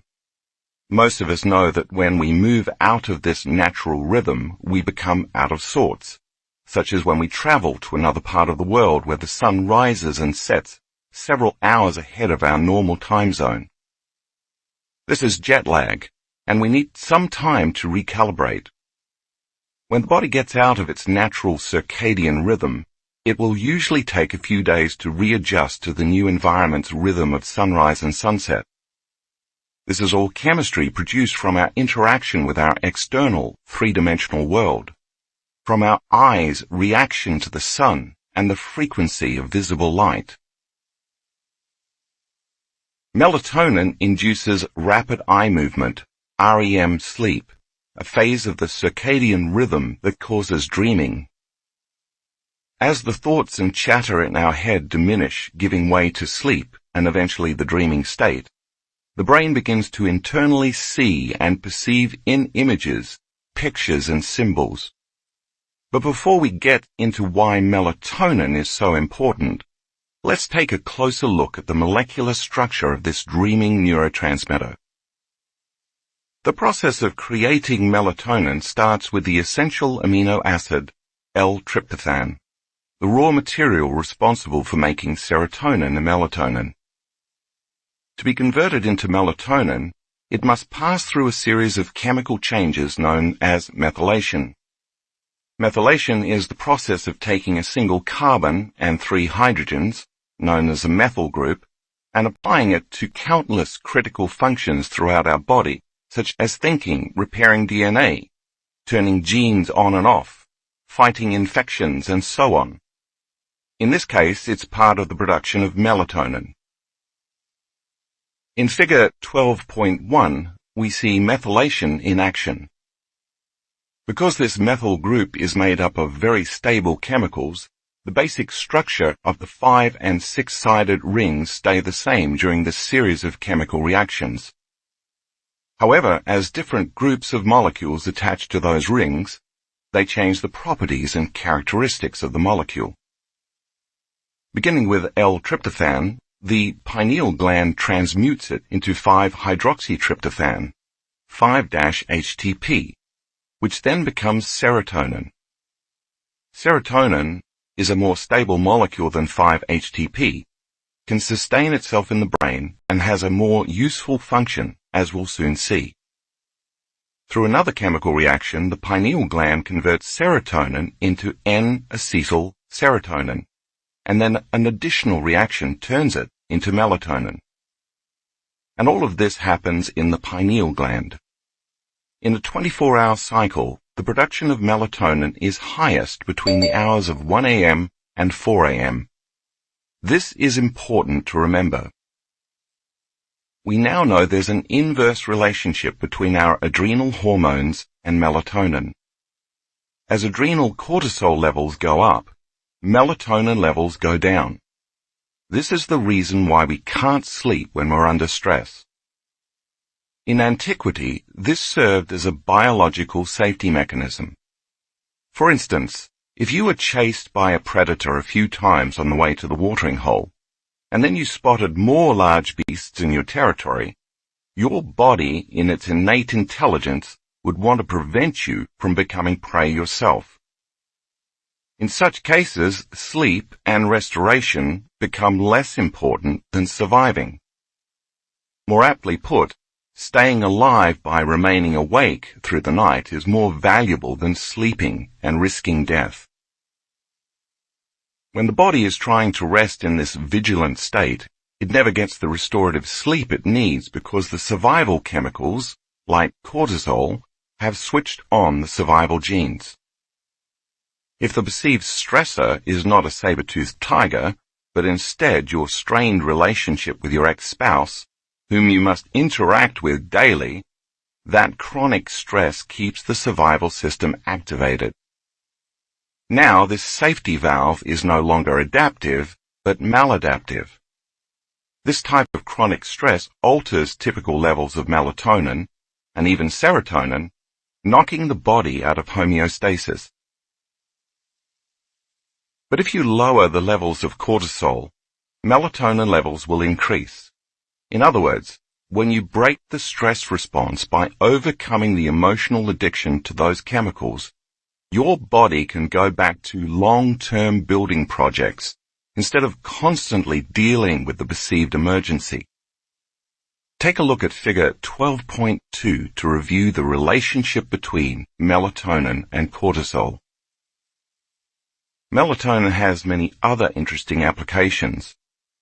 For example, it's been proven to improve carbohydrate metabolism. This is important because when certain people respond to stress, the body takes carbohydrates and stores them as fat. And fat is nothing more than stored energy. This is a result of primitive genes signaling the body to store energy in case there's a famine. Melatonin has also been known to help with depression. It's even been proven to increase levels of DHEA, the anti-aging hormone. For more facts about the importance of melatonin, the dreaming neurotransmitter, see figure 12.3. Now, let's deepen your understanding of all the information you've been studying in this book up until this point. Activating the pineal gland. For years I spent enormous amounts of time studying the pineal gland and seeking researchers who did extensive measurements of its metabolites and tissue. My interest was in tying together my findings with some ancient mysteries. One abstract in particular piqued my interest. The pineal gland is a neuroendocrine transducer secreting melatonin responsible for physiological circadian rhythm control. A new form of biomineralization has been studied in the human pineal gland and consists of small crystals that are less than 20 microns in length. These crystals are responsible for electromechanical biological transduction mechanism in the pineal gland due to the structure and piezoelectric properties. That's a lot of words to digest, but let's break it down into two meaningful points. The key words here, in reverse order, are piezoelectric properties and transducer. The piezoelectric effect occurs when you apply pressure to certain materials, and that mechanical stress is changed into an electrical charge. To put it in simple terms, the pineal gland contains calcite crystals made of calcium, carbon, and oxygen, and because of their structure, they express this effect. Like an antenna, the pineal gland has the capacity to become electrically activated and generate electromagnetic fields that can tune in to information. That's point number one. In addition, in the same way an antenna pulsates a rhythm or frequency to match the frequency of an incoming signal, the pineal gland receives information carried on invisible electromagnetic fields. Since all frequency carries information, once the antenna connects to the exact signal of the electromagnetic field, there must be a way to convert and descramble that signal into a meaningful message. That's exactly what a transducer does. And that's the second point. A transducer is anything that receives a signal in the form of one type of energy and converts it into a signal in another form. Take a moment to look around you. The space you are sitting in is filled with TV, radio, and Wi-Fi waves that are all different frequency ranges of invisible electromagnetic energy. You can't see any of them with your eyes, but they're still there. For example, the antenna that picks up a range of frequencies carrying a signal to your TV is transduced into a picture on your TV screen. When you tune in to an FM station, you are tuning your antenna to a specific electromagnetic frequency. The information carried in that frequency range is then transduced into a coherent signal, which is the music you hear with your ears. The study I quoted says the pineal gland is a neuroendocrine transducer capable of receiving and converting signals within the brain. When the pineal gland acts as a transducer, it can pick up frequencies above our three-dimensional space-time sensory-based reality. Once the pineal gland is activated, it can tune into higher dimensions of this space and time, which we learned in the previous chapter is the realm of time-space. And like a TV, it can then turn the information carried on those frequencies into vivid imagery and surreal, lucid, transcendental experiences in our mind, including profoundly heightened multi-sensory visions beyond our vocabulary. This is a bit like experiencing a multi-dimensional IMAX movie. At this point, you may be wondering, since this little gland exists inside my skull, how am I going to exert mechanical stress on the crystals in it, create a piezoelectric effect, and activate the pineal gland so it becomes like an antenna? And how will that antenna pick up frequencies and information beyond matter and light so that it can transduce those electromagnetic signatures into a meaningful imagery, like a transcendental experience beyond this three-dimensional reality? For the pineal gland to become activated, 4 important things must happen. I will address 3 of them now, and then I will give you the 4th step when it's time to learn the meditation. 1. The piezoelectric effect. Critical to creating the piezoelectric effect in the pineal gland are the calcite crystals mentioned above and shown in figure 12.4. Remember, these are very tiny crystals, approximately 1 to 20 microns in length. To put this in context, their size can range anywhere from 1/100th to 1/4 the width of a human hair. For the most part, they are octahedron, hexahedron, and rhombohedron in shape. As we already learned in Chapter 5, the purpose of the breathing technique we do before many meditations is to pull the mind out of the body by liberating potential energy, stored as emotions, in the lower 3 energy centers. As we inhale and contract those intrinsic muscles, follow our breath from the perineum all the way up our spine to the top of our head, and then hold our breath and squeeze those muscles more. We're increasing intrathecal pressure. As I mentioned earlier in the book, this is the internal pressure created when you push up against your insides. For example, when you hold your breath and lift something heavy. The word piezoelectric is derived from the Greek words piezein, which means to squeeze or press, and piezo, which means to push. So it's no coincidence that I ask you to hold your breath and squeeze those intrinsic muscles. When you do this, you are pushing cerebrospinal fluid up against the pineal gland, exerting mechanical stress on it. This mechanical stress translates into an electrical charge, and it's this exact action that compresses the stacked crystals in the pineal gland and creates a piezoelectric effect. The crystals of the pineal gland generate an electric charge in response to the stress you're applying. One of the unique characteristics of the piezoelectric effect is that it's reversible, meaning that the materials exhibiting the direct piezoelectric effect, the crystals, also exhibit a converse piezoelectric effect. Once the crystals in the gland are compressed and are creating an electrical charge, the electromagnetic field that is emanating from the pineal gland causes the crystals in it to stretch as the field increases.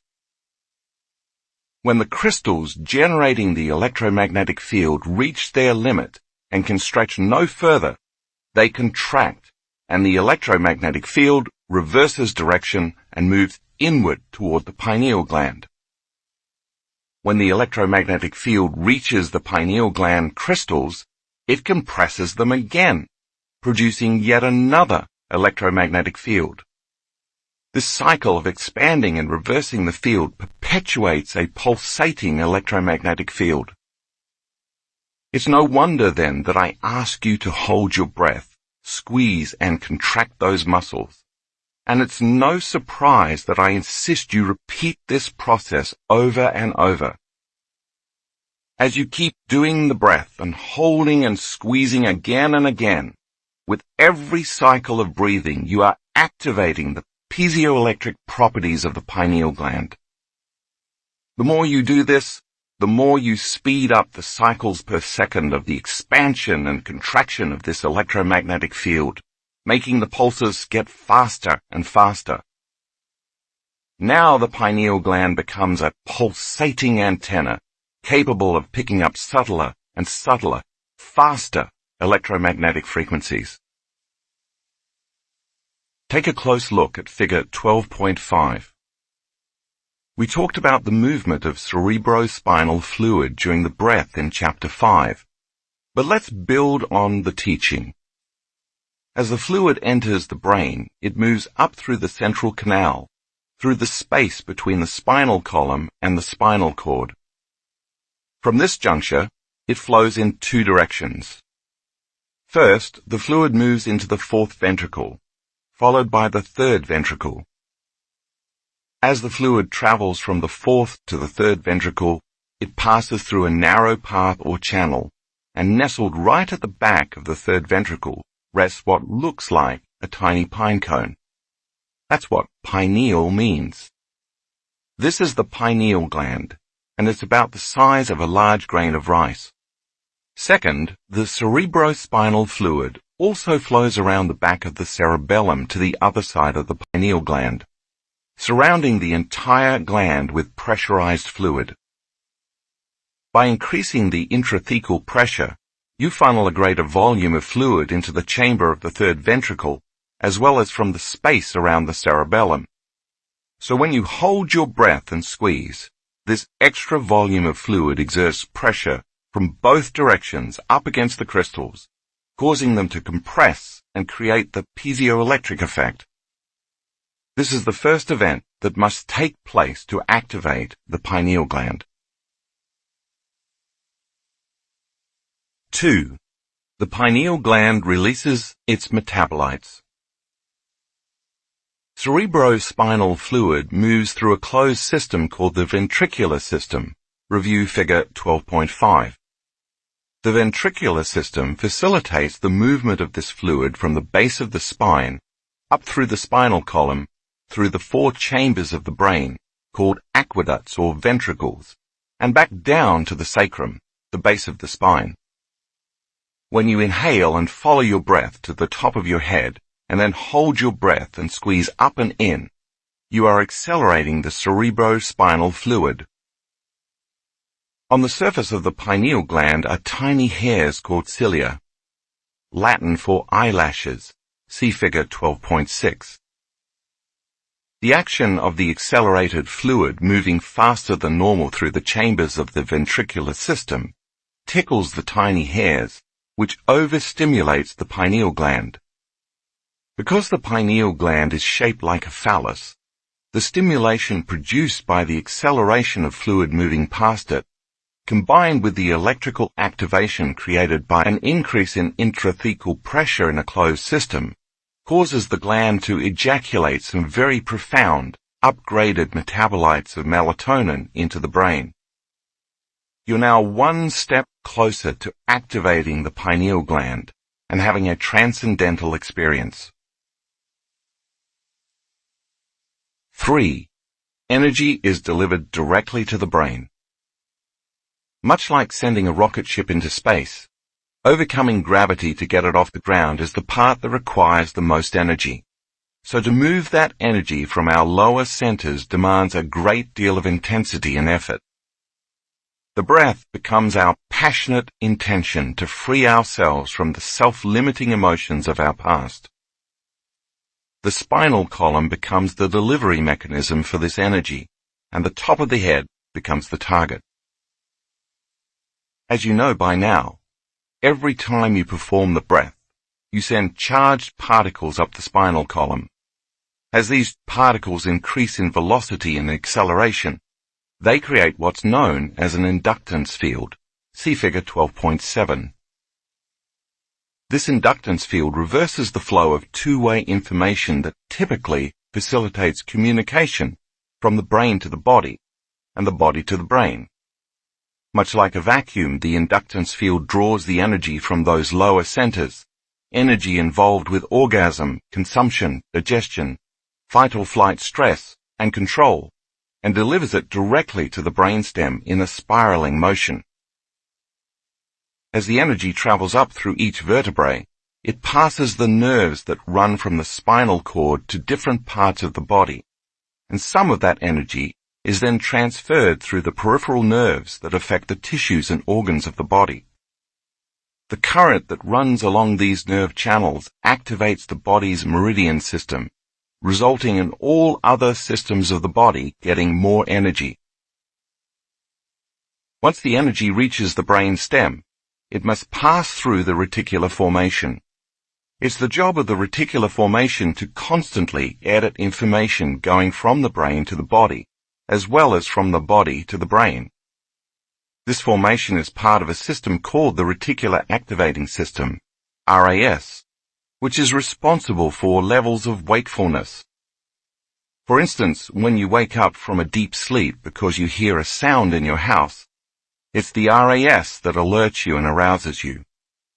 That's its rudimentary function. However, as the sympathetic nervous system is activated and merges with the parasympathetic nervous system, instead of depleting the body's stored energy, it releases that energy back to the brain. Once this energy reaches the brain stem, the thalamic gate opens like a door and energy moves through the reticular formation to the thalamus, where it relays information to the neocortex. Now the reticular formation is open and you experience greater levels of awareness. In a sense, you become more conscious and awakened. Think of the thalamus as a big train station with tracks leading to higher centers of the brain. That's how the brain goes into gamma brainwave patterns. As a side note, there are two individual thalami in the midbrain, one on each side, which feed each hemisphere in the neocortex. The pineal gland sits right between them, facing the back of the brain. See figure 12.8. When the energy reaches each thalamic junction, remember the thalamus is like a relay station to all other parts of the brain. These thalami send a message directly to the pineal gland to secrete its metabolites into the brain. The effect is that the thinking neocortex becomes aroused and goes into higher brainwave patterns like gamma. The nature of those chemical derivatives of melatonin relaxes the body and at the same time awakens the mind. If you remember, when you're in beta brainwaves, your sympathetic nervous system is aroused for an emergency in your outer world and utilizes energy to survive. The difference with gamma brainwaves is that instead of losing vital energy, you're liberating and creating more energy in your body. You're not in any emergency or survival state when this occurs. You're in bliss, and your sympathetic nervous system is switching on to arouse you to pay more attention to whatever is happening within your mind. In Chapter 5, I said that when energy moves from the body to the brain, a torus field is created around the body. As you run a current up your spinal column by accelerating the movement of cerebrospinal fluid, your body becomes like a magnet and you create an electromagnetic field around it. A torus field represents a dynamic flow of energy. At the same time the torus field is moving up, out and around your body, when the pineal gland becomes activated, a reverse torus field of electromagnetic energy is drawing energy into your body through the top of your head. Since all frequency carries information, now your pineal gland is receiving information from beyond the visible light field and from beyond your senses. See figure 12.9. When these three happenings occur in tandem, it's going to feel like you're having an orgasm in your head. You've now created an antenna in your brain, and this antenna is picking up information from realms beyond matter and beyond space and time. Information is no longer coming from your senses or your eyes' interaction with your environment. Instead, you're getting information from the quantum field moving to another eye, your third eye, from the pineal gland in the back of your brain. When melatonin gets an upgrade, magic happens. When your pineal gland, or the third eye, is awakened, because it is picking up higher frequencies, these higher energies alter the chemistry of melatonin. The higher the frequency, the greater the alteration. It's this translation of information into chemistry that primes you for those transcendental, mystical moments. Now you're opening the door to higher dimensions of space and time. This is why I like to call the pineal gland an alchemist, because it transmutes melatonin into some very profound, radical neurotransmitters. Take a look at figure 12.10. As higher frequencies and higher states of consciousness interact with the pineal gland, one of the first things to happen is that these frequencies transmute melatonin into chemicals called benzodiazepines. Benzodiazepines are a class of drugs from which Valium is created that anesthetize the analytical mind. So all of a sudden, the thinking brain relaxes and stops analyzing. According to functional brain scans, benzodiazepines suppress neural activity in the amygdala, the brain's survival center. This limits chemicals that cause you to feel fear, anger, agitation, aggression, sadness, or pain. Now your body feels calm and relaxed, but your mind is awakened. Another chemical created from melatonin produces a class of very powerful antioxidants called pinolines. See figure 12.10. Pinolines are important because they attack free radicals, which harm your cells and cause aging. These antioxidants are anti-cancer, anti-aging, anti-heart disease, anti-stroke, anti-neurodegenerative, anti-inflammatory, and antimicrobial. That's a perfect formula to upgrade melatonin's normal role as an antioxidant to the role of a supercharged antioxidant that further restores and heals the body to a greater degree than the melatonin molecule normally does. See the powerful antioxidants listed in figure 12.10 that are all produced from metabolites of melatonin. If you take that molecule and tweak it again into a cousin of melatonin, you find the same chemical that makes animals hibernate. When melatonin, which makes us sleepy and dreamy, alters just slightly into this more powerful molecule, it carries a message to extend rest and repair even further. This message also causes the body's metabolism to slow, in some cases for months. It makes sense, then, that when mammals hibernate, they break the typical habits of their habitat. For example, they lose their sex drive, their appetite, their interest in or need to move about in their environment, and their connection to social networks. They hide to protect themselves and to feel safe, and during this time of going within, their body goes into stasis. The same might be true for us as these values elevate. Because the body is no longer the mind, we temporarily lose our interest in the outer world. And because we have no biological drives and aren't distracted with bodily needs, we're able to move more fully into the present moment and go deeply within. If you're going to dream the dream of the future, wouldn't it be a good idea to get your body out of the way? If you take that molecule and advance it yet again, you produce the same chemical found in electric eels, a phosphorescent, bioluminescent chemical that amplifies energy in the nervous system.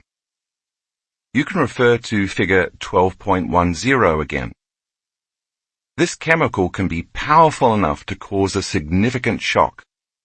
I have a strong hunch this is the rare chemical that influences the brain to process those increased amplitudes of energy that we've repeatedly measured in our students. Just imagine an electric eel that literally lights up with energy when it gets stimulated. That's what happens in the brain when it gets activated. But the energy and information that are created do not come from an experience in our environment that we perceive through our senses, but instead from within the brain, caused by an upgrade in frequency. When we see those high energy levels in the brain, we know that the person is having a profound, subjective experience that can be measured objectively. Think about that for a moment. Via sensory input from our environment through our eyes, the pineal gland makes serotonin and melatonin.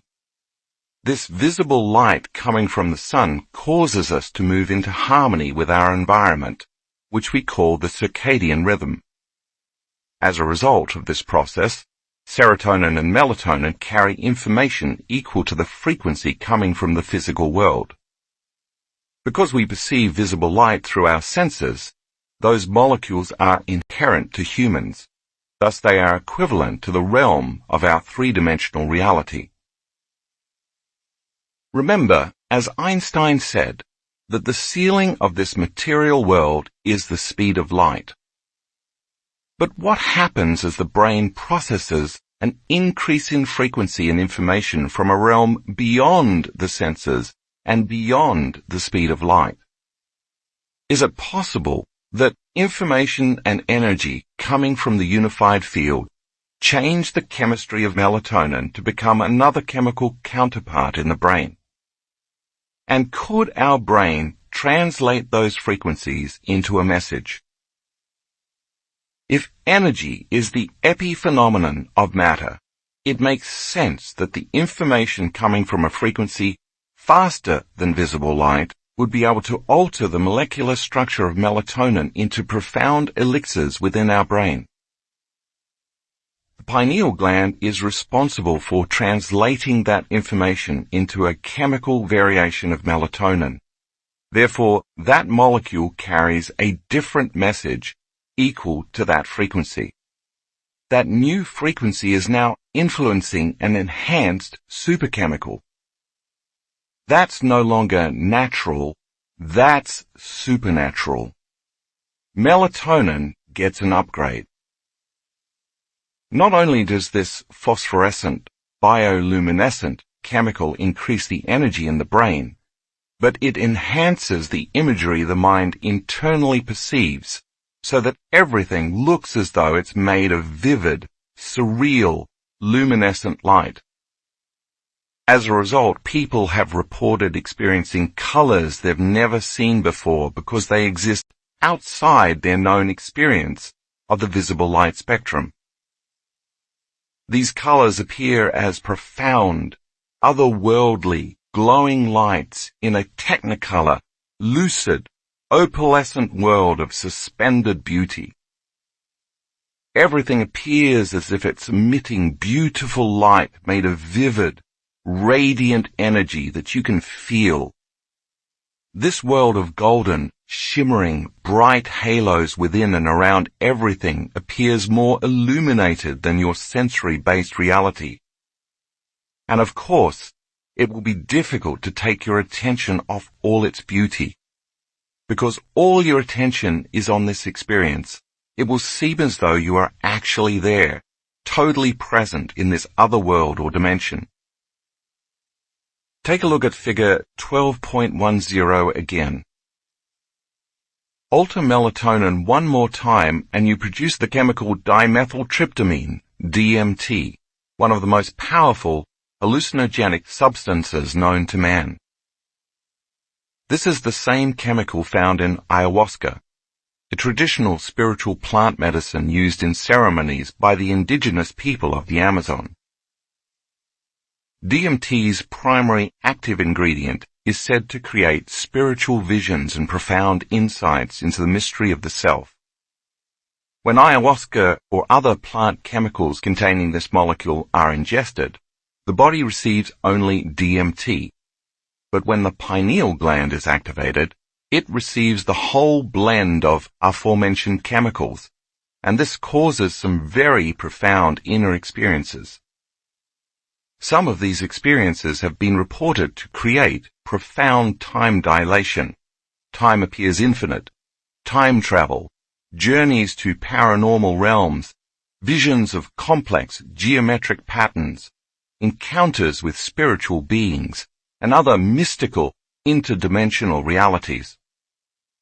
Many of our students during the pineal gland meditation report amazing encounters beyond their known physical world. When these chemicals are released in the brain, the mind has experiences that appear more real than anything that person has ever encountered in their sensory-based reality. This new dimension is difficult to articulate with language. The novel experience that results will occur as a complete unknown. And if you surrender to it, it's always worth it. Tuning in to higher dimensions. The pineal gland as a transducer. Depending on the translation you're using, in Matthew chapter 6 verse 22, Jesus said, "If thine eye be single, thy whole body shall be full of light." I believe he was talking about activating the pineal gland, because this allows us to experience a broader spectrum of reality. Many of our students can attest to the fact that when their pineal gland becomes activated, when they fully connect with the unified field, their whole body becomes filled with energy and light. Beginning from the cosmic field, energy from beyond their senses enters through the top of their head and travels down throughout their whole body. When this occurs, they experience downloadable information beyond their memory base or the predictable knowns of their daily lives. And it all begins with the chemical alteration of melatonin in the pineal gland. In all of my research about the pineal gland, I've evolved my own understanding of it into the following definition. The pineal gland is a crystalline superconductor that sends, as well as receives, information through the transduction of energetic vibrational signals, frequency beyond the senses, also known as the quantum field, and translates it into biological tissue, the brain and the mind, in the form of meaningful imagery, the same way as an antenna translates different channels onto a TV screen. When the pineal gland is activated, because you now have this tiny antenna in your brain, the higher the frequency it picks up, the more energy it exerts towards altering and transmuting the chemistry of melatonin. As a result of this change in chemistry, you're going to get a very different experience from what melatonin normally produces. Perhaps a better way to say it is that you're going to get a clearer picture. Think of it this way. The higher the frequency, the more your experience will feel like you've gone from the picture of a 1960s television screen to a 360-degree IMAX 3D experience, complete with surround sound. Melatonin, the dreaming neurotransmitter, evolves into a more powerfully lucid neurotransmitter to make our dreams more real. Throughout this process, the pineal gland has a co-conspirator called the pituitary gland. The pituitary gland looks like a pear, and it sits behind the bridge of the upper nose, right in the middle of the brain. The front, anterior, part of it is responsible for making most of the chemicals that influence the glands and hormones associated with each of our energy centers. Once the pineal gland is activated and it releases certain upgraded metabolites, the back, posterior, of the pituitary gland awakens, causing it to produce two important chemicals, oxytocin and vasopressin. The first chemical, oxytocin, is known to produce elevated emotions that cause your heart to swell with love and joy. It's been referred to as the chemical of emotional connection, or the bonding hormone. When oxytocin levels are elevated above normal, most people experience intense feelings of love, forgiveness, compassion, joy, wholeness, and empathy. Not an inner state you'd probably be willing to trade for something outside of you. These states are, after all, the beginning of unconditional love. When oxytocin levels go up beyond a certain level, research shows that it's difficult to hold a grudge. In a study conducted by scientists at the University of Zurich, 49 participants played a variation of what is known as the trust game, 12 consecutive times. In this game, an investor with a certain amount of money must decide either to keep it or to share some of it with another player called the trustee. Whatever sum the investor shares with the trustee is automatically tripled. The trustee is then faced with a decision: keep all the money, leaving the investor with nothing, or share the tripled sum with the investor, who is obviously hoping to make a profit. Basically, the either-or decision comes down to betrayal. While a selfish act is a win for the trustee, it leaves the investor at a loss. But what if oxytocin is introduced into the equation? In the study, the researchers gave some players a squirt of oxytocin in their nose before the game, giving the others a squirt of placebo. The researchers then took fMRI, functional magnetic resonance imaging, scans of the investors' brains as they made their decisions regarding the amount to invest and whether or not to trust. After the first 6 rounds, the investors were given feedback on their investments and were notified that their trust had been betrayed about half of the time. The participants who received the placebo before playing the game felt angry and betrayed, so they invested much less in the closing 6 rounds. The participants who received a squirt of oxytocin, however, invested the same amount as they had in the first rounds, despite having been betrayed. The fMRI scans showed the key areas of the brain affected were the amygdala, associated with fear, anxiety, stress, and aggression, and the dorsal striatum, which guides future behaviors based on positive feedback. Participants who received the oxytocin had much lower activity in the amygdala, equating to less anger and fear of being betrayed again, as well as less fear of financial loss. They also had much lower activity in the dorsal striatum, meaning they no longer needed to rely on positive results to make future decisions. As this study demonstrates, the moment the posterior pituitary releases its chemicals and oxytocin levels go up, this shuts down the survival centers in the brain's amygdala, meaning it cools off the circuits for fear, sadness, pain, anxiety, aggression, and anger. Then the only thing we feel is a love for life. We've measured the levels of oxytocin in our students before and after our workshops.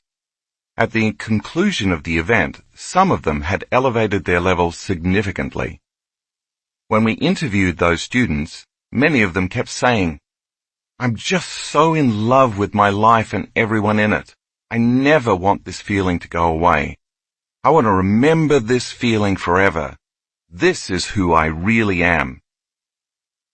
The other chemical the pituitary gland makes as the pineal gland is activated is called vasopressin, or antidiuretic hormone. As vasopressin levels go up, the body naturally retains fluids, causing the body to become more water-based. This is important because if you're going to process a greater frequency, you need water to act as a conduit to better handle the higher frequency in the body, and to then translate that frequency into your cells. The moment vasopressin goes up, it creates a more stable thyroid gland, which affects the thymus and the heart, which affects the adrenals, which affects the pancreas, which produces a chain cascade of positive effects all the way down to the sexual organs.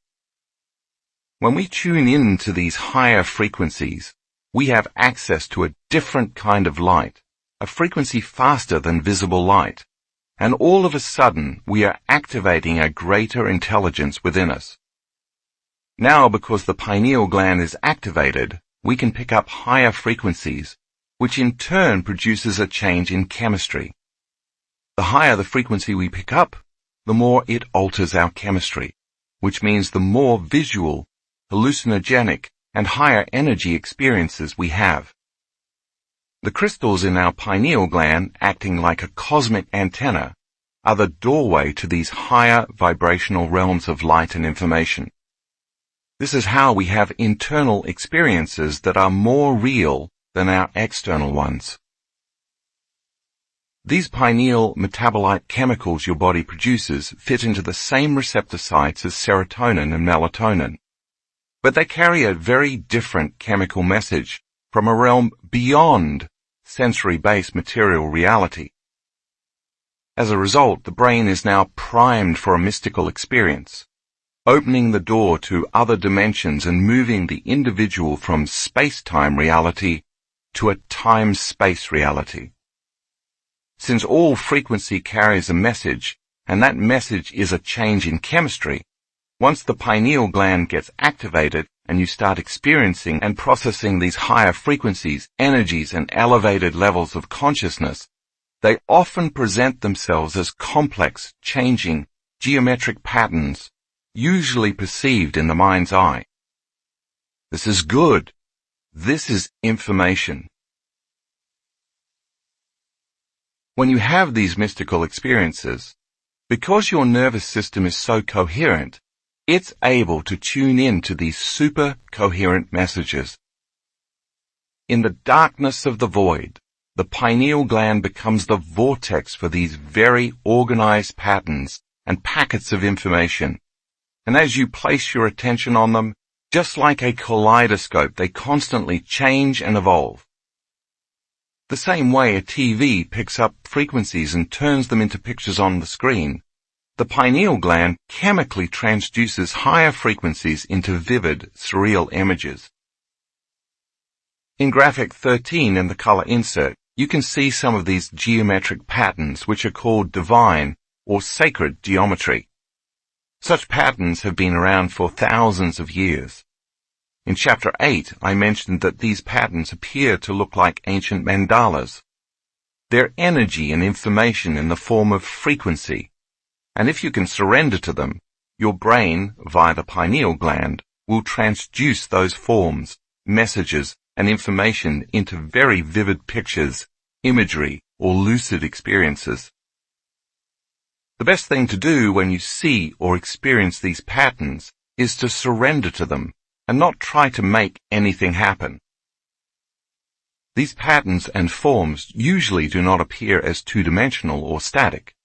Instead, they are alive, have depth, and comprise mathematical and very coherent fractal patterns, never-ending and infinitely complex. Another way to see this is through the concept of cymatics. Derived from the Greek word for wave, cymatics are a phenomenon based on vibration or frequency. Here's a way to picture them. Imagine if you took the cover off an old speaker box and laid it flat.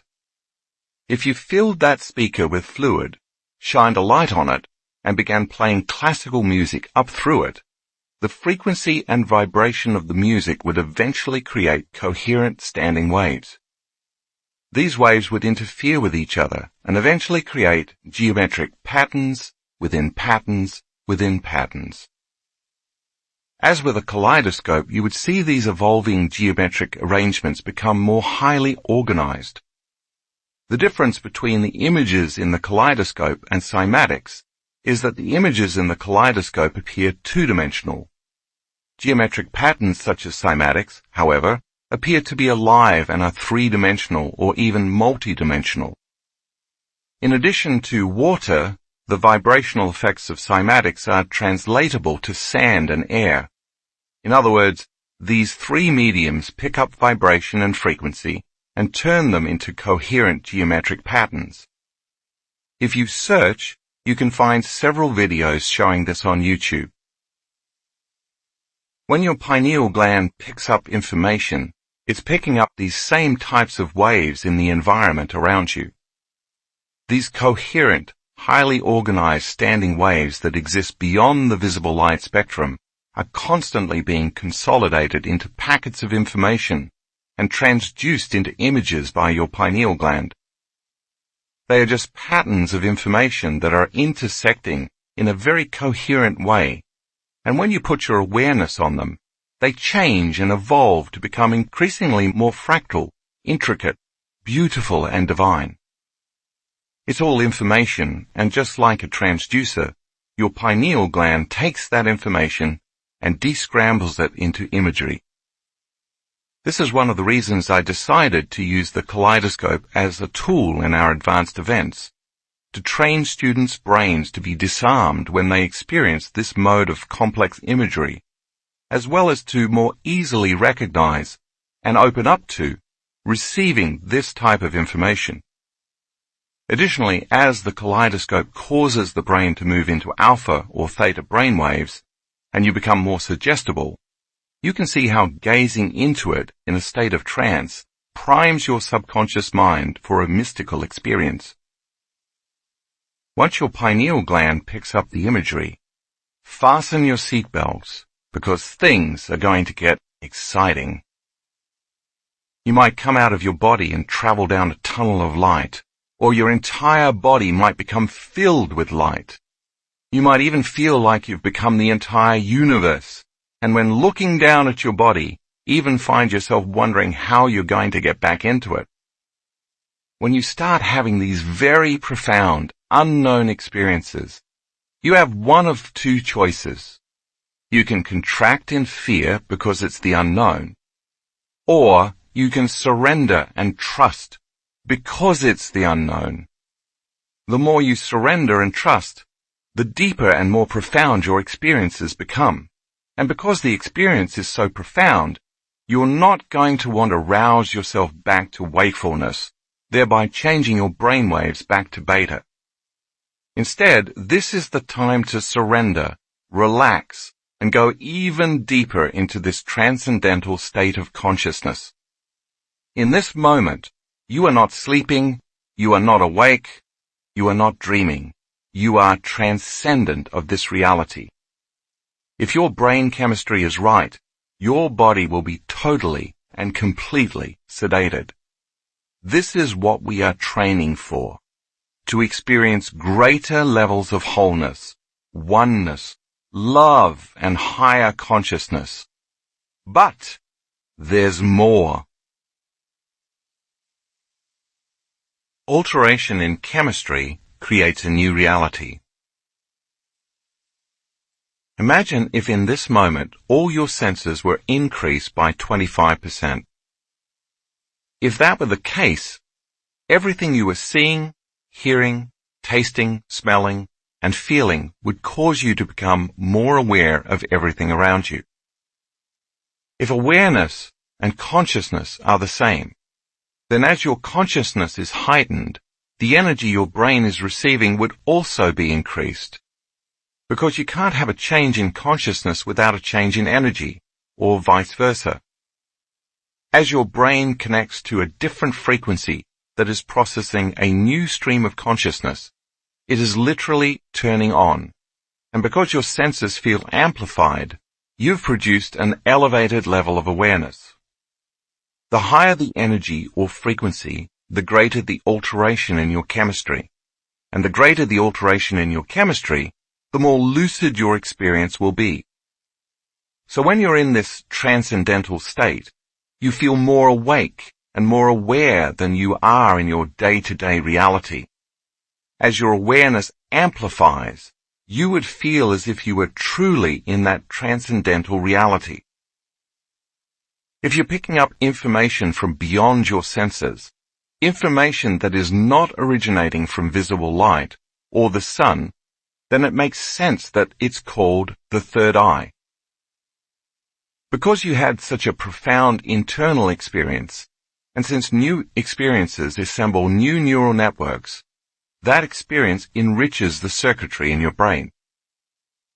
As your body processes these higher energies, that energy alters your chemistry, and if the end result of an experience is an emotion, then this experience creates elevated feelings and emotions. When it's activated, you are seeing with a different eye, with inner vision. If the accumulation of feelings equals an emotion, and emotion is energy, then we know that when you experience survival emotions, because they are a lowering of frequency, you feel more like the density of matter and chemistry. But as you experience these higher states of consciousness, because they vibrate at a higher frequency, you will begin to feel less like matter or chemistry and more like energy. That's why I call this energy in the form of feelings elevated emotions. If the environment signals the genes in a cell, and experiences from the environment creates emotions, and emotions are the chemical feedback from the experience in the environment, then if nothing ever changes in the external environment, nothing changes in the internal environment of the body, which is still the outer environment of the cell. For example, when you live by the same self-limiting emotions for years, your body never biologically changes because it doesn't know the difference between the emotion coming from the outer environment and the emotion coming from your inner environment. Instead, the body believes it is living in the same environmental conditions because the same emotions are producing the same chemical signals. Just as the body lives in an external environment in which nothing is changing, the cell too lives in a chemical environment in which nothing is changing. But when you start having these internal experiences of heightened awareness and expanded consciousness, experiences that are more real and sensory than any in the past, the moment you feel that new heightened emotion or ecstatic energy, you've altered your internal state, and as a result, you're going to pay more attention to the images of the reality created within you. And if you have a new experience that is so real it captures all the brain's attention, that new experience, or awakening, embosses the event neurologically in your brain. That new emotion now creates a long-term memory, and those new emotions signal new genes.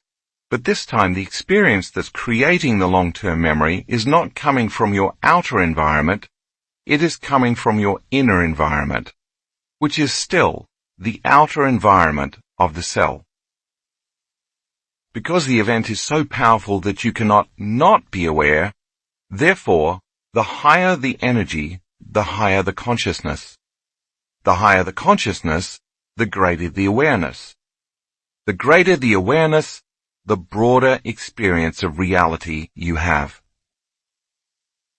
As we know, all perception is based on how the brain is wired from our experiences in the past. We don't perceive things in our reality the way they are. We perceive reality the way we are. If you just had an internal experience in which you saw profound mystical beings, witnessed a glow, a halo, or light around everything, felt the wholeness, oneness, and interconnectedness of everything and everyone, or experienced a completely different time and space, when you open your eyes after the experience, your spectrum of reality in your waking state will be broadened. That's because the inner experience changed your brain, and now you're neurologically wired to perceive a greater expression of reality.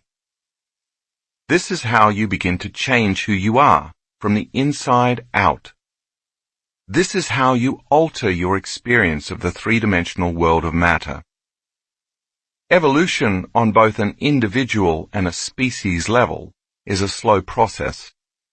You have experiences, you get hurt, you learn your lesson, you grow a little bit. Then you have some more pain, you get the next lesson, you move on to the next challenge. You succeed and achieve goals. You set more goals. You grow again. And the cycle continues. It's a slow process because you're not receiving much new information from your outer environment. But once you have these unknown internal experiences that are more real than anything in your external world, you can never again see reality in the same manner because the experience changes you so profoundly. Another way to say it is that you receive an upgrade or a software update. If all of the reality you perceived is based on your experiences, and you've just had an interdimensional experience, your brain is now going to be able to perceive what has always existed, but you have never before had the brain circuitry to perceive. If you continuously have these expansive experiences, you will continuously experience a broader and broader spectrum of reality. This lifts the veil of illusion, and when that veil is lifted, you can see reality as it truly is, vibrating, shining, connected, and shimmering in luminescent light. And energy is driving the whole process.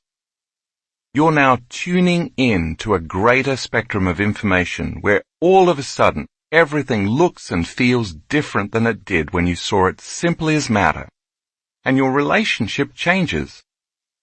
This is how the mystics and masters made their way, by tuning into their inner world and thus broadening their perception of the nature of reality in their outer world.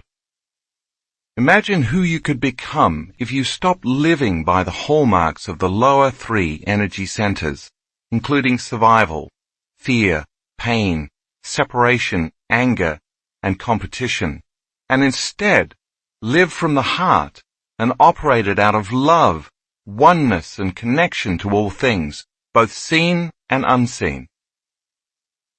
By having enough interdimensional experiences from information beyond the senses, the mystics and the masters no longer saw equal to the genes they were born with. They no longer processed things the way the brain they'd been given at birth had been wired, the way the human brain has been imprinted for thousands of years.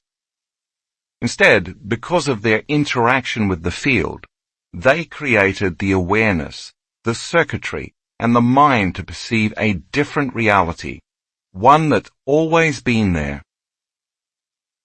These mythic and magical properties of the pineal gland, the brain's alchemist, are certainly not new information, although it seems modern science is just now catching up to what ancient civilizations have always known. Melatonin, mathematics, ancient symbols, and the pineal gland. On July 23, 2011, a crop circle that looks very much like the chemical structure of melatonin appeared in the English countryside in Roundway near Devizes, Wiltshire. See figure 12.11. Is the crop circle an elaborate hoax? Or is somebody somewhere in another dimension trying to tell us something? As you read this section, you can decide for yourself whether such things happen by coincidence or intelligent design. The brain has two hemispheres, and if you divided them in half by slicing the brain down the middle, you would perform what is known as a sagittal cut. When looking at a sagittal cut in figure 12.12, pay particular attention to the location and collective formation of the pineal gland, thalamus, hypothalamus, pituitary gland, and corpus callosum.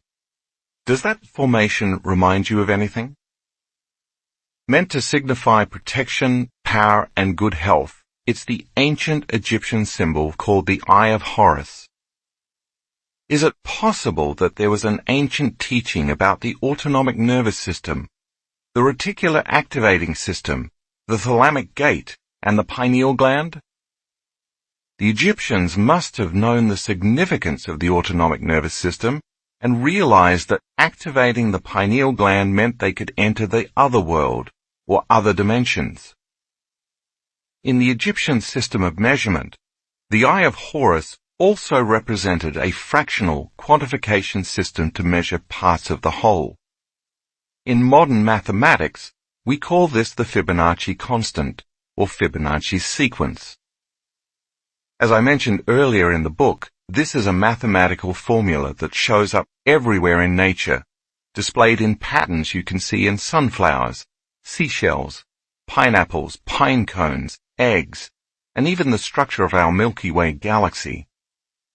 Also known as the golden spiral, the golden mean, or the golden ratio, the Fibonacci constant is characterized by the fact that every number after the first two is the sum of the preceding two. If you superimpose this formula over the brain and began dividing squares while adding another square and another square, you'd get a fractal pattern, a never-ending pattern that repeats itself at every scale.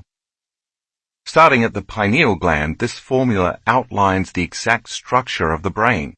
See figure 12.13. Are you beginning to think that there might be something special going on with the pineal gland? In Greek mythology, Hermes was a messenger of the gods who could move in and out of earthly and divine realms. He was considered a god of transitions and dimensions, as well as a guide to the afterlife. His main symbol was the caduceus, which consists of two snakes wrapped around a rod, the top of which unfolds into wings or birds. See figure 12.14. The caduceus, which Hermes used as a staff, is often considered a symbol of health. Do you think those snakes moving up the staff represent the movement of energy up the spine from the body to the brain? And the wings, the liberation of the self when the energy arrives at the pineal gland to signify enlightenment?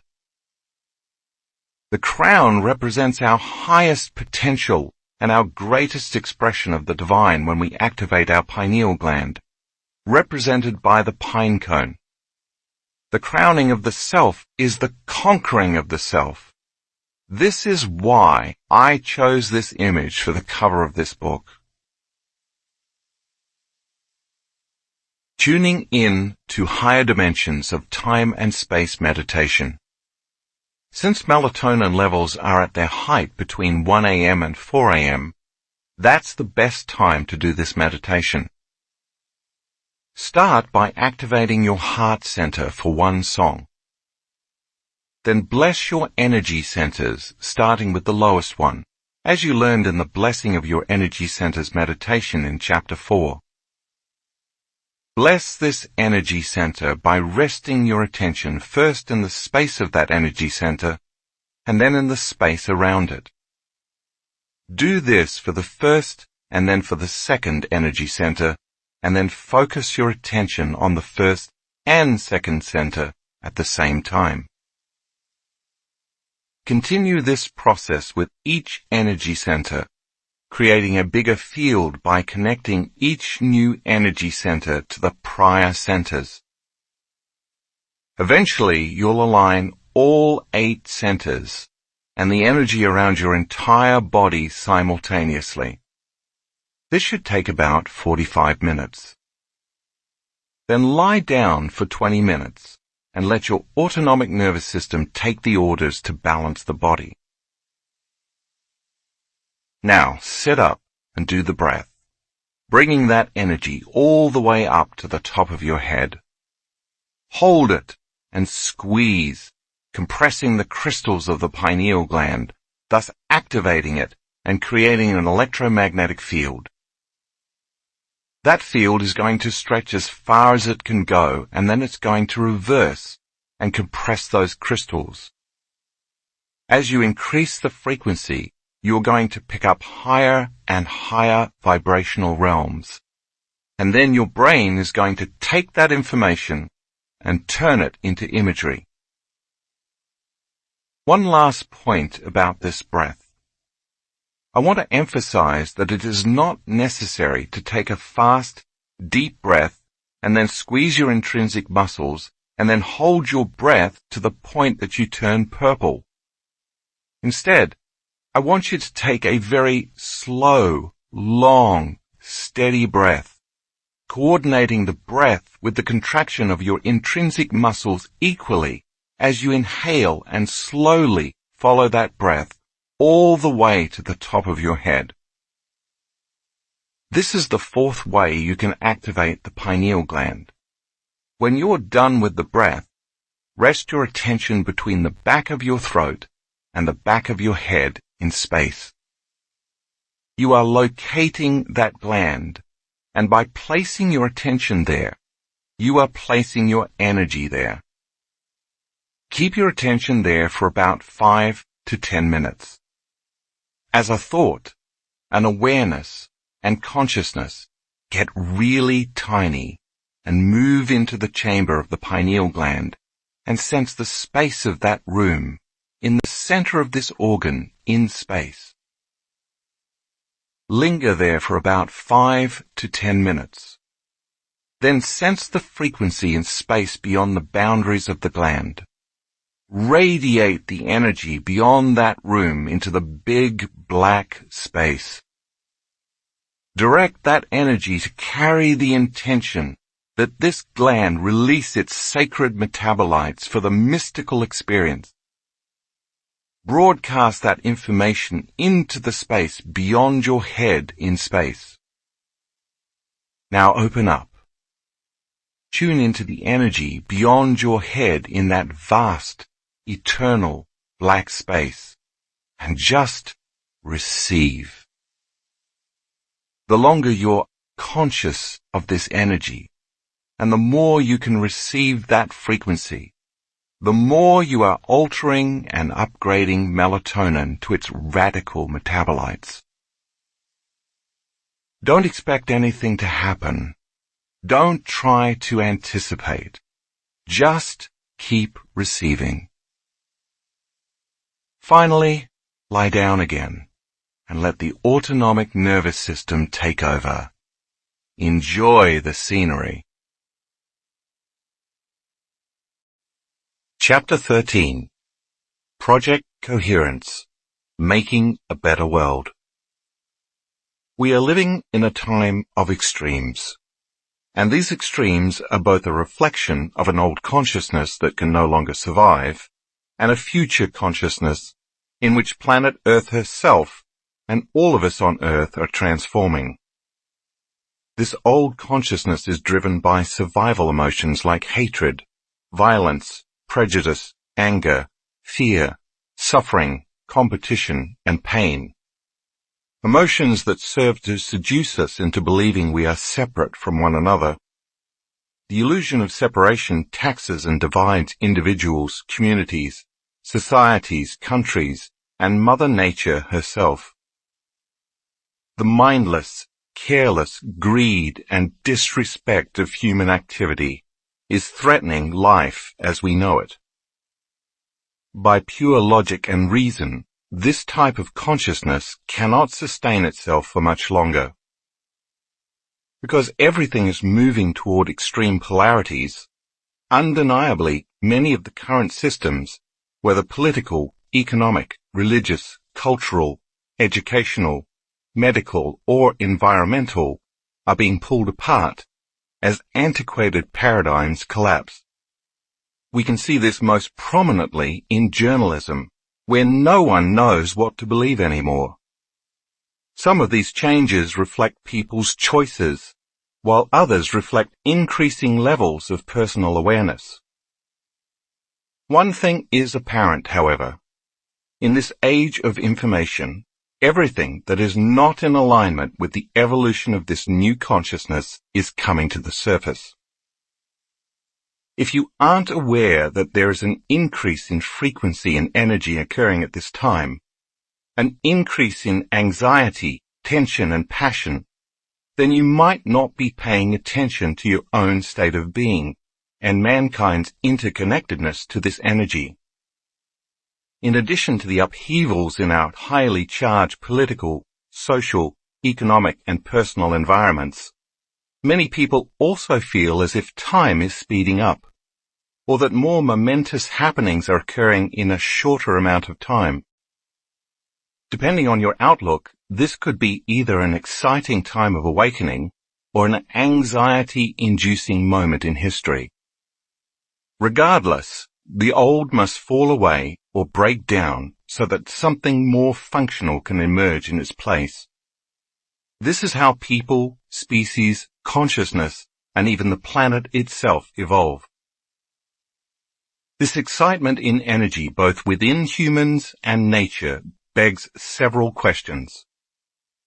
Could greater influences be at play that are affecting mankind's correlation to violence, war, crime, and terrorism, and conversely, peace, unity, coherence, and love?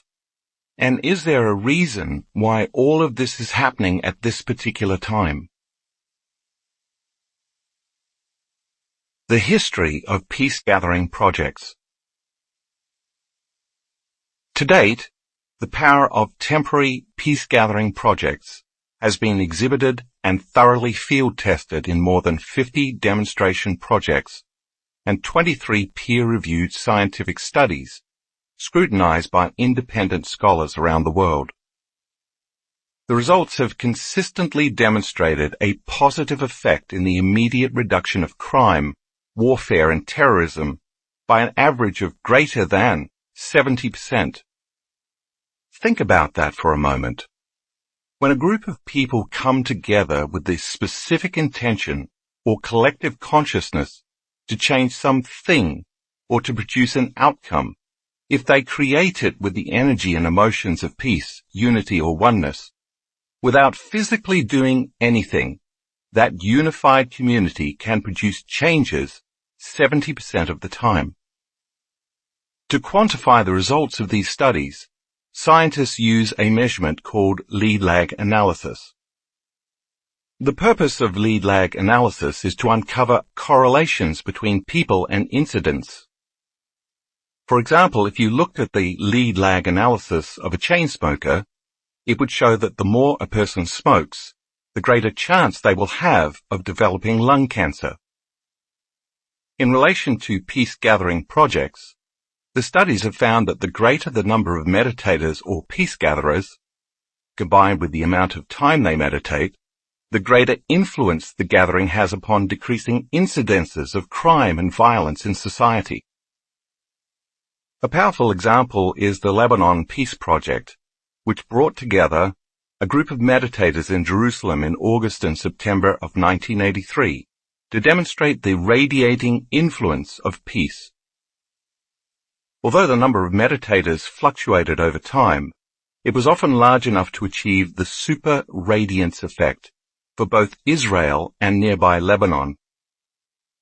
This effect happens when a group of specially trained meditators come together at the same time on a daily basis to create and radiate a positive effect on society. The results of the 2-month study showed that on days when there was a high participation of meditators, a 76% reduction of war deaths occurred. Other effects included reduced crime and fires, decreased traffic accidents, less terrorism, and increases in economic growth. The results were then replicated in 7 consecutive experiments over a 2-year period during the peak of the Lebanon War. All of this was achieved simply by combining people's intentions for peace and coherence with the elevated emotions of love and compassion.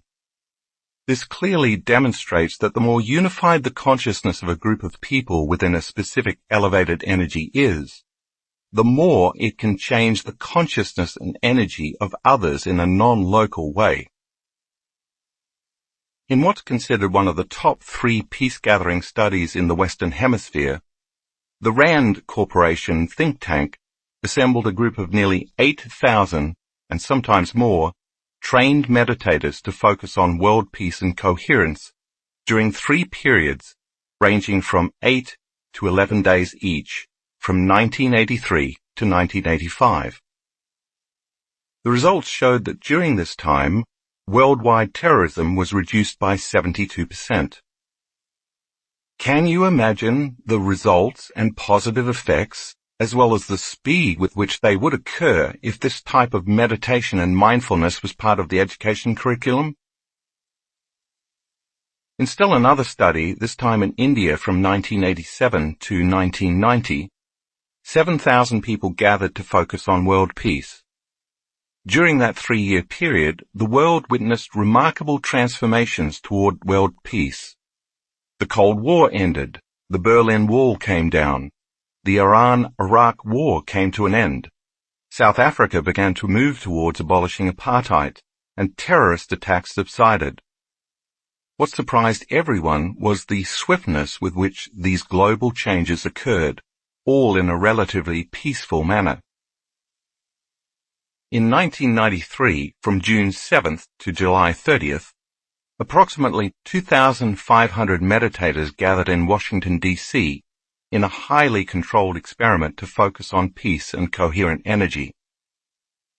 For the first 5 months of the year, violent crime had been steadily on the rise, yet soon after the study began, a significant statistical reduction in violence, as measured by FBI uniform crime reports, crime and stress in Washington, D.C. began to occur. These results point to the fact that a relatively small group of people united in love and purpose can have a statistically significant effect on a diverse population.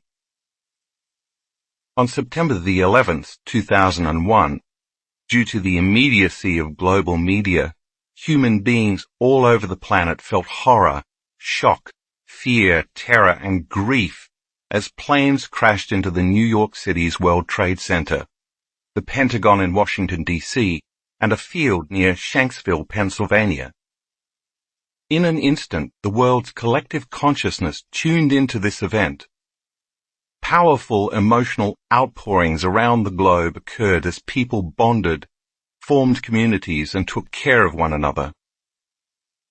During the unfolding of events on 9/11, scientists at Princeton University's Global Consciousness Project were collecting data via the Internet from more than 40 devices around the world. As data poured into a central server in Princeton, New Jersey, the scientists witnessed dramatic changes in the patterns in their random event generator. Think of a random event generator as a computerized coin toss. It's measuring heads or tails, or ones and zeros, so according to statistics, it should produce nearly 50-50 results. The dramatic changes in patterns right after the event caused the scientists to determine that the collective emotional response of people's outpouring was enough that it could actually be measured in the Earth's magnetic field.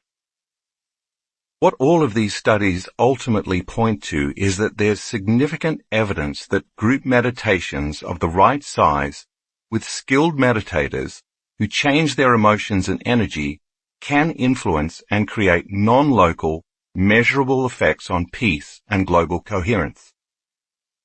If these peace-gathering projects are a force for coherence throughout a society, are there antithetical forces that could be working against humans to produce incoherence? The Earth's relationship to solar cycles. As the Earth rotates daily on its axis, every morning the sun brings light to the darkness, warmth and comfort to the chill of night, photosynthesis to plants and security to humans. It's for this reason that as far back as 14,000 BCE, adoration of the sun has been sketched onto stone tablets and cave walls. Countless mythologies, including civilizations in ancient Egypt and Mesopotamia, the Mayans and the Aztecs, and the Australian Aborigines, to name just a few, have extolled the sun as worthy of worship, as well as a source of enlightenment, illumination, and wisdom. No matter the location, most cultures have recognized the sun as the prime controller of all life on Earth, because without it, life here could not exist. For the most part, humans are electromagnetic beings, entities that constantly send and receive messages via vibrational energies, whose bodies are made up of gravitationally organized light and information. In fact, everything material in this three-dimensional world is gravitationally organized light and information. Just as we are individual electromagnetic beings, we are but a small link in the chain of an electromagnetic world, the individual parts of which cannot be separated from the whole. On a grand scale, it is impossible to deny the interconnectivity between the sun's energy, the Earth's energy, and the energy of all living species. On a micro level, all you have to do is look at the life cycle of a fruit or vegetable to understand this interdependence. The vegetable or fruit begins as a seed when environmental conditions such as water, temperature, nutrient-rich soil, and photosynthesis conspire. These conditions enable the seed to germinate. Eventually, the blossom of the seed becomes an integral part of an ecosystem, as well as the source of sustenance and nourishment for various forms of life. This complex chain and delicate balance of events all begins with the Earth's uniquely situated location in our solar system. Known as the circumstellar habitable zone, this is a range of orbital distance around a star, our Sun, in which a planet can support liquid water. While the Sun may be almost 93 million miles away, when it becomes active, it has significant consequences to life on Earth, because the Earth and the Sun are related by electromagnetic fields. The purpose of the Earth's electromagnetic field, see figure 13.1, is to protect it from the harmful effects of solar radiation and sunspots, cosmic rays, and other forms of space weather. Although not totally understood, sunspots are relatively dark, cool areas of the Sun, caused by interactions within the Sun's magnetic field. They can be up to 32,000 miles in diameter. You can think of sunspots as a cap on a seltzer bottle. If you shake the bottle and then remove the cap, it's going to produce a large release of photons, light, and other forms of high-frequency radiation. If it were not for the protection and insulation of Earth's electromagnetic fields, life as we know it could not exist, for we would be constantly bombarded by a steady stream of deadly particles. For example, when there are solar flares, the Earth's electromagnetic field protects the planet by deflecting trillions of tons of photonic emissions called mass coronal ejections. Mass coronal ejections are huge explosions of plasma and magnetic fields from the Sun's corona that can extend millions of miles into space. Their effects tend to reach the Earth an average of 24 to 36 hours after they occur. These ejections compress the Earth's field, heating the Earth's iron core. As this core becomes altered, it changes the planet's electromagnetic field. These ejections are part of solar cycles that occur approximately every 11 years, and they have the potential to disturb all living organisms on Earth. The recording of solar cycles began in 1755, but in 1915 an 18-year-old Russian boy named Alexander Chizhevsky took mankind's understanding of the Sun and its relation to the Earth to the next level when he spent his summer observing our Sun. During that summer, he began hypothesizing that periods of solar activity might have effects on the organic world. A year later, he entered World War I, and when not fighting for Russia, he again cast his observations towards the Sun. He noticed in particular that battles tended to wax or wane depending on the strength of solar flares. See graphic 14 in the color insert. Chizhevsky later compiled the histories of 72 countries from 1749 to 1926, comparing the annual number of important political and social events, such as the start of wars, revolutions, outbreaks of diseases and violence, with increased solar activity, demonstrating a correlation between the Sun's activity and human excitability. Equally interesting, solar activity has also been associated with great human flourishing, including innovations in architecture, science, the arts, and social change. Every place where you see the red line spiking in the graphic represents an active solar flare or sunspot that occurred between the years 1750 and 1922. The blue lines represent historically important events that took place within the same period.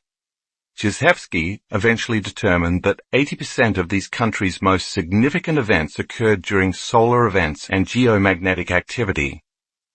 The solar release of energy, which is always carrying information, seems to be in almost perfect coherence with the activities, the energy, and the consciousness of our planet. It just so happens that at the time of this writing, in 2017, we are in the midst of a very active solar cycle. In the past decade, much has been said about how this solar energy is affecting the planet and all of life that inhabits it. In 2012, doomsayers thought the end of the Mayan calendar, which correlates to the December solstice, meant the end of the world was at hand. Today, astrologers talk about the age of Aquarius. An astrological age is a period consisting of approximately 2,150 years that corresponds to the average time it takes for the vernal equinox to move from one constellation of the zodiac into the next, and how it will usher in a new awareness for humanity. Astronomers and cosmologists talk about galactic alignment, a rare astronomical event occurring every 12,960 years that brings the Sun into alignment with the center of the Milky Way galaxy. Regardless of what you believe, all of these occurrences point to solar cycles that increase the energy coming toward the Earth from the Sun. Since we are electromagnetic beings connected to the Earth through electromagnetic fields, and shielded from the Sun by electromagnetic fields, this increase in energy from the Sun is going to change both the energy of the Earth and our personal energy. This means that this new energy has the potential to influence human beings in either positive or negative ways, depending on our individual energy. For example, if you are feeling separation, living by survival emotions, and enslaved to the hormones and chemicals of stress, your brain and heart are going to fire incoherently. This will cause your energy and awareness to become divided and out of balance, and the increase in energy from the Sun is going to enhance that state of being. Therefore, if you are living in incoherence, that incoherence is going to become amplified. By the same means, if you are living in the coherent alignment of head and heart, working daily in your meditations to connect to the unified field, and to overcome your limited beliefs and attitudes, you are going to be propelled even further into the truth and understanding of who you are and what your purpose is. The bottom line is that we are in the midst of an initiation, and it is going to take a tremendous amount of will, awareness and consciousness to stay focused so as not to succumb to these excitable energies. If we can maintain our focus, then instead of being victims of the uncertainty, we can transmute this energy into greater degrees of orderliness, coherence, and even peace, both personally and globally. In the simplest terms, this energy is going to endorse who you are being. That is, how you are thinking and feeling. The Schumann resonance. In 1952, German physicist and professor W.O. Schumann hypothesized that there were measurable electromagnetic waves in the atmosphere in the cavity or space between the Earth's surface and the ionosphere. According to NASA, the ionosphere is an abundant layer of electrons, ionized atoms and molecules that stretches from approximately 30 miles above the surface of the Earth to the edge of space, about 600 miles up. This dynamic region grows and shrinks, and further divides into subregions, based on solar conditions, and it's a critical link in the chain of Sun-Earth interactions. It's this celestial power station that makes radio communications possible. In 1954, Schumann and H. L. Koenig confirmed Schumann's hypothesis by detecting resonances at a main frequency of 7.83 Hz. Thus, the Schumann resonance was established by measuring global electromagnetic resonances generated and excited by lightning discharges in the ionosphere. You can think of this frequency as a tuning fork for life. In other words, it acts as a background frequency influencing the biological circuitry of the mammalian brain, the subconscious brain below the neocortex, which is also the home of the autonomic nervous system. The Schumann frequency affects our body's balance, health, and very nature as mammals. In fact, the absence of the Schumann resonance can cause serious mental and physical health issues in the human body. This was demonstrated through research by German scientist Rutger Weaver from the Max Planck Institute for Behavioral Physiology in Erlangen-Andechs, Germany.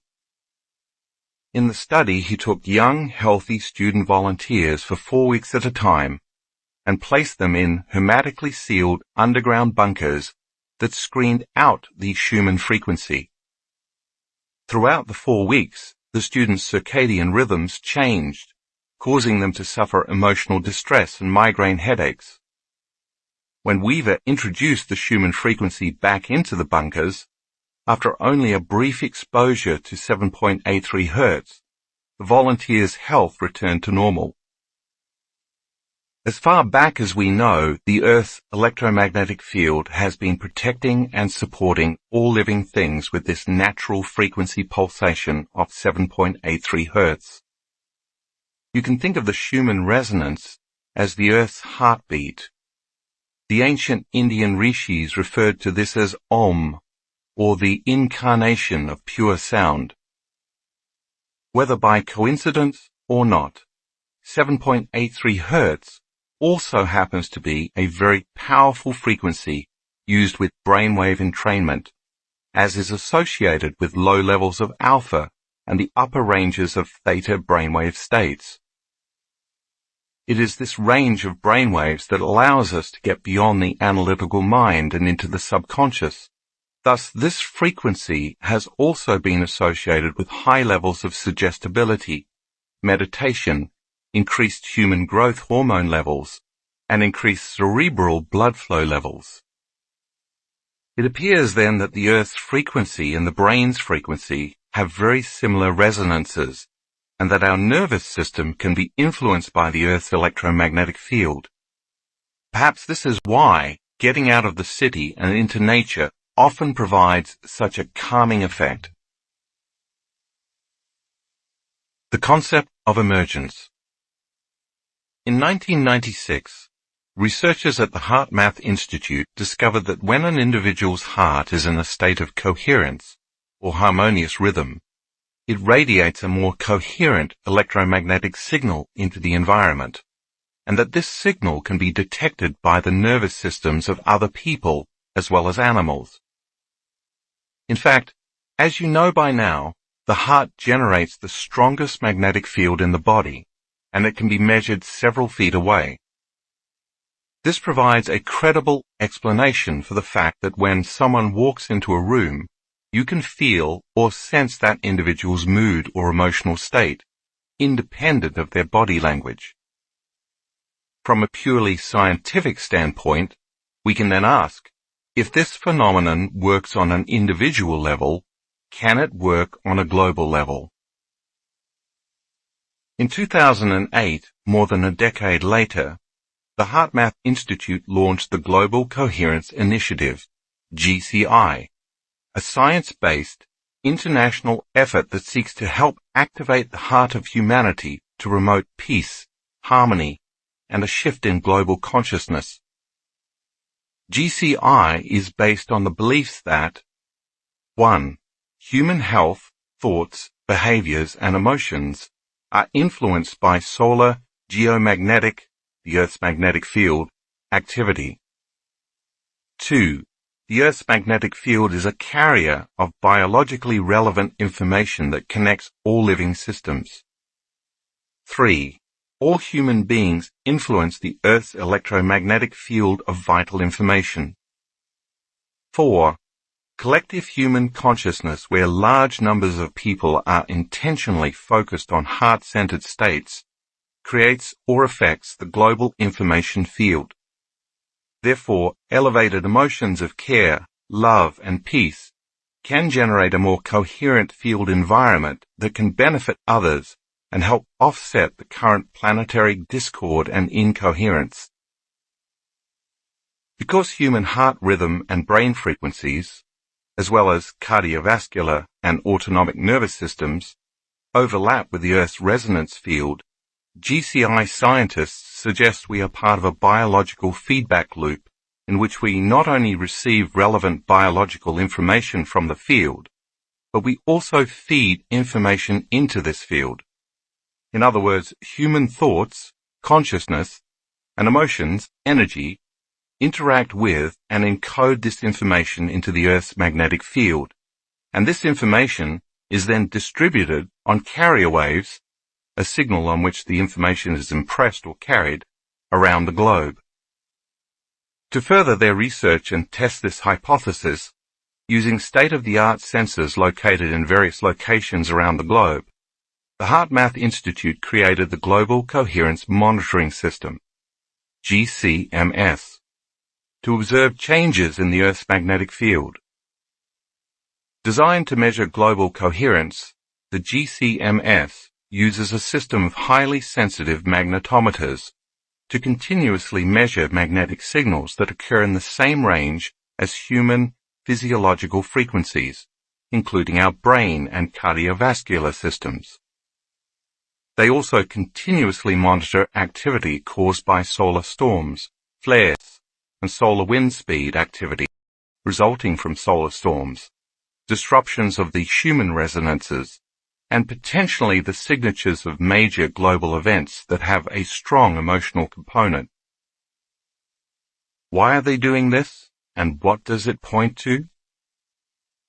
If you can intentionally create a coherent electromagnetic field around your body, and you are related or connected to someone in your life who is also intentionally creating an electromagnetic field around their body, the waves of this shared field would begin to synchronize in a non-local way. As the waves from both individuals synchronize, they generate bigger waves and stronger magnetic fields around you, connecting you to the Earth's electromagnetic field with an increased field of influence. If we could create a community of people scattered all over the world, with each individual intentionally raising the energy of their own personal field toward greater peace, isn't it possible that this community could begin to produce a global effect within the Earth's electromagnetic field? This intentional community could then create coherence where there is incoherence, and order where there has been disorder. The evidence from peace-gathering studies suggests that our thoughts and feelings do in fact have a measurable effect on every living system. You may have heard of this as the concept of emergence. Envision the synchronicity of a school of fish or a flock of birds flying in unison, where all creatures appear to be operating from one mind, connected by an invisible field of energy in a non-local way.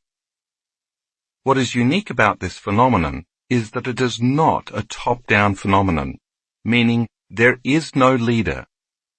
Instead, it is a bottom-up phenomenon, meaning everyone is leading because they are acting as one mind. When a global community comes together in the name of peace, love, and coherence, according to emergence, we should be able to produce an effect in the Earth's electromagnetic field, as well as in each other's fields. Just imagine, then, what it would be like if we were all behaving, living, thriving, and operating as one.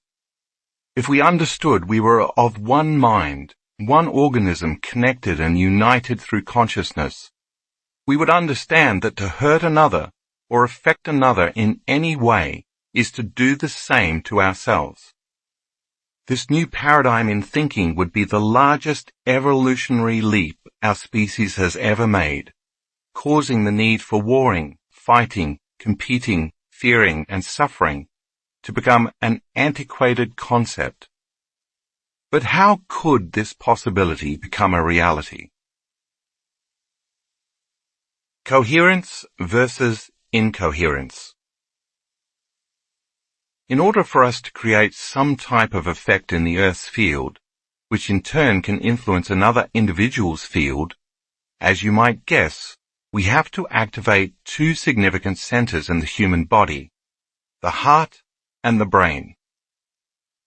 As we learned in Chapter 4, while the brain is of course the center of consciousness and awareness, the heart, the center of oneness, wholeness, and our connection to the unified field, has its own brain.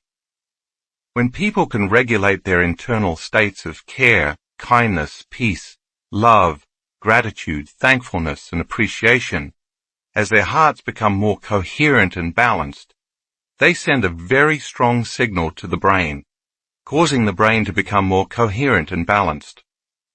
This is because the heart and the brain are in continuous communication with each other.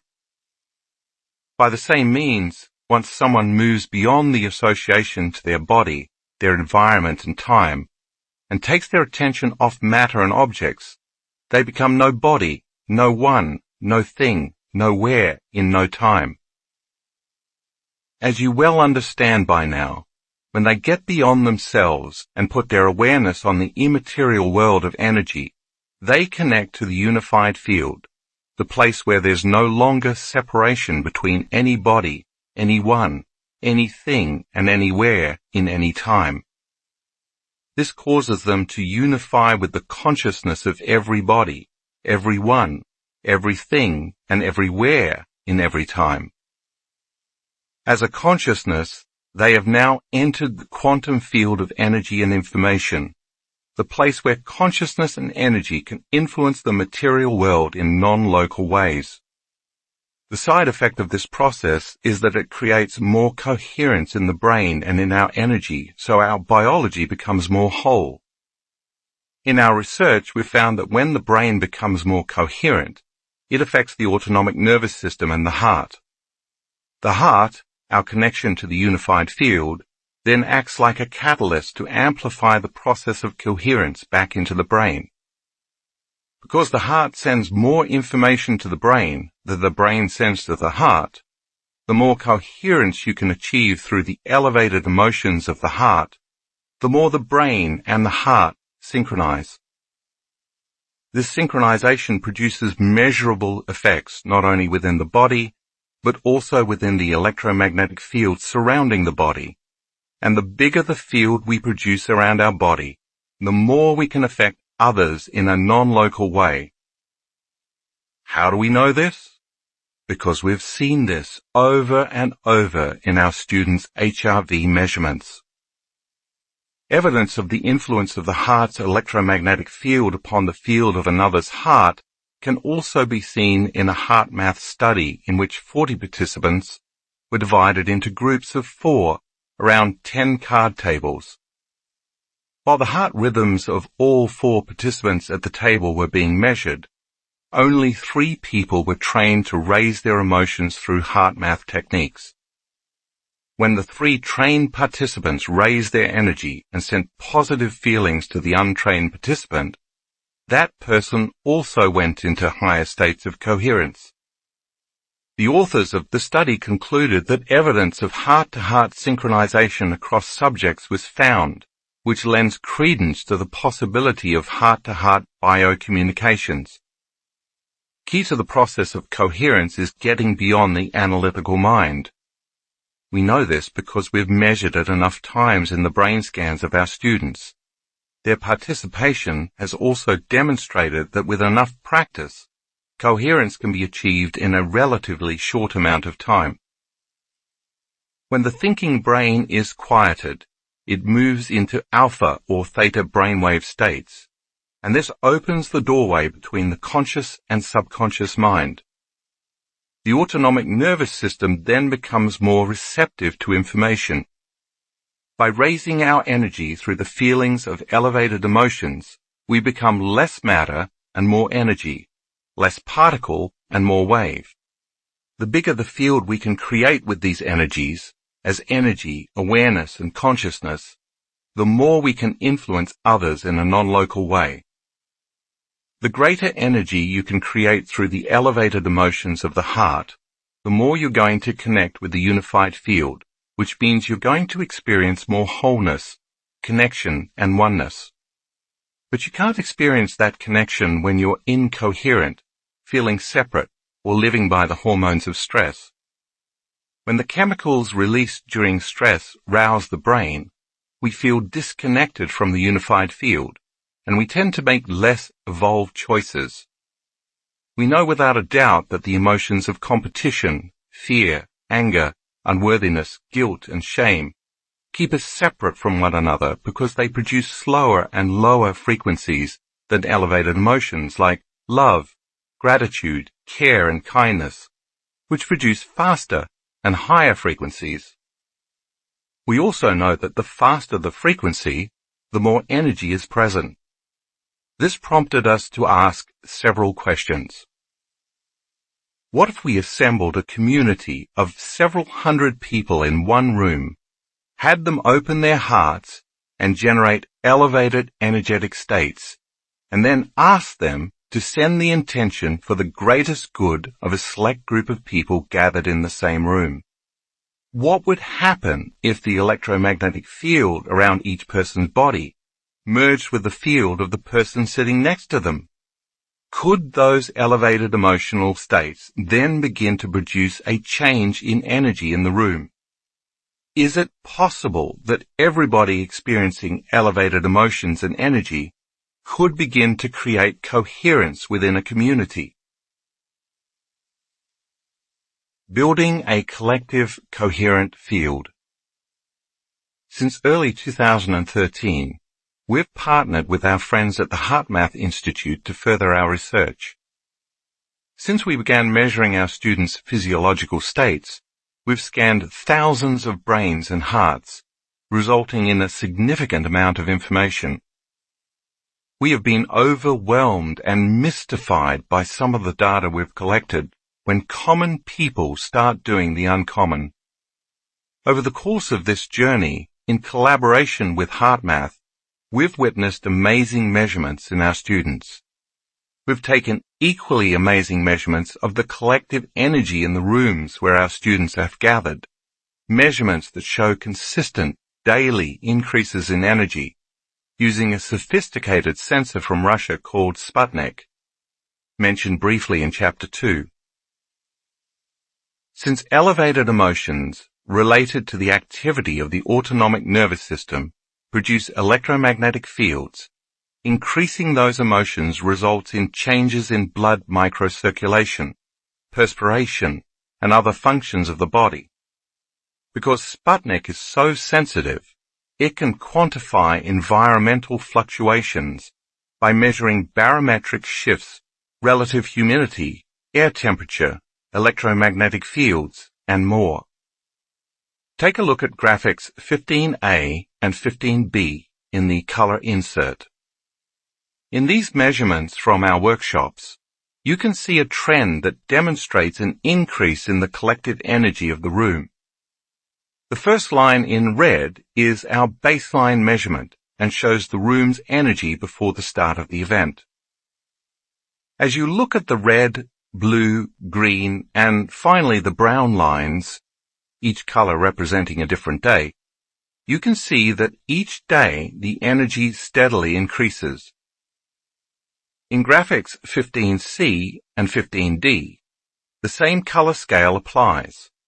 However, these measurements reflect specific time intervals during each day's morning meditations. This means our students are getting better at raising the energy of the room by creating more unified coherence. The Sputnik readings demonstrate that the collective energy created by our students from the first day of the workshop to the final day consistently makes incremental increases. Within that trend, we've found that most groups are extremely focused and the energy rises every day. About 1/4 of the time, the energy stays relatively the same for the first day or two, but in the following days, the energy increases significantly.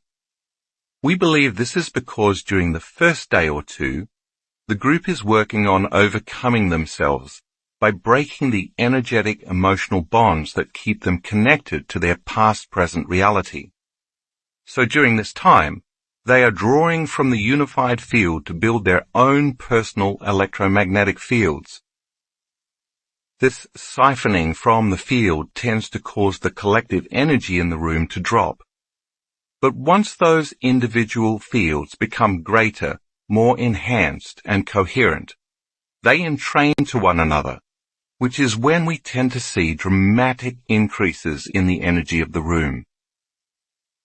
Figure 13.2 shows that when two coherent waves come together, they create a bigger wave. This is called constructive interference. The bigger the wave, the higher the amplitude of energy. As a result of our students' more coherent waves coming together during our workshops, the energy of the group field increases, and then there's more energy to heal and to create or access greater levels of mind, which can sometimes lead to mystical experiences. My team and I have been consistently humbled by our students' profound healings, their ability to increase and regulate elevated states, and their reports of mystical experiences or acute insights into their lives as a result of learning how to regulate their brainwaves, open their hearts, and go into coherence. Some of these occurrences could be labeled as miracles, but we believe it's just a part of the process of becoming supernatural. This led us to wonder if our students could affect the nervous systems of others, and if so, what the implications of that would be. These questions would spark the birth of Project Coherence. Project Coherence. In collaboration with the HeartMath Institute, we performed numerous experiments whereby we took a small, random sampling of about 50 to 75 people at our advanced workshops, attached HRV monitors to their chests, and placed them in the front row of the room for 3 meditations over the course of 24 hours. Since HRV not only provides insight into the coherence of the heart, but also gives us information about the brain and emotions, we wanted to measure subjects' HRV for a full 24 hours. To start the meditation, everyone in the room placed their attention on their heart center and began breathing through this center slowly and deeply, as you learned to do in Chapter 7.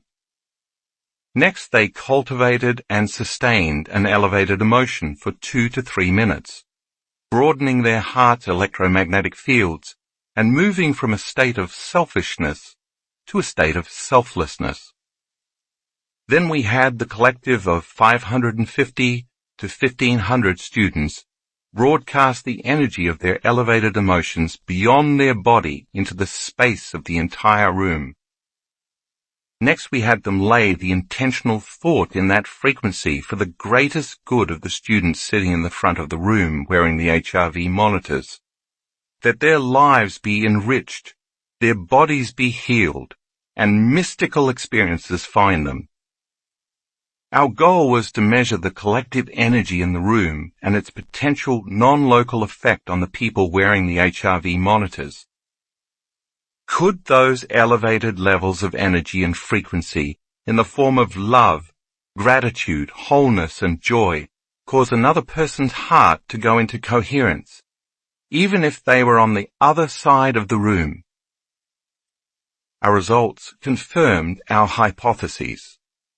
Not only did the broadcast energy produce a coherent effect on the people wearing the HRV monitors, but each of their hearts went into coherence at the exact same time, in the exact same meditation, on the exact same day.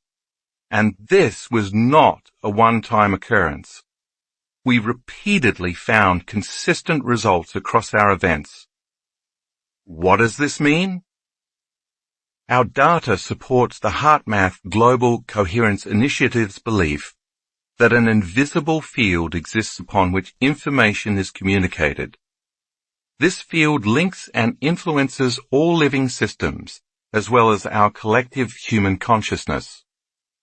Because of this field, information is communicated non-locally between people at a subconscious level through the autonomic nervous system.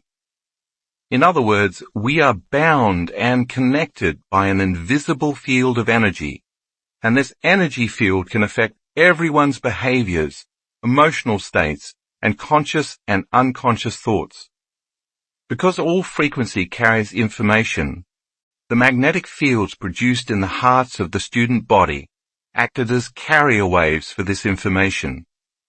If at our workshops we can produce non-local effects on others, shouldn't our elevated, heart-centered emotions be able to produce non-local effects on our children, partners, co-workers, or anyone we have a relationship or share a connection with?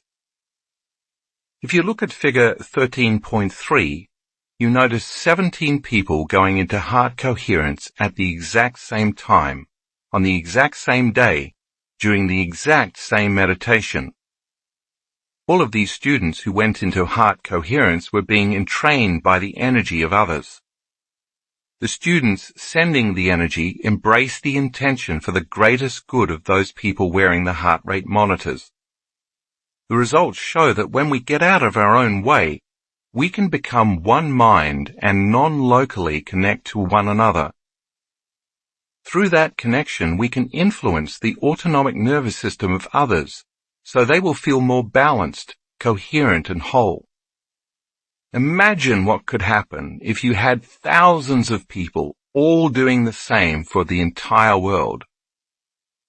Shortly after these global meditation events, our students began sending us emails asking that since we showed that we could indeed create a measurable change in the energy of a room where 550 to 1,500 people were gathered, could we then produce the same effect on a global scale?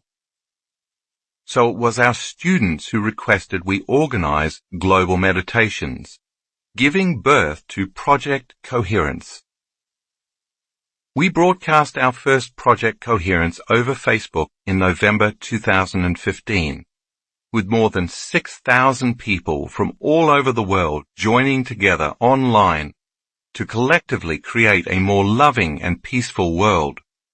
In our second meditation, more than 36,000 online viewers participated, and in our third global meditation, more than 43,000 joined forces. It is our intention to continue to host these Project Coherence events, each time creating a stronger, radiating influence of peace and love over the planet. In time, we hope to measure these effects. Project Coherence Meditation. Start by acknowledging your heart center. With focus and awareness, lock into that center. Open your focus and begin to become aware of the space it occupies in space, as well as the space around the space your heart occupies in space. Then move as a thought and an awareness into the center of the earth and radiate your light beyond the earth in space. All I want you to do is raise your frequency and hold on to that emotion. Still as a consciousness and awareness, slowly move away from the earth and then take the earth as a thought and place it in your heart. As you hold the entire planet in your heart, raise the frequency of the earth as a thought and broadcast that energy beyond your body in space. Radiate your love into the earth. Chapter 14. Case Studies. It Could Happen to You. In this final set of supernatural case studies, please note that none of the people you'll read about here tried to make anything happen. They simply had an intention and at the same time surrendered the outcome to something greater. When they hit that moment, whether it was a healing or a mystical experience, their personality wasn't creating the experience. Something greater came through them and did it for them. They connected to the unified field, and it was their interaction with this intelligence that moved them in some way. As you know by now, after everything you have read in this book, that intelligence also lives within you. Divine. Can you hear me? In 2014, Stacy began experiencing severe headaches. For 25 years, she had worked in healthcare as both a registered nurse and an acupuncturist. She had always maintained a healthy lifestyle and rarely took medications, so the sudden appearance of headaches so excruciating they nearly caused her to black out was alarming. After a year of exploring countless alternative therapies, she finally went to a doctor who ordered a CAT scan. The diagnosis was a meningioma, a benign tumor that wraps around certain nerve tissue in the spinal nerves. Stacy's was sitting on or near her 8th cranial nerve, which began obstructing her acoustic nerve and creating significant changes in her neurological functions. The acoustic nerve has 2 branches, one for hearing and the other for balance. So, in addition to unrelenting pain and loss of hearing, she was dizzy and nauseated. As the lesion grew, it also began pushing against another cranial nerve that ran along her face and continued down into her shoulder, resulting in a diagnosis of Pitcher's shoulder. Soon, she also experienced pain in her eye. According to her physician, the only solution was a craniotomy, which basically entailed drilling a large hole in the back of her head to remove the tumor. Stacy did not want to pursue this path, so she continued exploring other healing modalities. By the time she attended her first weekend workshop in Seattle in 2015, she estimated she had lost 70% of her hearing in her left ear. In the fall of 2016, she attended her first advanced workshop in Cancun, where she felt herself surrender at a whole new level. Then, in the winter of 2017, she attended another advanced workshop in Tampa.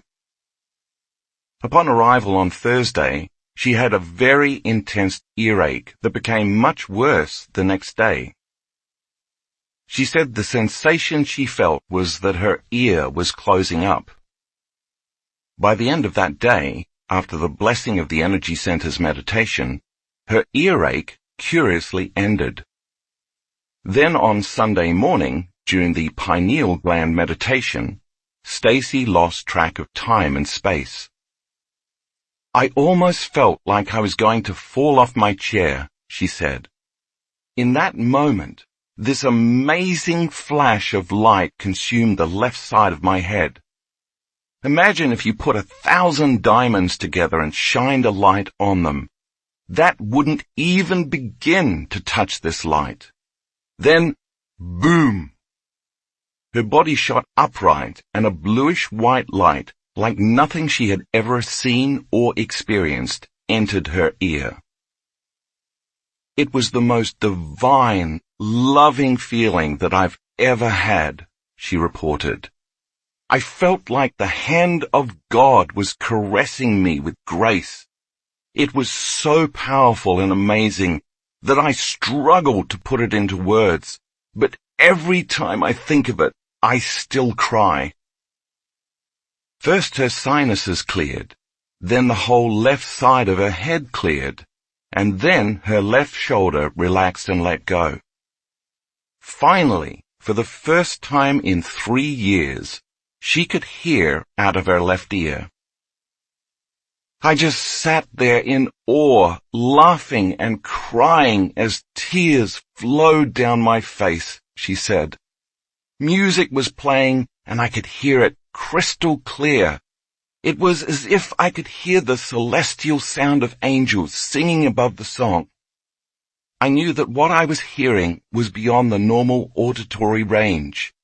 The energy continued to move through the back of the left side of my head, which for years had felt like cement.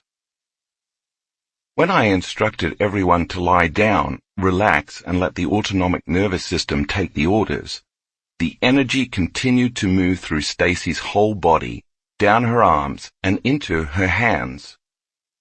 She began to shake uncontrollably.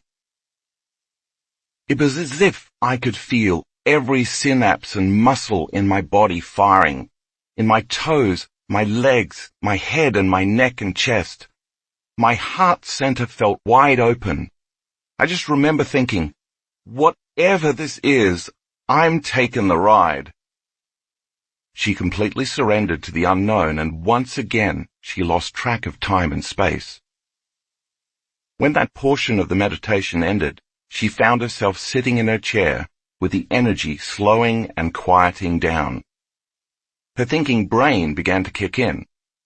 Even though she could hear, she began to doubt what had just occurred. Perhaps her ear was not totally healed. Perhaps the tumor was still present. Or perhaps she wasn't even worthy of healing. No sooner did she have that thought than the energy and light appeared in front of her. But this energy was different. It was red like the heart and blue like energy, and it was three-dimensional, she remembered.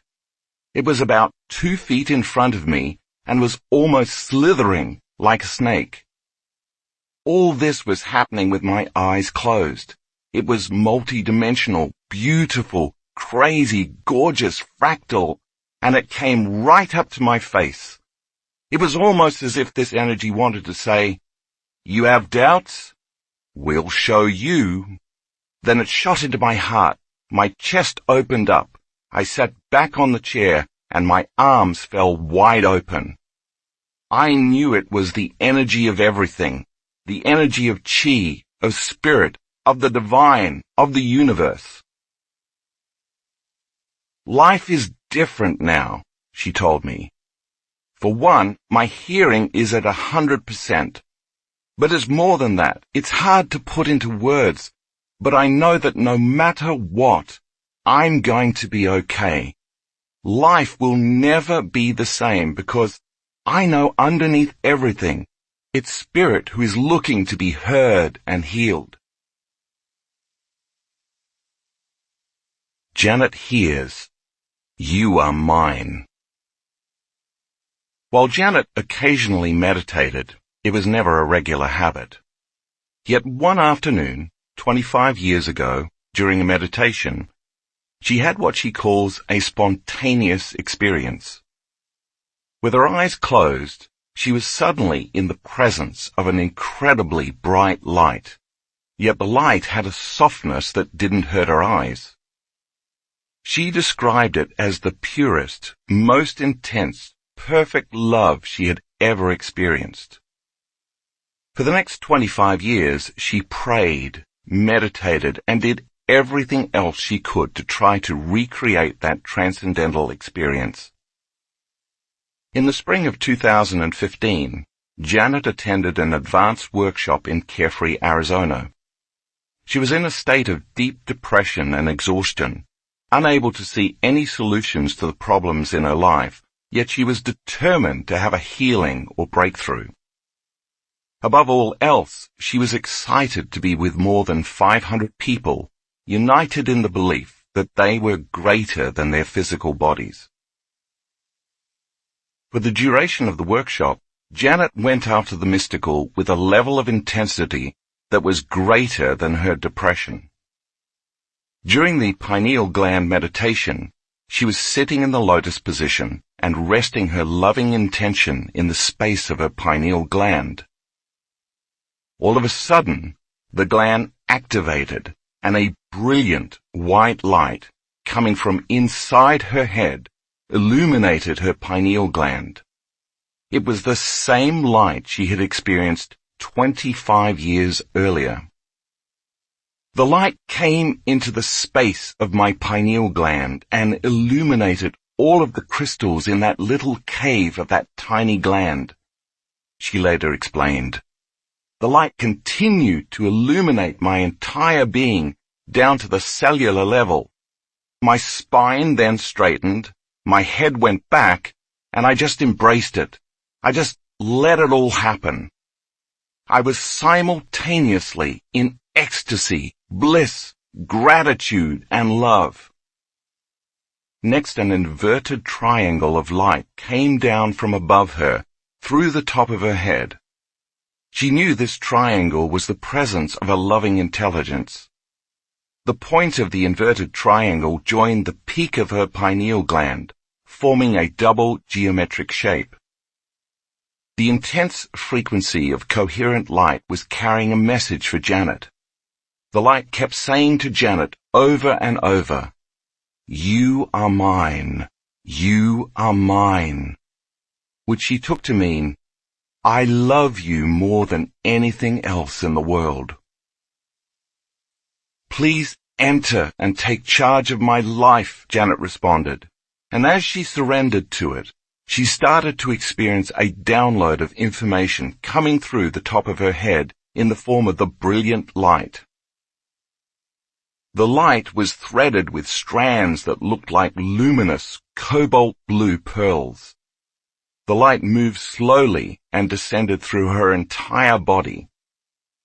This energy was the result of a reverse torus field, the field that moves in the opposite direction of the upward field created during the breath. And it was energy from the unified field, from beyond the visible light spectrum and beyond our senses.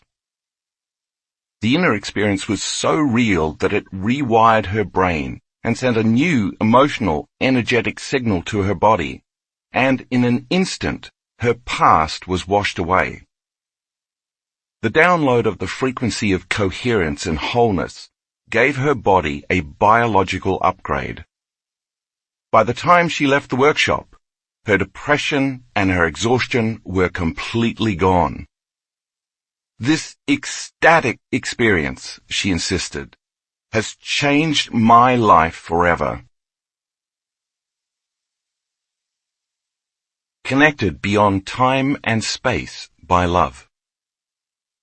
During a Project Coherence meditation broadcast from Lake Garda, Italy, participants from all over the world joined us in the belief that we are more than just matter, bodies and particles, and that consciousness influences matter and the world.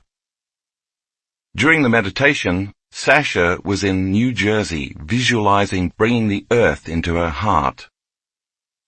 When we went to the heart, I felt all these shoots and leaves growing from my heart center and through my body, she told me.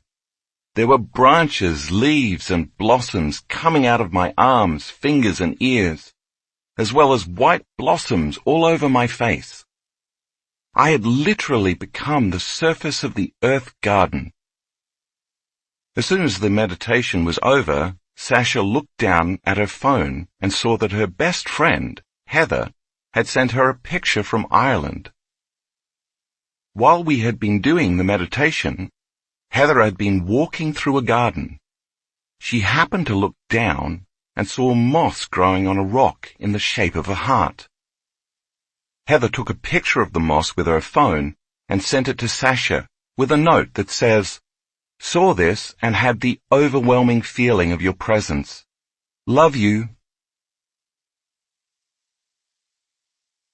Donna helps souls cross over. When Donna attended her first weekend workshop in 2014 in Long Beach, California, she never would have called herself a meditator. She'd only meditated a handful of times before. A technical writer, she had a very analytical mind. But that's the beauty of this work. When you have no expectations, you are often more open to wherever the experience takes you. So she was totally taken by surprise when at some point during one of her meditations that weekend, she slipped out of her everyday consciousness and found herself surrounded by hundreds of interdimensional beings.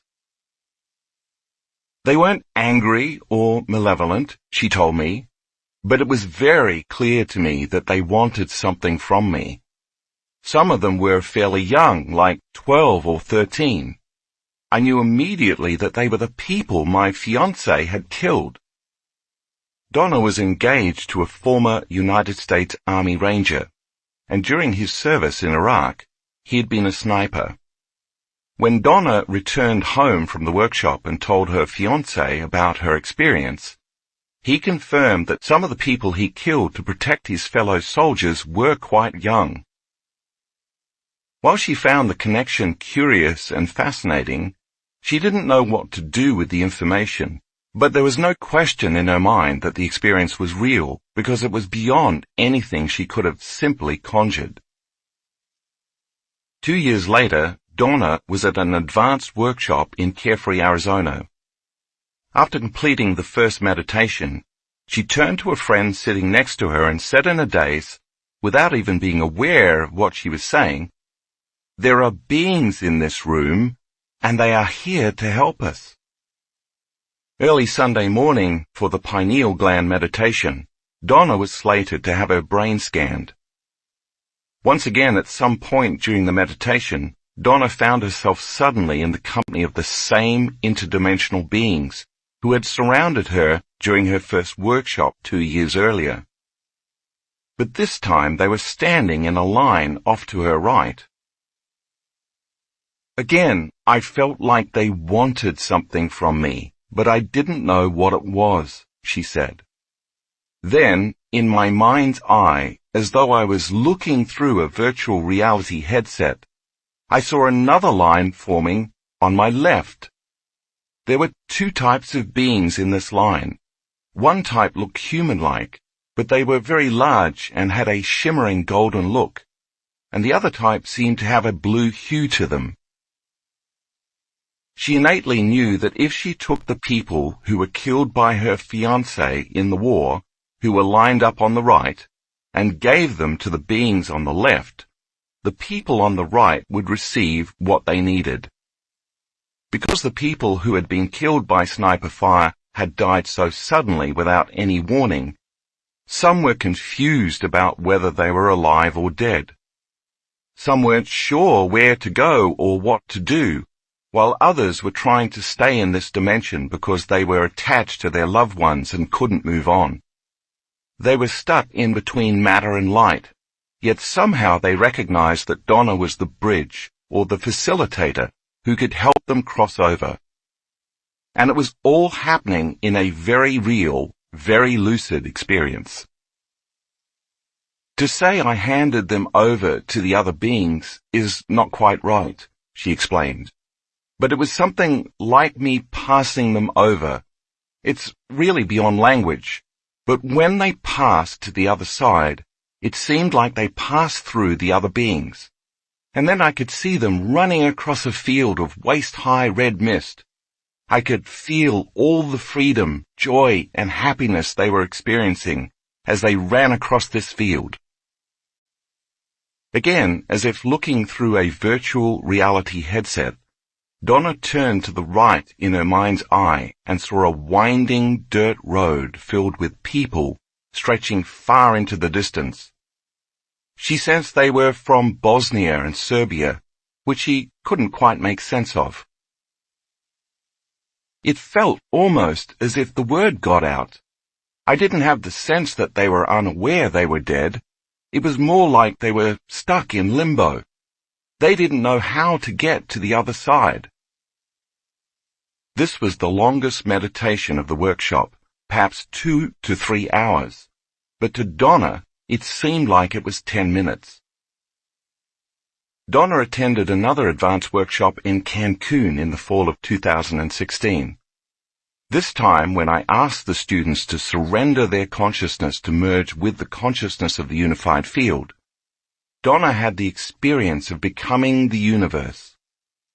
She went from the consciousness of somebody, something, someone, somewhere, in some time, to the consciousness of nobody, no thing, no one, nowhere, in no time, to the consciousness of everybody, everything, everyone, everywhere, in every time.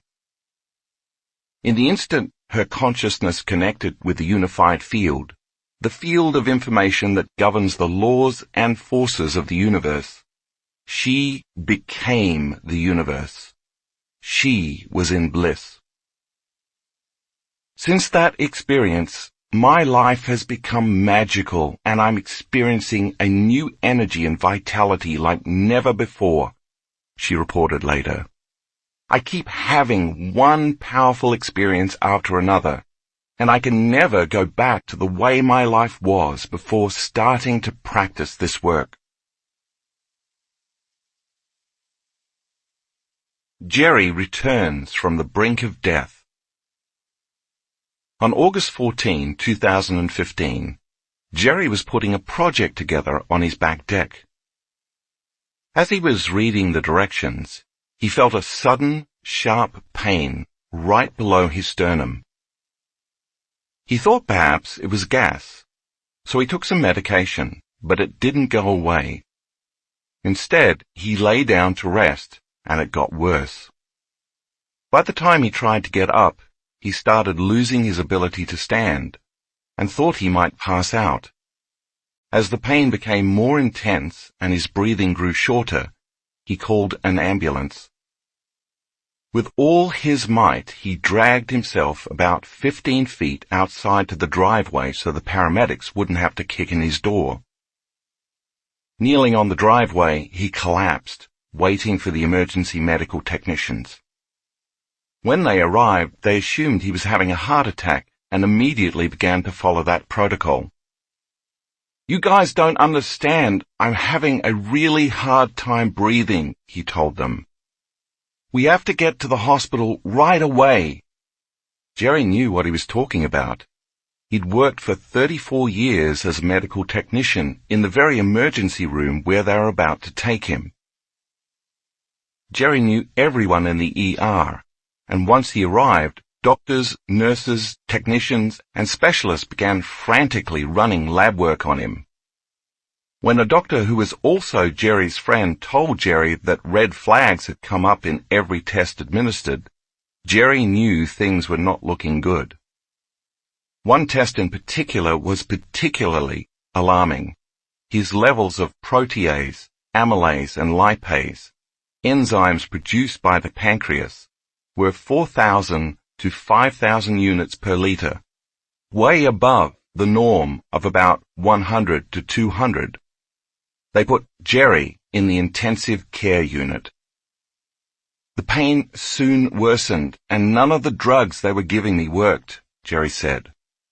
They told me that a duct to my gallbladder had been blocked, and it was causing trouble in my pancreas.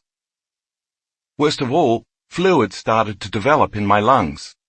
I was now down to 80% breathing capacity in both lungs. That's when the doctors put me on a ventilator, and I knew things were bad. The doctor then asked his team to turn on the TV to Boston, allowing the doctor to have an immediate teleconference with other doctors in a larger hospital in the nearest big city. In all the time I'd worked at the hospital, I'd only seen the TV to Boston come on a few times for the most serious of traumas or for people who are dying, Jerry said. It means they have no idea what is happening. When a doctor you have trusted for years tells you they don't know what's going on, well, that's when my stress hormones started to kick into high gear.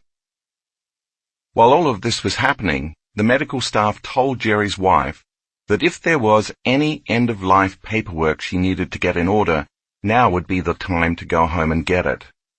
She left, sobbing. Jerry soon realized he needed to start taking care of himself. He knew that if he allowed the stress hormones to start taking over, he was not going to win. I went from being a guy who hadn't been sick in years, who did yoga all the time and ate well, to all of a sudden being in the ICU. I kept telling myself, I can't go down this road. I can't give in to the fear. So I didn't. Since he'd recently read my book, You Are the Placebo, he started thinking, I gotta change these thought patterns. I can't allow these thoughts to make more cortisol to get into the body and start doing more damage to what's left of me. The doctors eventually found out that Jerry had a large mass blocking a duct in his pancreas.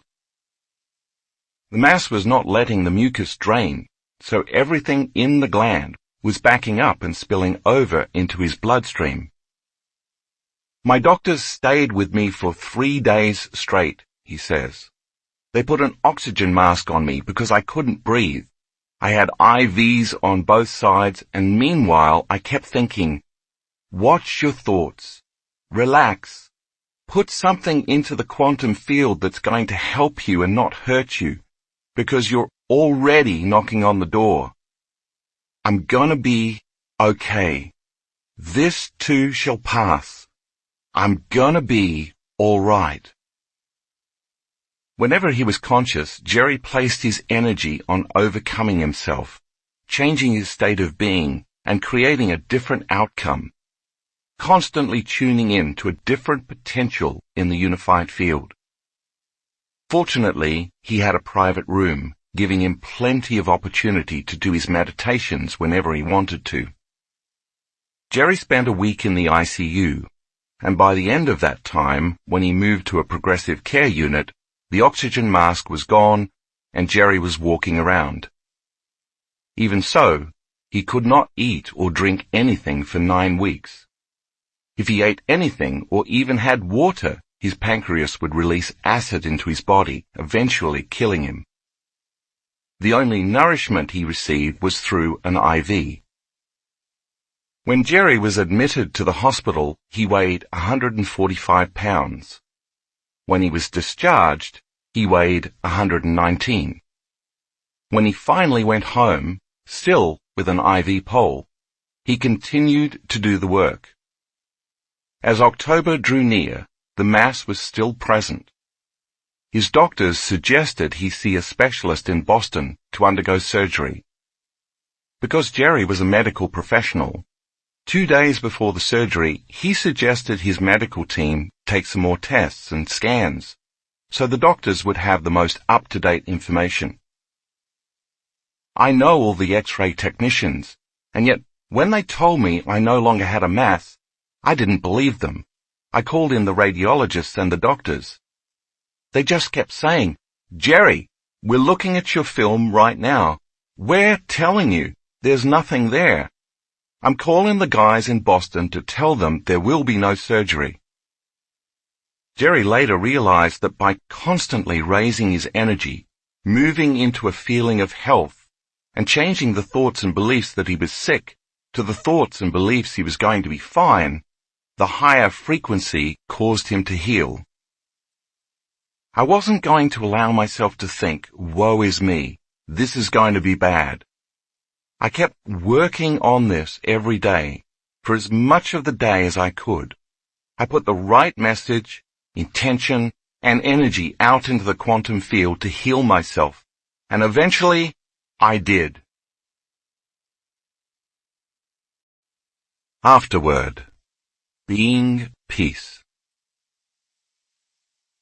What I hope you take away from this book is that it's not enough to change your state of being only when you meditate. It's not sufficient to just think and feel peace with your eyes closed, and then open them and carry on throughout the day in limited, unconscious states of mind and body. In many of the peace-gathering projects and studies mentioned in Chapter 13, when the experiments concluded, very often the reduced violence and crime returned to their former baseline levels, This means that we actually have to demonstrate peace, which requires us to get our bodies involved, and that means we have to move from thinking to doing. Every time we change our state of being and begin our day by opening our hearts to the elevated states that connect us to a love for life, a joy for existence, the inspiration to be alive, a state of gratitude that our future has already happened, and a level of kindness toward others, we must carry, maintain, and demonstrate that energy and state of being throughout the day, whether we are sitting, standing, walking, or lying down. Then when upsetting events occur in our lives or in the world, if we demonstrate peace rather than unconsciously act in predictable, so-called natural reactionary ways, expressing anger, frustration, violence, fear, suffering, or aggression, we are no longer contributing to the world's old consciousness. By breaking that cycle and demonstrating peace by example, we give others permission to do the same. Because knowledge is for the mind and experience is for the body, when we move from thinking to doing and experience the corresponding emotions of peace and inner balance, the moment we begin to embody peace is when we really begin to change the program. By tempering those reactive behaviors, and thus no longer creating the same redundant experiences and emotions, we no longer fire and wire the same circuits in the brain. This is how we cease conditioning the body to live in the self-limiting emotions of the mind, and this is how we change ourselves and our relationship to the world around us. Every time we do this, we are literally teaching our body to chemically understand what our mind has intellectually understood. This is how we select and instruct the latent genes that cause us to thrive, not just survive. Now peace is within us, and we are knocking on the genetic door to biologically become exactly that. Isn't that what every great charismatic leader, saint, mystic, and master throughout history has continually preached? Of course it's going to feel unnatural in the beginning to go against years of automatic conditioning, unconscious habits, reflexive emotional reactions, hardwired attitudes, and generations of genetic programming. But that is exactly how we become supernatural. To do what feels unnatural means going against how we have all been genetically programmed or socially conditioned to live when we are threatened in some way. I'm sure any creature that is broken from the consciousness of the tribe, the pack, the school, or the herd in order to adapt to a changing environment must have felt the discomfort and uncertainty of the unknown. But let's not forget that living in the unknown means that we are in the realm of possibility. The real challenge is not to return to the level of mediocrity that the prevailing social consciousness agrees on merely because we don't see anyone else doing what we are doing. True leadership never needs confirmation from others. It just requires a clear vision and a change in energy. That is, a new state of being that is sustained for a long enough period of time and executed with a strong enough will that it causes others to raise their own energy and become inspired to do the same. Once they do raise themselves from their own limited state of being to a new energy, they see the same future that their leader sees. There is power in numbers. After all my years of teaching people about personal transformation, I know no one changes until they change their energy. In fact, when someone is truly engaged in change, they are less likely to talk about it and more prone to demonstrate it. They are working on living it. This requires awareness, intent, staying present, and constant attention to their inner states. Perhaps the biggest hurdle is not only being uncomfortable, but also being okay with being uncomfortable, because discomfort is our challenge to grow. It makes us feel more alive. After all, if stress and the survival response are the result of not being able to predict our future, thinking or believing that we are unable to control an outcome or that things are going to get worse, then opening our minds and hearts to believe in possibility requires going against thousands of years of genetically hardwired survival traits. We must lay down the very thing that we have always used to get what we want for something much better to occur. To me, that's true greatness.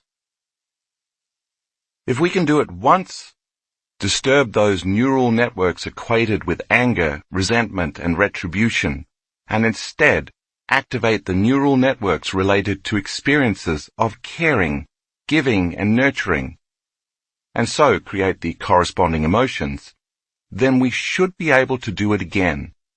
And the repetition of these choices will neurochemically condition our mind and body to become one. When the body knows how to do this, as well as the mind, it becomes innate, familiar, easy, and second nature. Then thinking and demonstrating peace, which once required focused awareness, becomes a subconscious program.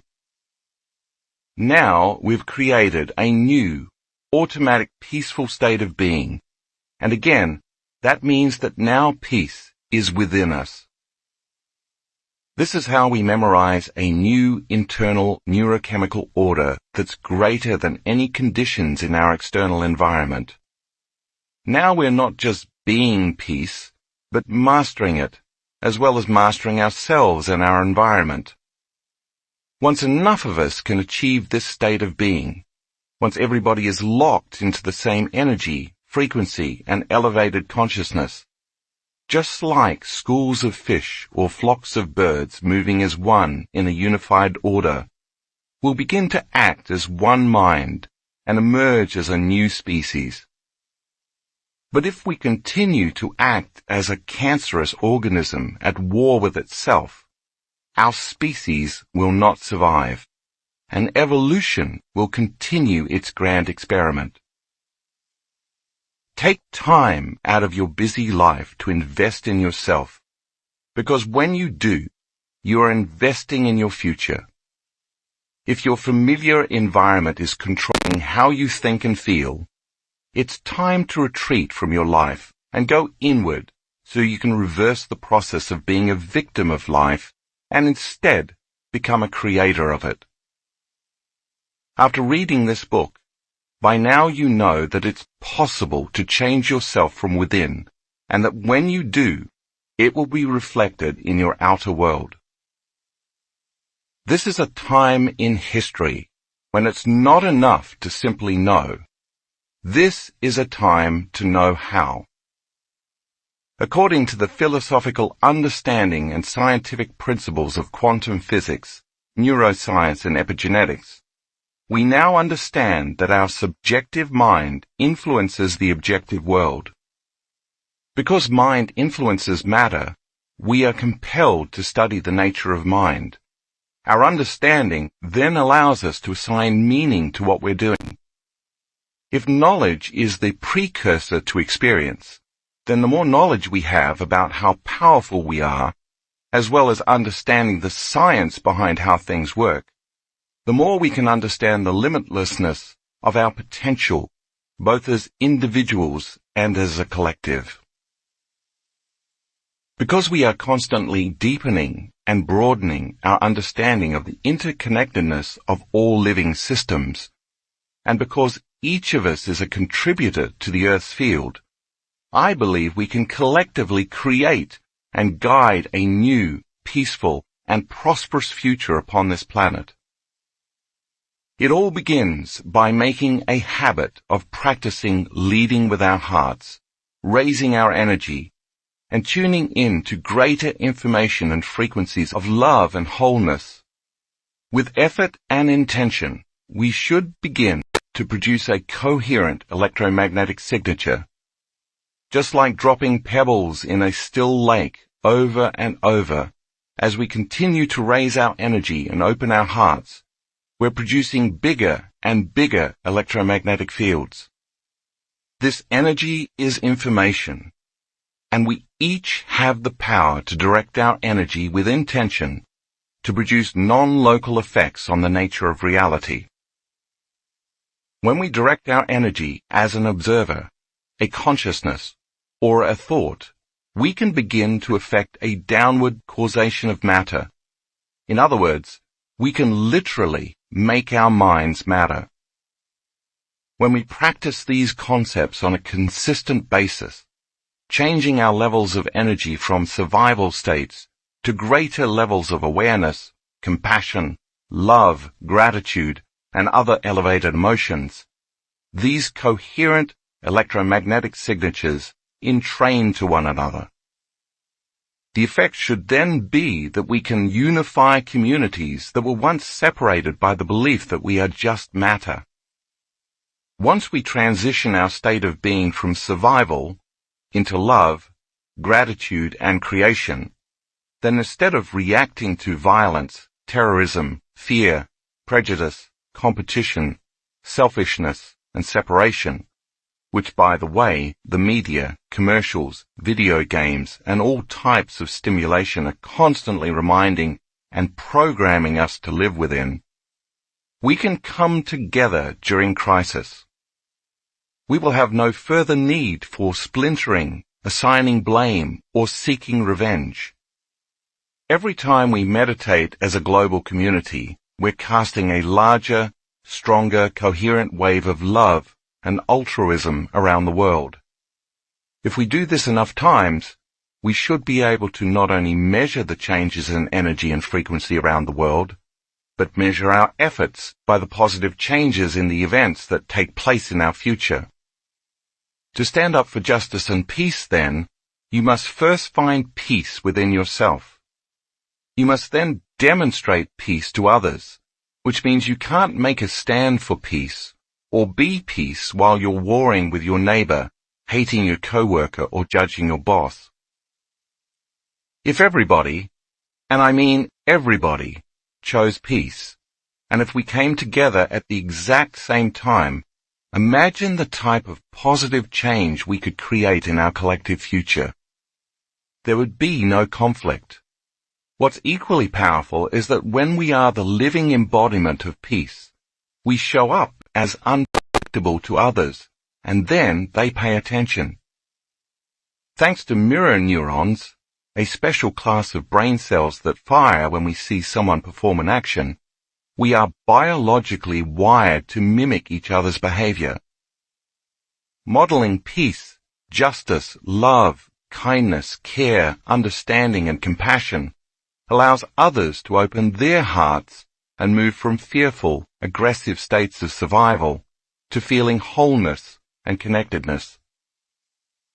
Think what would happen if we all understood how interconnected we were to one another and to the field, rather than feeling separated and isolated. We might actually begin to take responsibility for our thoughts and emotions, because we would finally understand our state of being affects all of life. This is how we begin to change the world, by first changing ourselves. The future of humanity does not rest on one person, leader, or messiah with a greater consciousness to show us the way. Rather, it requires the evolution of a new collective consciousness, because it is through the acknowledgement and application of the interconnectedness of human consciousness that we can change the course of history. While it appears old structures and paradigms are collapsing, we should not face this with fear, anger, or sadness, because this is the process by which evolution and new things occur. Instead, we should face the future with a whole new light, energy, and consciousness. As I have mentioned, the old has to fall apart and fall away before something new flourishes. Integral to this process is not squandering our energy by emotionally reacting to leaders or people in power. When they capture our emotions, they capture our attention, and thus they have captured our energy. This is how people gain power over us. Instead, we must make a stand for principles, values, and moral imperatives like freedom, justice, truth, and equality. When we achieve this through the power of the collective, we will unite behind the energy of oneness rather than be controlled by the idea of separation. This is when standing up for truth is no longer personal, but through unifying and building community becomes universal. I believe we are on the verge of a great evolutionary jump. Another way to say it is that we are going through an initiation. After all, isn't an initiation a rite of passage from one level of consciousness to another? And isn't it designed to challenge the fabric of who we are so we can grow to a greater potential? Maybe when we see, remember, and awaken to who we truly are, human beings can move as a collective consciousness from a state of surviving into a state of thriving. It's then that we can emerge into our true nature and fully access our innate capacity as human beings, which is to give, to love, to serve, and to take care of one another and the earth. So why not ask yourself every day, what would love do?